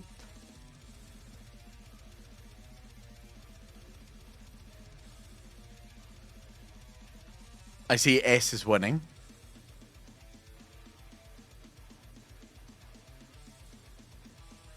I can't put Mist of Pandaria in S tier. For good reason. I quit playing Mist of Pandaria 6 months into the expansion. 6 months into the expansion, I gave up. The reason? World of Daily Craft was not for me. At the time, I had just gotten a real-life job, working until 6 o'clock in the evening, getting home, and then having to farm a billion fucking dailies just so that I could be ready for raid. Felt like it was just no longer interesting. Just no longer something that I wanted to do. So I decided, screw that. I'm no longer playing. So I can't really judge Mist of Pandaria. If I had to judge Mist of Pandaria on my initial experiences within it, it would have to go F tier. Because I quit within 6 months. I could not fucking take it. But that would be unfair. Because I have since played through Mist of Pandaria. I've done all of the raids of Mist of Pandaria. I've done, obviously, the questing experience of Mist of Pandaria multiple times.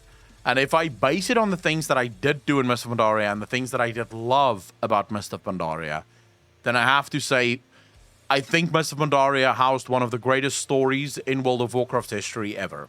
The delivery of the storylines within Mist of Pandaria was incredible.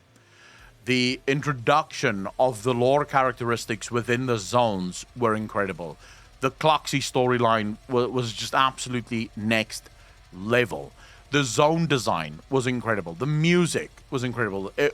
To this day, I believe it is actually one of the most beautiful expansions World of Warcraft has ever produced. Without reservation. I believe it's one of the most beautiful expansions ever made within World of Warcraft. So I'm actually going to put Mist of Pandaria, based on those criteria, in S tier. Even though I did not like it at the start, my subsequent experiences with it, if I stuck with it, I would probably have fallen in love with it. Because it had everything that I would have loved. And basing it only on the questing experience, the class design as well. Must say, I love the class design. So I'm putting it S tier. Our first ever S tier. 100%. Mark, thanks for the first time chat. Really appreciate it. Welcome to the channel. Thank you, thank you, thank you. Shadowlands. Oh, this is difficult. This is so difficult. Where do I put Shadowlands?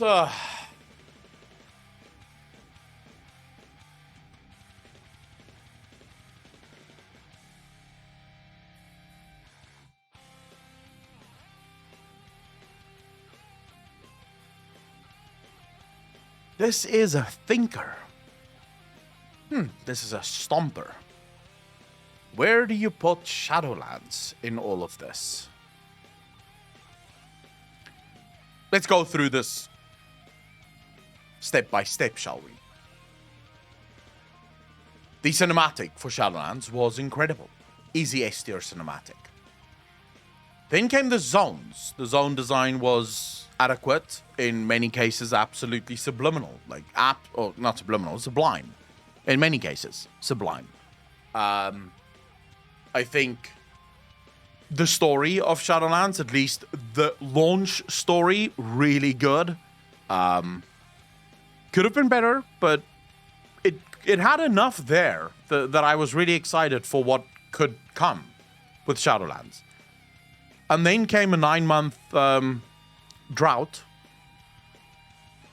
Then came lawsuits. And then came the realization that this is the most dog shit game I've ever played in my fucking life. Classes are bland, boring, really unimaginative. What is with the Covenants and what is there with the Conduits really does not inspire me to actually play the game. The game seems to have become a job rather than an actual game.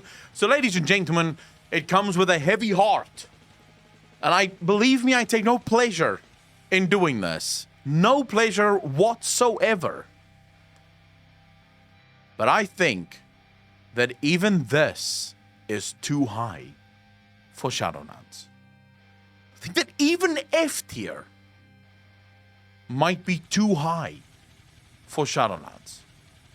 But since it only allows us to go to F tier, this sadly is what we must do. Sadly. Next up, Vanilla WoW. I had the pleasure of playing Vanilla WoW. I had the pleasure of going back and playing Classic WoW as well. So, where do we put Vanilla WoW? And there's another poll for those of you that wants to vote on it. Where do you put Vanilla WoW?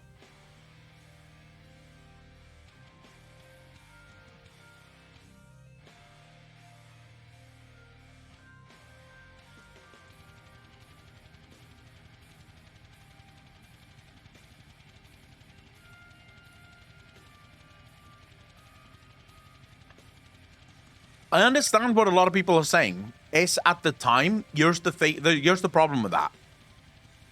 We can't put it S for the time, because that would not be fair. If we were to go for its time, then that means that we have to put basically TBC, Wrath, Cataclysm, even Mist of Pandaria in S tier. Because for its time, it was the best the MMO market ever had to offer. There was nothing better than those games. So I can't put it in an S tier, because I don't think that Classic WoW, as much as people have nostalgia, and believe me, I get it. It was the first time that we were ever there. The world, for the first time ever, you felt like you were a part of it, especially if you played Warcraft. This was your opportunity to be in the game, always on. Here we go, right? World of Warcraft Vanilla, as a game, had very little.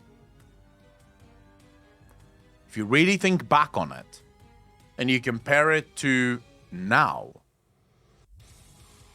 would you say that World of Warcraft Vanilla truly is worth an S tier? Because I think it would not be.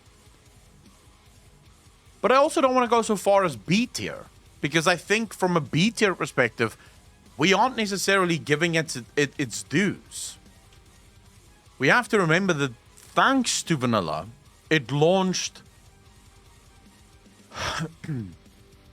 a new way of MMOs.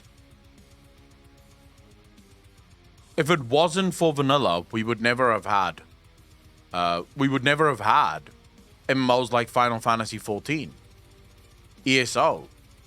All of those games owe their success in no small part to Vanilla.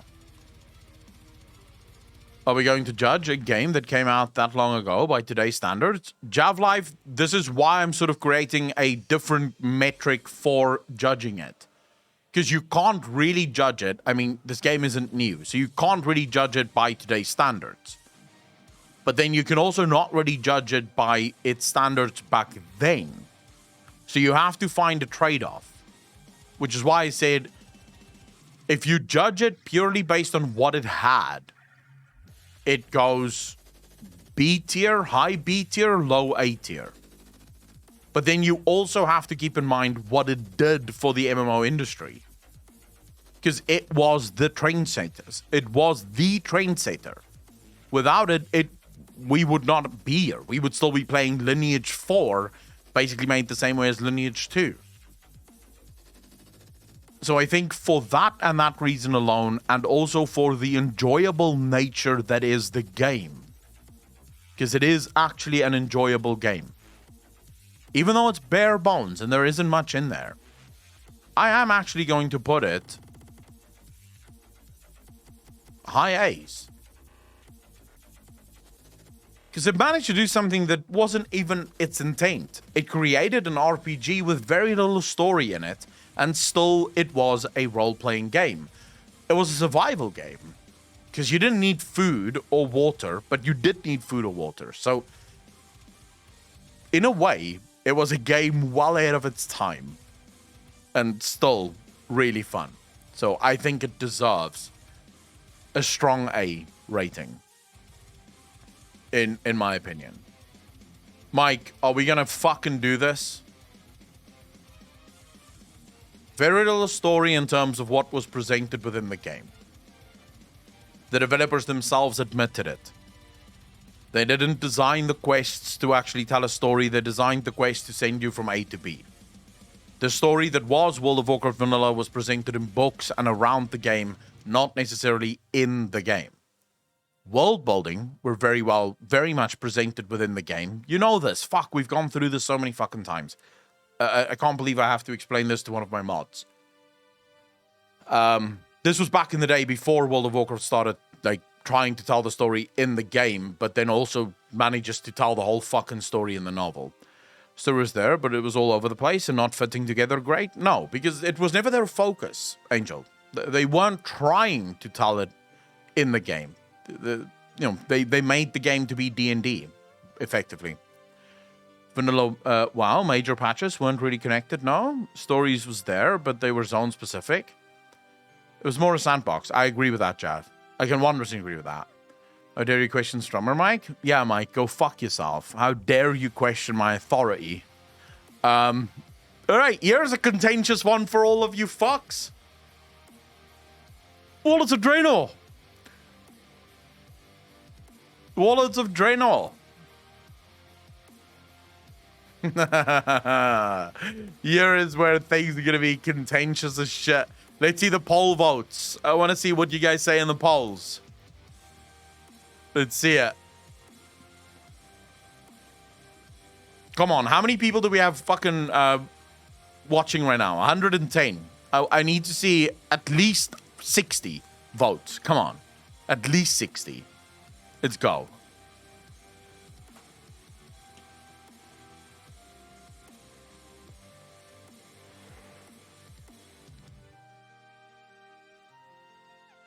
And so many people, most people want it in C. Luckily, I'm not most people. So I again will have to judge Warlords of Draenor very differently. Because if I were to judge Warlords of Draenor purely in terms of fun, so what I enjoyed about it, Warlords of Draenor goes here. Easy. As far as I'm concerned, at the time, as a literally hardcore raider, Warlords of Draenor was amazing. It was awesome. You want to know what I did in Warlords of Draenor? I logged in and I raided. You want to know what I did after I raided on my main?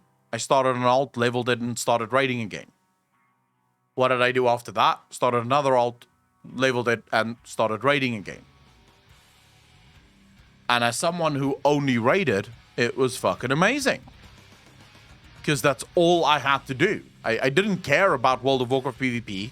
I couldn't give two fucks about casual shit. The garrison may as well not have existed, as far as I was concerned. So for me, it was genuinely log from one character to the other and raid the whole fucking time. So for me, Warlords of Draenor was great. But I don't think that would be fair.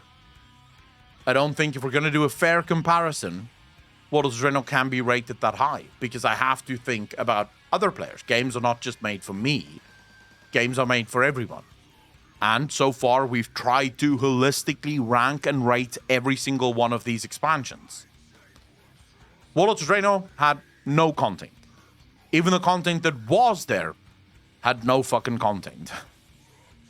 I mean, the garrisons was the poorest excuse for housing in the history of World of Warcraft ever. Ever. Not just the World of Warcraft, it was the poorest excuse for housing ever in a video game ever. Period. Ever. And I'm including Mass Effect's apartment in Mass Effect 3, where all you can do is basically change your decor to one other thing. And yes, even then, the garrisons is still the worst. Casuals had nothing to do. The world, whilst good, was incredibly unfinished and ultimately felt extremely empty as a result of this. The one thing that I could say salvaged again is definitely a very fun leveling experience for the most part. The leveling experience was good. It was the first time Blizzard was trying to play around with bonus objectives, which made it actually quite cool, right? And leveling characters was easy as shit. It took like 15 minutes to level a character from what was it at the time? 100 and like a level 90 to level 100 or something, I think. Or was it 100 to 110? Something around there. But it was so fucking quick. Like within 15 minutes, you were max level. And then you could start raiding. So I am actually going to move Warlords of Draenor based on all of that down to C tier. Because I don't think that Warlords of Draenor, by today's standards or by the standards of yesteryear, would go any higher than C.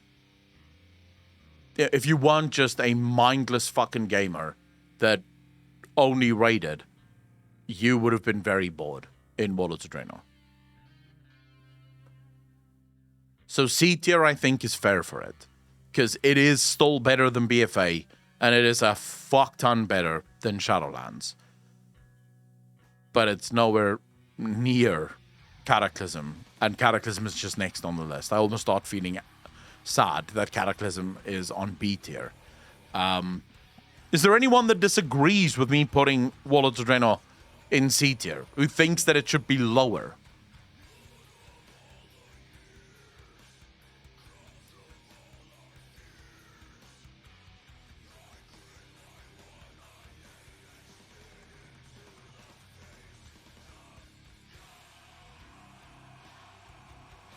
What lacked content, but what was there was good. I already told you guys why I enjoyed Warlords of Draenor, not because it was good. If you ask me an objective rating of Warlords of Draenor based on the player that I am today, Warlords of Draenor also goes on the F tier list along with Shadowlands. But I also have to include my enjoyment of it, otherwise it wouldn't be my tier list. Then it would just be an objective tier list, right? But this is my tier list. And I did have fun in Warlords of Draenor, because all I was doing at the time was raiding with my guild. And we would literally just level new characters and go raid. That was my life. My life was legitimately level new character, go raid. Level new character, go raid. That's it. That's all I fucking did. For the entirety of Warlords of Draenor. That and running around in my garrison. Like, I had this really interesting path that I would fucking run around in my garrison.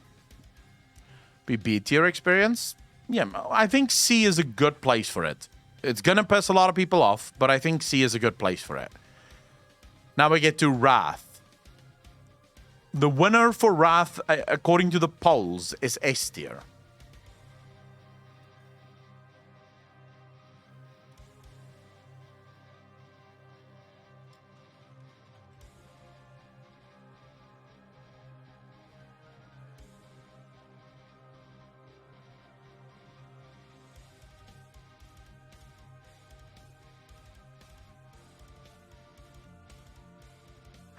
Top A, but not S. So again, we have to go with what I enjoyed. I loved Wrath. Loved it. It was such an amazing expansion. It was the quintessential moment of facing Arthas Menethil, a character that I've played with Warcraft 3, a story that I have been with for so long, and I was finally facing this character. The dungeons were alright, the raids were fantastic. Ulduar, just Ulduar alone puts this in S tier. Then you include ICC and holy shit, you have next level. The dailies and the daily hubs were really fun, really cool. The Argent tournament was really unique for the time, at least. So in my opinion, I think anything less than A for Wrath of the Lich King would be a sin. Oh, and then Reforging too. Itchum's like, I completely forgot about Reforging. It had Reforging. It was a great expansion. The question is, was it S tier?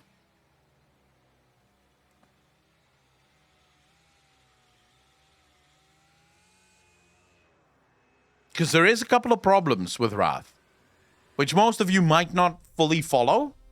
But Wrath was also the introduction of some of the worst systems and destructive systems in World of Warcraft's history. Looking for group and looking for raid was in its essence introduced in Wrath of the Lich King. Blizzard had a problem with new players not being able to find groups to play with.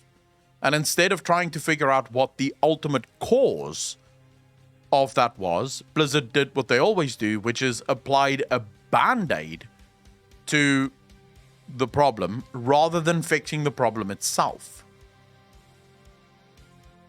So Wrath definitely also introduced bad things along the way.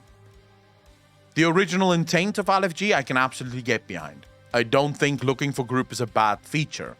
I think the way looking for group works right now in World of Warcraft, thanks to the iterations of of Blizzard, it's turned into an automatic sort of... it's turned World of Warcraft into a menu clicker game, where basically you stand in one spot and you look through the menu and you click on what you want. It's turned it into a buffet menu game. And all of that really is down to the influences of Wrath of the Lich King. So I think purely based on that, I have to give it an A tier.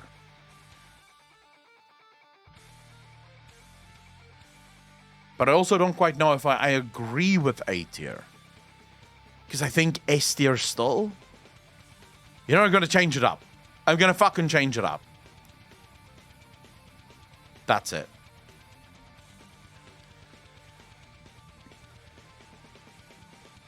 That, I think, is the right way to do it.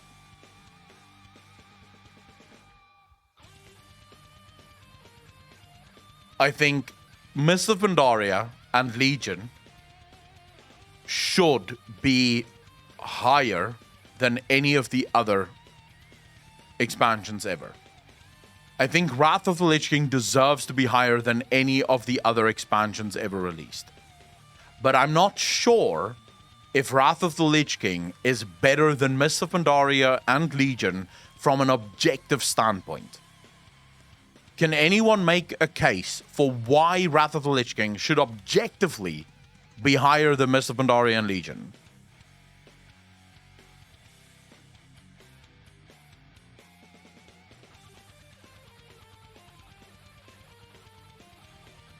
Meeksy, as I already explained, with Warlords of Draenor, there's something weird there, where I actually loved Warlords of Draenor, but only because I was a raider and I know life raiding, and that made it possible for me. Wrath compared to Legion Mists wouldn't be equal, but for its time, it was undoubtedly S tier. Arthas, a product of its time, S tier. Ulduar, because of the story, the lore.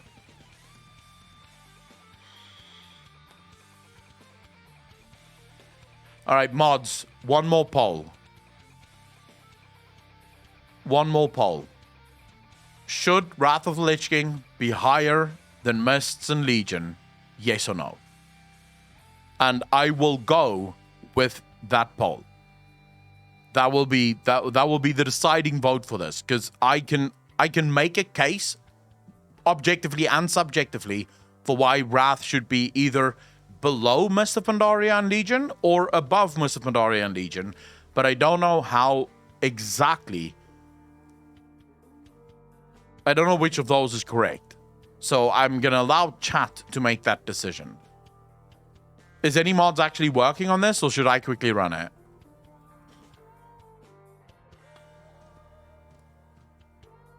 I'll quickly do it.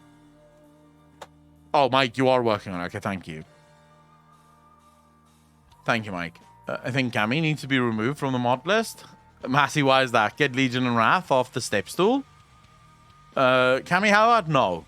Alright, it's all in your hands, chat. If people see this fucking tier list and they're angry at us, I'm gonna blame you. So, tell me, should Wrath be higher than Mists of Pandaria? Top of the list, Mist, Wrath, Legion, Legion, Wrath, Mists, Mists, Legion, Wrath. I need to see those votes. Good stuff in Legion, that was also just as much shit introduced. Thorborg, I agree with you. I absolutely agree with you, which is why Legion was A tier for most of this tier list. But I do think that Legion is better than Vanilla and TBC. Don't move Cammy from the mod list. We need at least one Degen in the team to make sure of diversity. True. Look at the polarity. It does seem like a lot of people are very... Like, the stream is very divided on this. But I do think top of the list is going to win here.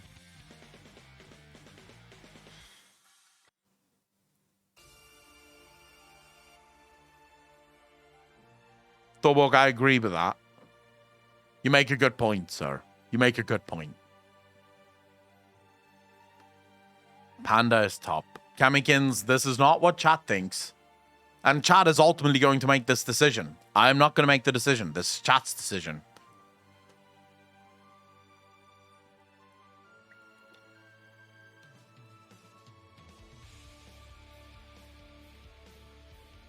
Unless we get some crazy outvote right now, Legion, Wrath is going at the top of the list. So unless there's some of you sleeping on this fucking poll, it's all but decided. You have about 3 seconds left. 2, 1, bam. Oops. Should Wrath be higher than Mists or Legion? Top of the list.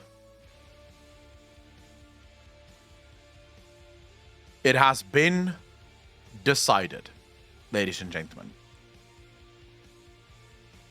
Imperious, that's all we need. That's all we need. It's valid.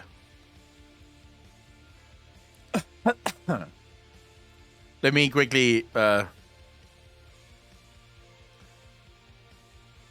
just want to download this. I don't want to fucking log in to save your tier list to your profile. No, just want to download this.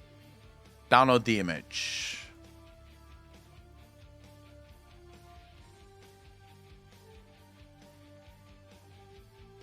All right, there we go. Time for the dogs out back. Hey, guys, there's no more arguing about this. This is the list. The list is done. There's no use in getting angry. No use in getting upset. It's done. If you don't like it, too bad. I have spoken.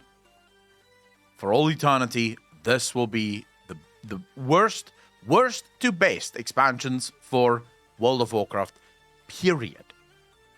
Lists can't be wrong, Organs. What are you saying? It's a list right in front of your eyes. Are you telling me you're going to believe your own brain over your eyes? Can you not look at the screen in front of you? What does the screen say? It shows you S, A, B, C, D, F, and it shows you expansions next to it. That's the evidence you require to know this is the best. This is the list. This is how you know what is the best, what is the worst. 100%. Bro makes it to at least C tier. Oh, which X-Pack did you start with? Interesting poll. It would be interesting to see how many people started Warrior. A mob player in the end. Switch mop and TBC. Massey, it's over. Can't be switched anymore. Can't be switched anymore. It's done. The image have been downloaded. There is nothing else we can do now. This video will be up on YouTube probably tomorrow. I don't know. Alex, when will this video be up on YouTube? Gonna be tomorrow, day after tomorrow? Fuck knows. I don't know. I don't know. But it will be up on YouTube. So follow me over on the Clips channel if you're not already, so that you can watch all of the shenanigans we get up to on this stream. Literally all of it. You can watch over there. Somewhere before Monday. There you go. It's gonna be up there. And also say hello to YouTube, everyone. Wave hello to YouTube. Hello, YouTube. To all the people that fucking missed this because they weren't your live. It's always been one's live. You get to impact shit. You get to say shit. And people get to see you. So if you're watching this on YouTube right now, hit the like button, write some stupid shit in the comment section down below. Also hit the subscribe button because that also apparently helps. And you know, fuck it. We'll just go with that. No sweet charm of children in here. Everyone started rather leaking earlier. Seems like it. If you don't fucking like a comment, I will be under your bed. Lol. All right, so most people started vanilla, actually. Well, some people started vanilla. Anyways, I think that's still... I think the tier list still works, though. In my opinion, I think the tier list still works. Let me quickly tweet out my tier list so that everyone can get angry at me. Should we tweet it out? We should probably tweet it out, right? Maybe leave it for the video. Nah, fuck tweeting it. I can't be arsed, dude. If I start treating World of Warcraft... if I start treating Twitter as a... What I'll do is, I'll tweet it out the day we make the video, and then I'll promote the video on Twitter as well, and I'll say, go listen to why I say this, you knob-end, over on Twitter. That's what we'll do. So I'll keep that picture for launch day. Doesn't request unless there's money in hand. Can we still talk about sucking Hobo's dick? Voicey, we can obviously discuss it, yes.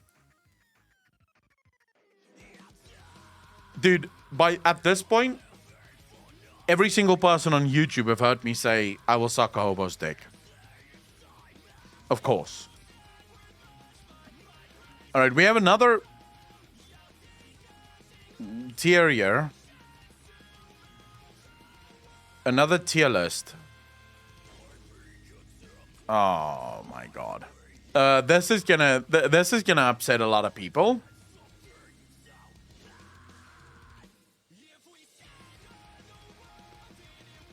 I have a question before we start this. Do we base this around modern day, or do we base this around best version of the class ever? Actually, what am I saying? It's so fucking easy to do. This isn't even hard. Hold up. I'll quickly do it.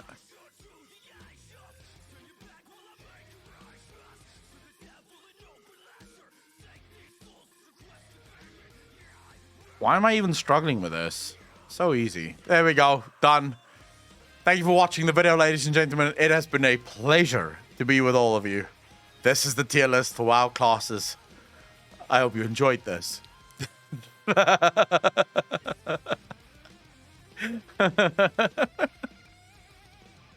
it and ship it. We're done.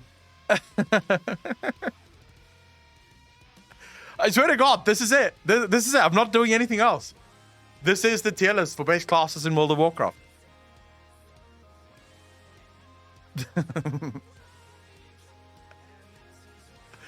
This is why a raid group only has one lock. Because you only need one lock. If you had two, the fight would be too easy.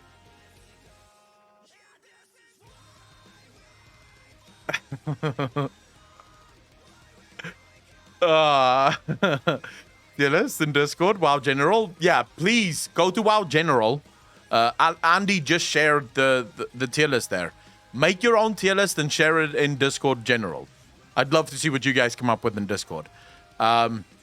Also, I'd love to judge you, because if this is not what your tier list looks... Okay, look, let me be a little bit more fair. I'll be a little bit more fair. What do you say? Let's do... Paladins can go B, because I do have a Paladin. Kind of enjoy it.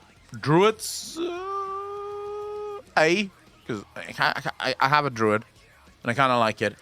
But then again, I don't really play it all that often.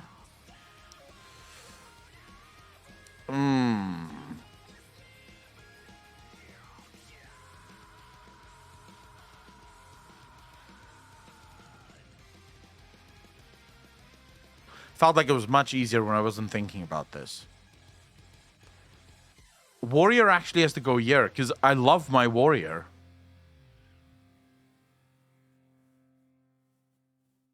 No, actually, fuck it. Alex, cut the video there. That's it. My tier list isn't this. My tier list is this.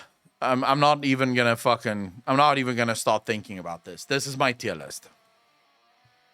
If I start thinking about this, I'm gonna overthink it, and the truth is, this is all I want.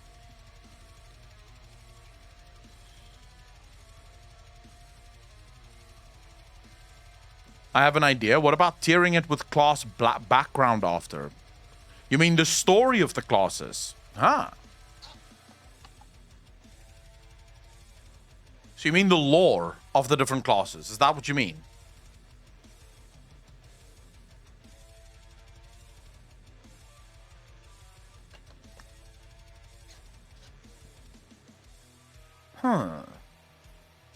Class Fantasy is definitely a very different list. All right, I'll be willing to do that. I'll do that. So we're changing the game here. We are now looking not at the favorite class in World of Warcraft. We are now looking... Actually, let's just download this image, because that's also going to be shared.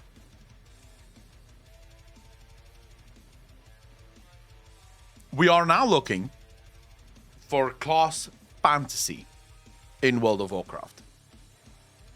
I still believe that Warlocks go in S tier. I love the background and fantasy of Warlocks. I love the history of the Warlocks. I specifically love Warlock history before it kind of got retconned and sort of changed. Because the origins of the Warlock history actually explains creatures of incredibly dark power that would commune with demons. And there used to be shamans that started this communal process with demons, and this led them to this incredibly dark path that they're on. So I definitely love Warlocks being in S tier as a class fantasy. The other S tier classes from a class fantasy perspective, so purely the backstory of those classes, I'm going to have to say DK.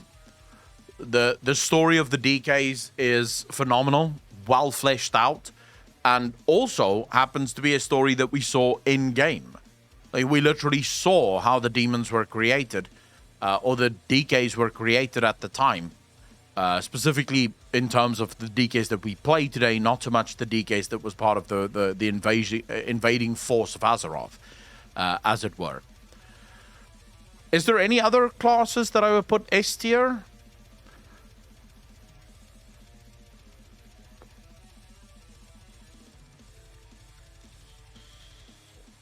Chat, any other classes you guys would put S tier?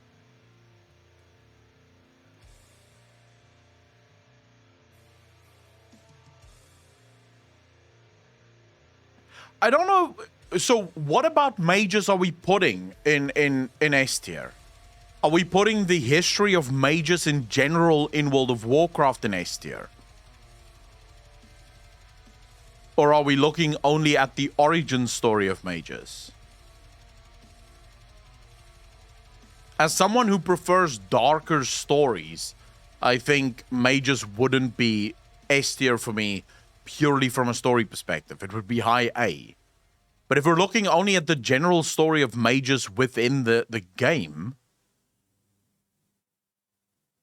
and their history and impact within the game, I guess I can understand what you guys mean. So we'll put that in S tier as well.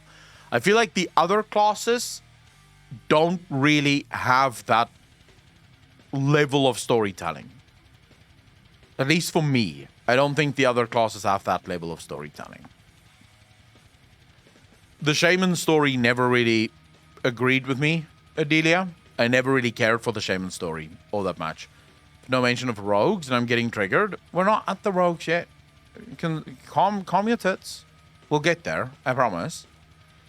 So Demon Hunters, I would actually put A. The story of their creation, although I have to say the story of their creation also triggers me a little, because it did. It kind of changed things a little bit with Illidan.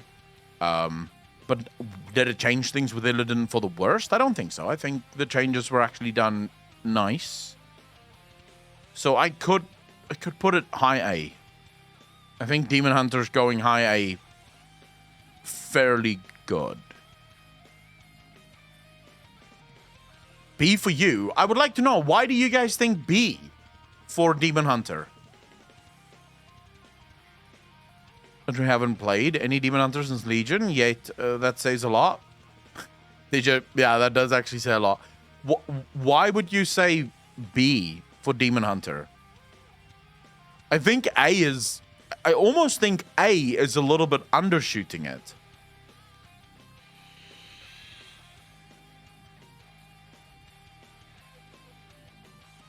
Yeah, but Alex, we're not really talking about the mechanical side of Demon Hunter. We're purely talking story here. So we can't look at the mechanical side of things. We have to look purely on the story and the impact of the story. So yes, while Demon Hunters did sort of fuck over Warlocks, I guess you could say the Demon Hunter story changed Illidan's story and also a lot of the TBC story. And that could be changes as well.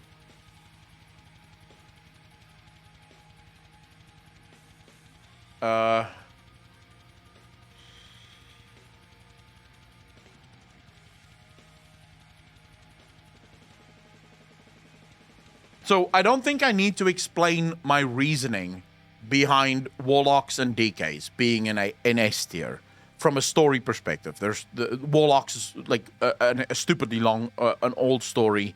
Their influence on Azeroth literally led to so many of the problems that we deal with every single day. So Warlocks are sort of spewed into much of the story that we have in World of Warcraft in general. The DK story is tied to Arthas, need I say more.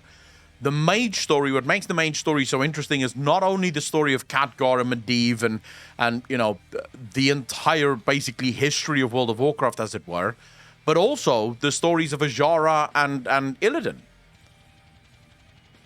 You know, characters or, you know, NPCs that were supposed, for all intents and purposes, to be something else, turning out to be incredibly powerful mages. Illidan was supposed to be a druid, and for some reason, druidism just did not speak to him. In fact, for those of you that don't know the retcon lore around Golden Eyes, it was believed that Golden Eyes, this was the original lore, that Golden Eyes was a sign of very powerful druids. This is why people started to say, but wait a second, the only two characters we know of in World of Warcraft that had golden eyes weren't druids. They were mages, and very powerful mages at that. Like, at least they had a very powerful affinity for arcane magic. And so it got changed, and Blizzard sort of went, okay, never mind. It means someone with a great destiny. So that's what it's going to be now. I don't think demons are on that level. Demon hunters. I don't think they're on the level of the three classes in S tier right now. Next one is Hunter. Chat, where do you put Hunter?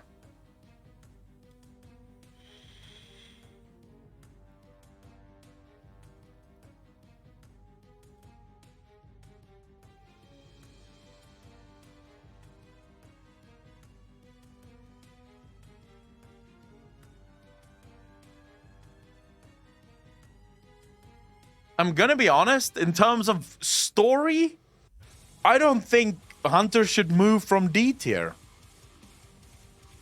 In terms of pure fantasy, Hunters are pretty fucking boring. Oh, nice, you can shoot some deer and feed the village. Yay. Like, from a fantasy standpoint, not that good. I would not say that Hunters stand out to me as being noteworthy from a pure fantasy story. Wait, Sylvanas is a hunter, eh? Sylvanas is a ranger.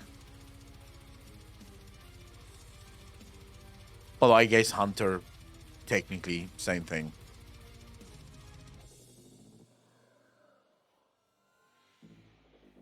She was boring when she was a hunter. Now we have to include the stories of hunters. And this is where we get into Rexar things. We get into Sylvanas things. We even get into things like Nathanos' story. So ultimately, once you start including all of those stories, D tier starts to feel not that great. Right? It feels like D tier is too low. If you include the impact that hunters, whilst that impact wasn't specifically because of them being hunters, they were still hunters when they did what they did and how they influenced the game. So I would put them either high C or low B.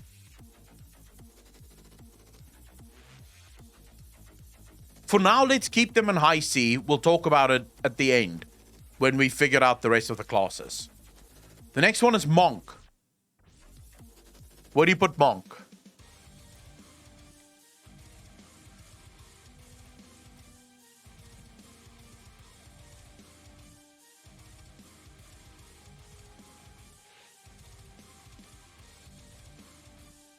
I want to go B.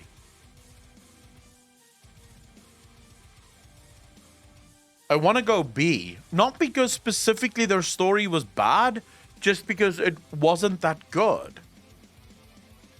I mean, it's a fine story, but at no point did I find their story interesting enough to where I felt like I really wanted a monk. And remember, we're not talking gameplay here. We're not at all focused on gameplay. We're talking purely about story.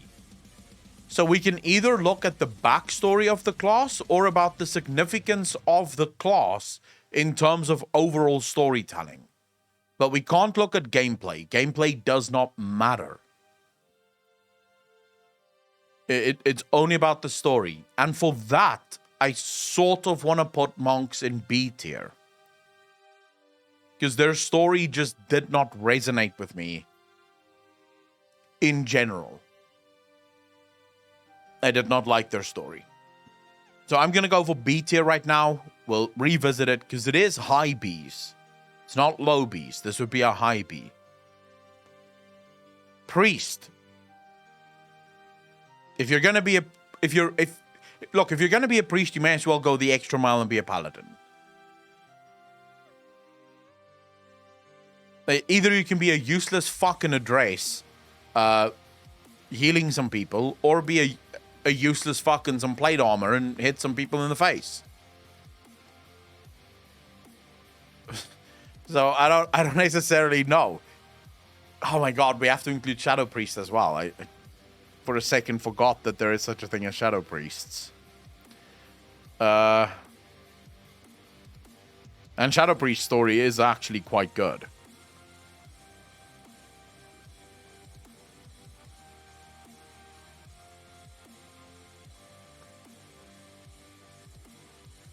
I would say, if you do Shadow Priests alone, it is an easy A.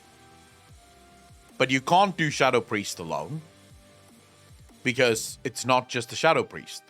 There's Holy and Dusk as well. And for that, and that alone, I think it brings it down to low Bs. It might even be fucking high C. Yeah, I think B is a good place. The story for priests isn't really wow, but it's also not complete dog shit. It's sort of okay. It's an okay story. It's not the greatest story, but it's also not the worst story. So I think B is average, and that's fine. Voicey has already said it would be low Bs, high Cs. Because it's both compared to the spec and the stories around them. I think C is more appropriate. Let's keep going with the list, and then we can decide if we think we have to make changes right at the end. Shaman. Now, I kind of have to put Shaman high, and here's why. My original love for Warlocks would not be possible was it not for Shamans. In fact, a lot of World of Warcraft would not be possible was it not for Shamans. Their story and their influence within the story is pretty well known. Apocalypse, you do have a good argument there. Do we go by Shamans in books, Shamans in game, or do we go by Shamans overall?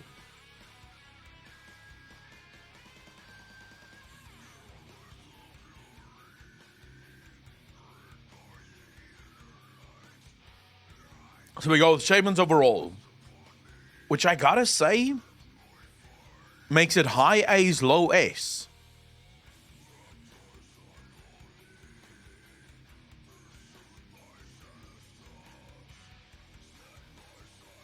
We have Nurzul, which is like a huge part of the story. that really kickstarted a lot of the story.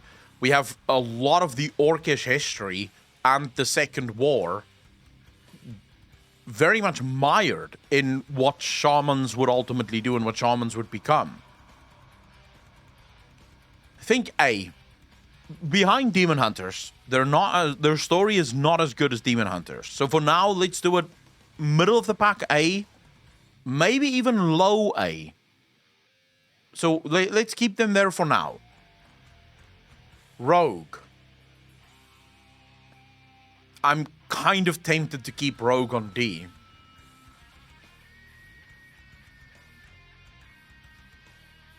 The question is, does the class fulfill the class fantasy portrayed by their heroes? Voicey, right now we're not really getting that deep into it, because that would be a very difficult fucking thing to get in on. Now, no hate to the rogues out there, but from a story perspective, rogues don't have... their story is not memorable. It's basically just, if you didn't have the talent to become any of the other classes, you wait to go train as a rogue. Like that's kind of it. Like you didn't have any demonic powers, so you couldn't be a warlock. You had no death affinity, so you couldn't be a DK. You had no arcane affinities, you couldn't be a mage. So then you just basically settled to become a rogue.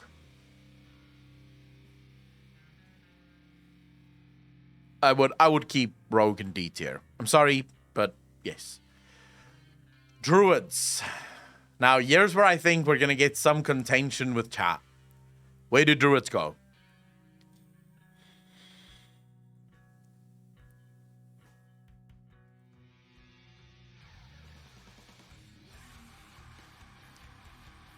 F. Holy shit. Honestly, A or B.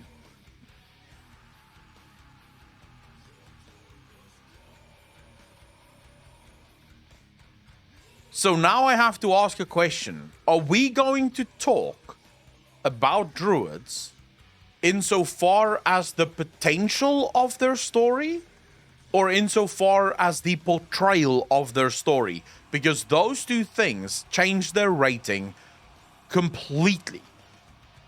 If we're talking potential story for druids, so the story that was hinted at and sort of in some ways displayed in the books, that puts it A tier.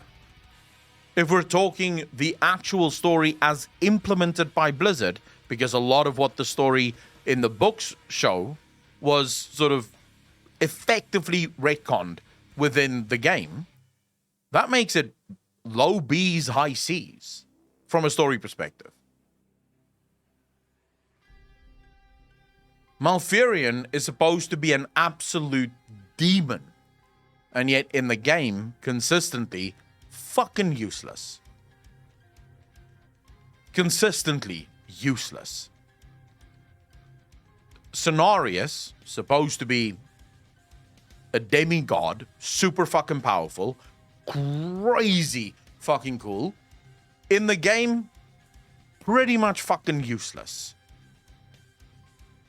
So we could say, yeah, but in the books, dude, remember we did speak about the books when we were talking about shamans. So we have to look at overall. And I would say, well, the difference here is a lot of what the game showed really fucking replaced what the book showed.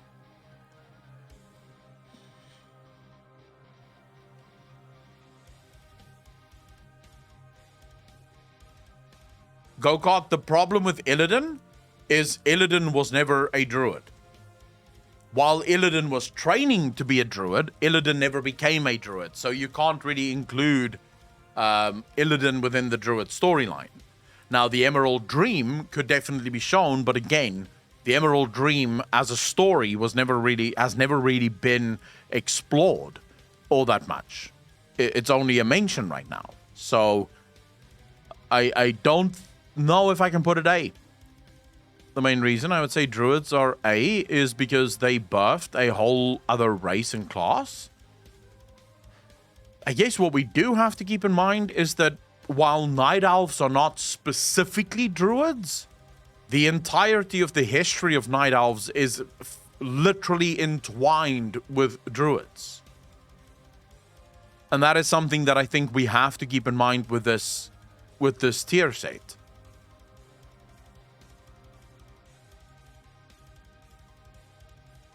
And based purely on that, which I literally just remembered,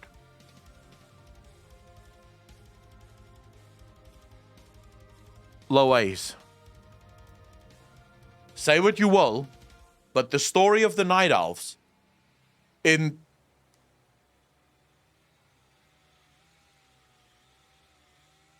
the context of Elven society makes it A tier.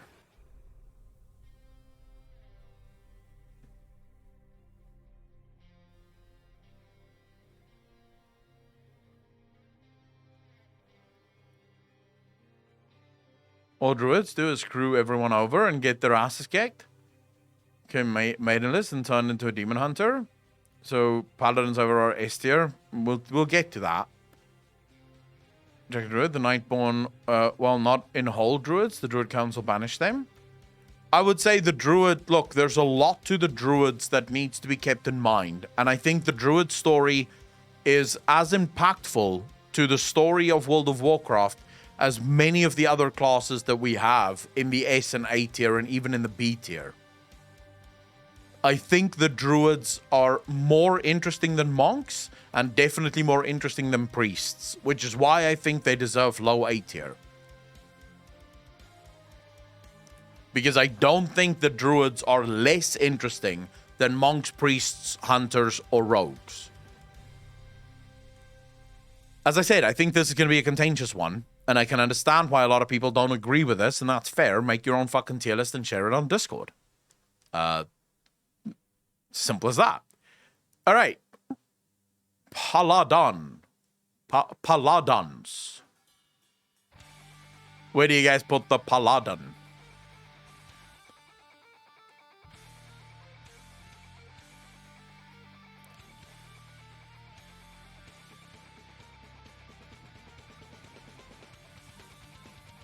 Paladin easy S. I wouldn't say easy S.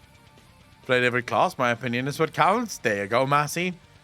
A tier for Paladins? Really? Why would you put them in A?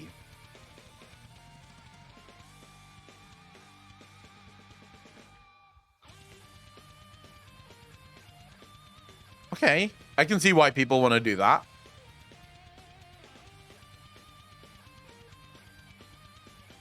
Here's what I think we should keep in mind when it comes to the Paladin story. Almost every single iconic character that has been present with, let's say, 75% or 80% of everything that has happened in World of Warcraft almost ever, had in some way, shape, or form Paladins involved. Arthas was a Paladin before he became a DK. Uther is an incredible fucking Paladin.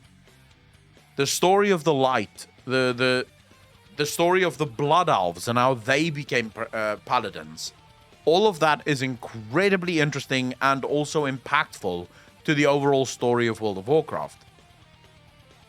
So I do think that if we're going to put Paladins anywhere, it has to be A or S. The only question is which one of the two. If we're talking purely about their influence on the story,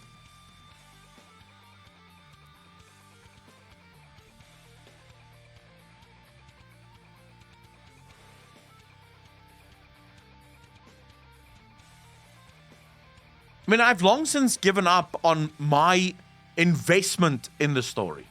Because if it was only about my investment in the story, then it would be Warlocks, DKs, Mages, everything else D tier. If we were only talking about my investment to the story.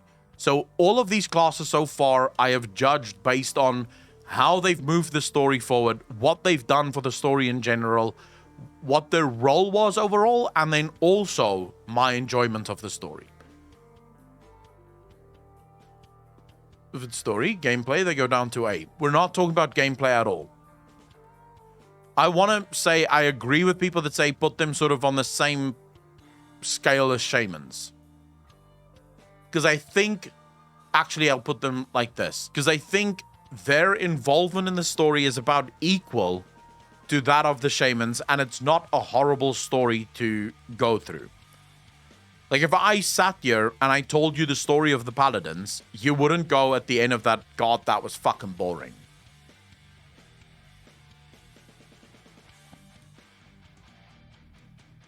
Yeah, well, paladins are obviously under DK. That's not even a question. Last question. And I think I know the answer to this, but I'll ask it anyways. I'm contractually obliged to ask this. Warrior.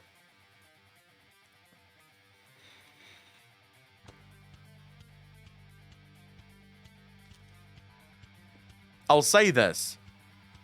If you have Warrior anywhere higher than D, I want what the fuck you're smoking.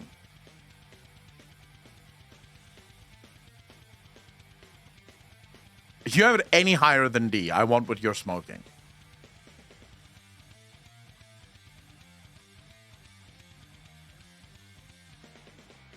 From a story perspective, Warriors they may as well not have a story. It barely matters. All right, Varian, I get what you're doing. Varian is a decent counter, but I would say one warrior a story does not make.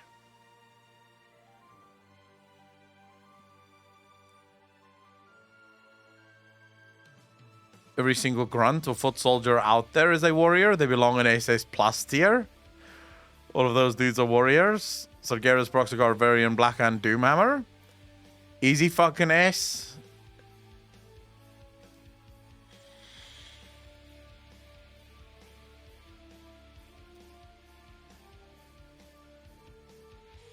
So you guys are trying to save Warrior purely by listing all of the incredibly powerful and impactful warriors of the time. Not so much based on their personal story, but rather based on what warriors were involved in whilst moving the story forward. That's an interesting approach. Because for all of these other classes, we can make an argument purely for their story, even excluding the powerful characters within the story. We could still make a case for that story. What you guys are doing here is you're saying we shouldn't worry about the individual story of warriors in general, but rather on the notable warriors in the game and their involvement within the story. Because from that perspective, I can see where you guys are going. Pork Pockets, thanks for the follow, dude. Really appreciate it. Welcome to the channel. Thank you, thank you, thank you.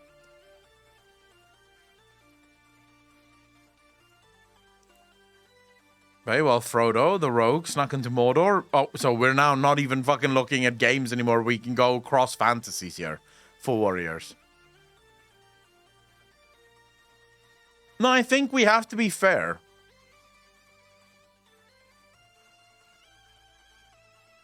I think we have to be fair. I don't know why would you increase rogues if you only base it on characters? Because it's not, Alex, I'm not basing warriors on how cool the characters are.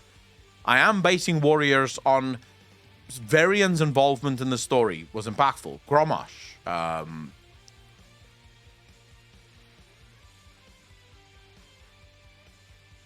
Broxigar, what the fuck? Why am I blanking on his name now? I won't apologize, dude. That fucking screamed off the top of his lungs. Garrosh. Those were all very impactful stories, and all of them were warriors. So they had a lot of importance, I would say. And in this instance, all of those characters, their attitudes, the way they were, was because they were warriors. Garrosh's attitude of, I don't give a fuck, I'll do what I want, and I'm unstoppable. Varian's, sort of foolhardiness and just absolute willingness to blow in anywhere is all because of the act that they are warriors. So very much them being warriors impact how they approach the story. Purely from class fantasy story?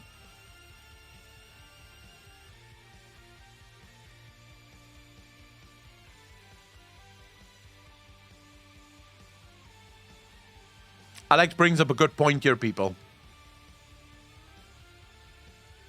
Alex brings up a very good point here. We are basing it purely on class fantasy. We can't simply base it. So it's fine if we also use how they move the story forward as figuring out exactly what rank they have to fall on, but it has to start with class fantasy. And in that regard, the only argument I can make for warrior class fantasy is warrior history. The long lineage of very powerful warriors. I don't know if that's much of a class fantasy.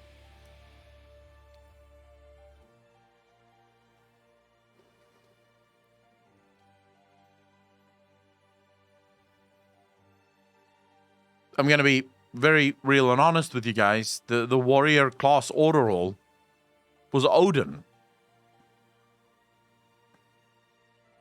Like they didn't even go to the birthplace of warriors. They went to a god that makes his own halls with his own people who become his warriors. So I don't think necessarily. I don't think warriors have much class fantasy.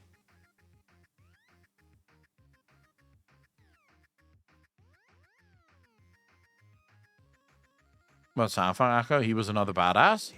But like we already said, we can't just base it on badass characters. We can take into account. So what we've done every single time with the previous characters here, we looked at their fantasy first, and then if we decided that their fantasy is really good, then we start looking at notable characters and their influence on the overall story. But it has to start with class fantasy. I feel like if you already don't have that much of a great class fantasy, you can't go into the A's or the S's. I'll hear arguments for B, C, or D, but I will not hear arguments for S or A. Because the story of Warriors is pretty fucking boring. If I told you the story of Warriors, excluding all of the main characters that played Warriors, you'd be bored. Be honest, it would be pretty boring. If I didn't tell you about any of the main cast of Warriors, it's a pretty boring fucking story. So here's a guy with an axe and he can swing it really fast and hard. That's basically it. It's basically the story of Warriors.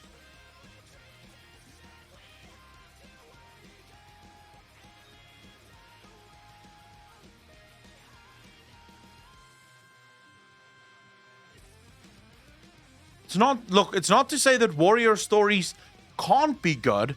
It's to say that Blizzard never really focused on the warrior stories.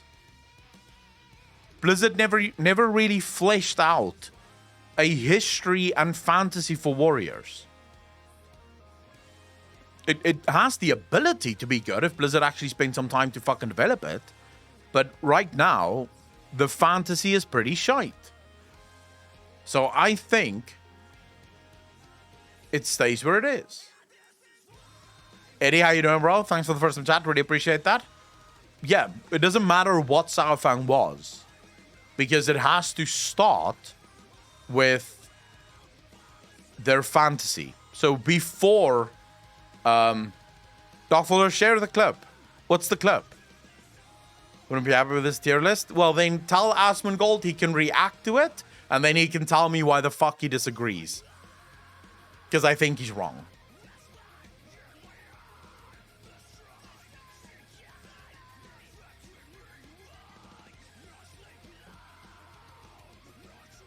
To be clear, I love my warrior. I love playing my warrior. Because my warrior plays exactly to the fantasy that I want from it.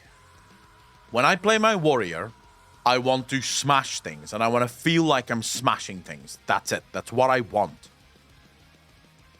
That, however, does not mean that the fantasy of the warrior is fun. It just means that I want to be a madman that jumps in and does a bunch of things. That's it. That's fucking all I want. Let's see this clip.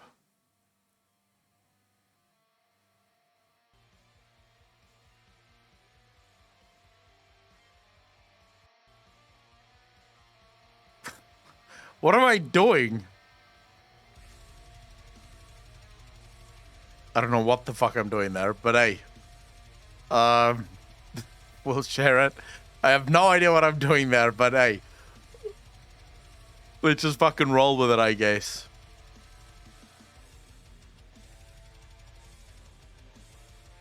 Enjoying the chat. Yeah, probably chat said something that triggers me. Look, this is it. That's it. It's Warrior, Master Go on D tier. The lore of Warriors, the fantasy of Warriors is just boring as shit. World of Warcraft does do one thing great. They match what you expect for a warrior very well with the class. Warriors play exactly the way you want them to play, and that's perfectly fine. But as far as their story goes, the story of Warriors is boring. It's fucking boring. That doesn't mean that there aren't really cool warrior characters in the game, but the characters alone cannot carry it. The characters alone cannot carry it. But now I'm starting to sort of have second, like, doubts. Because I feel like warriors are at least better than hunters.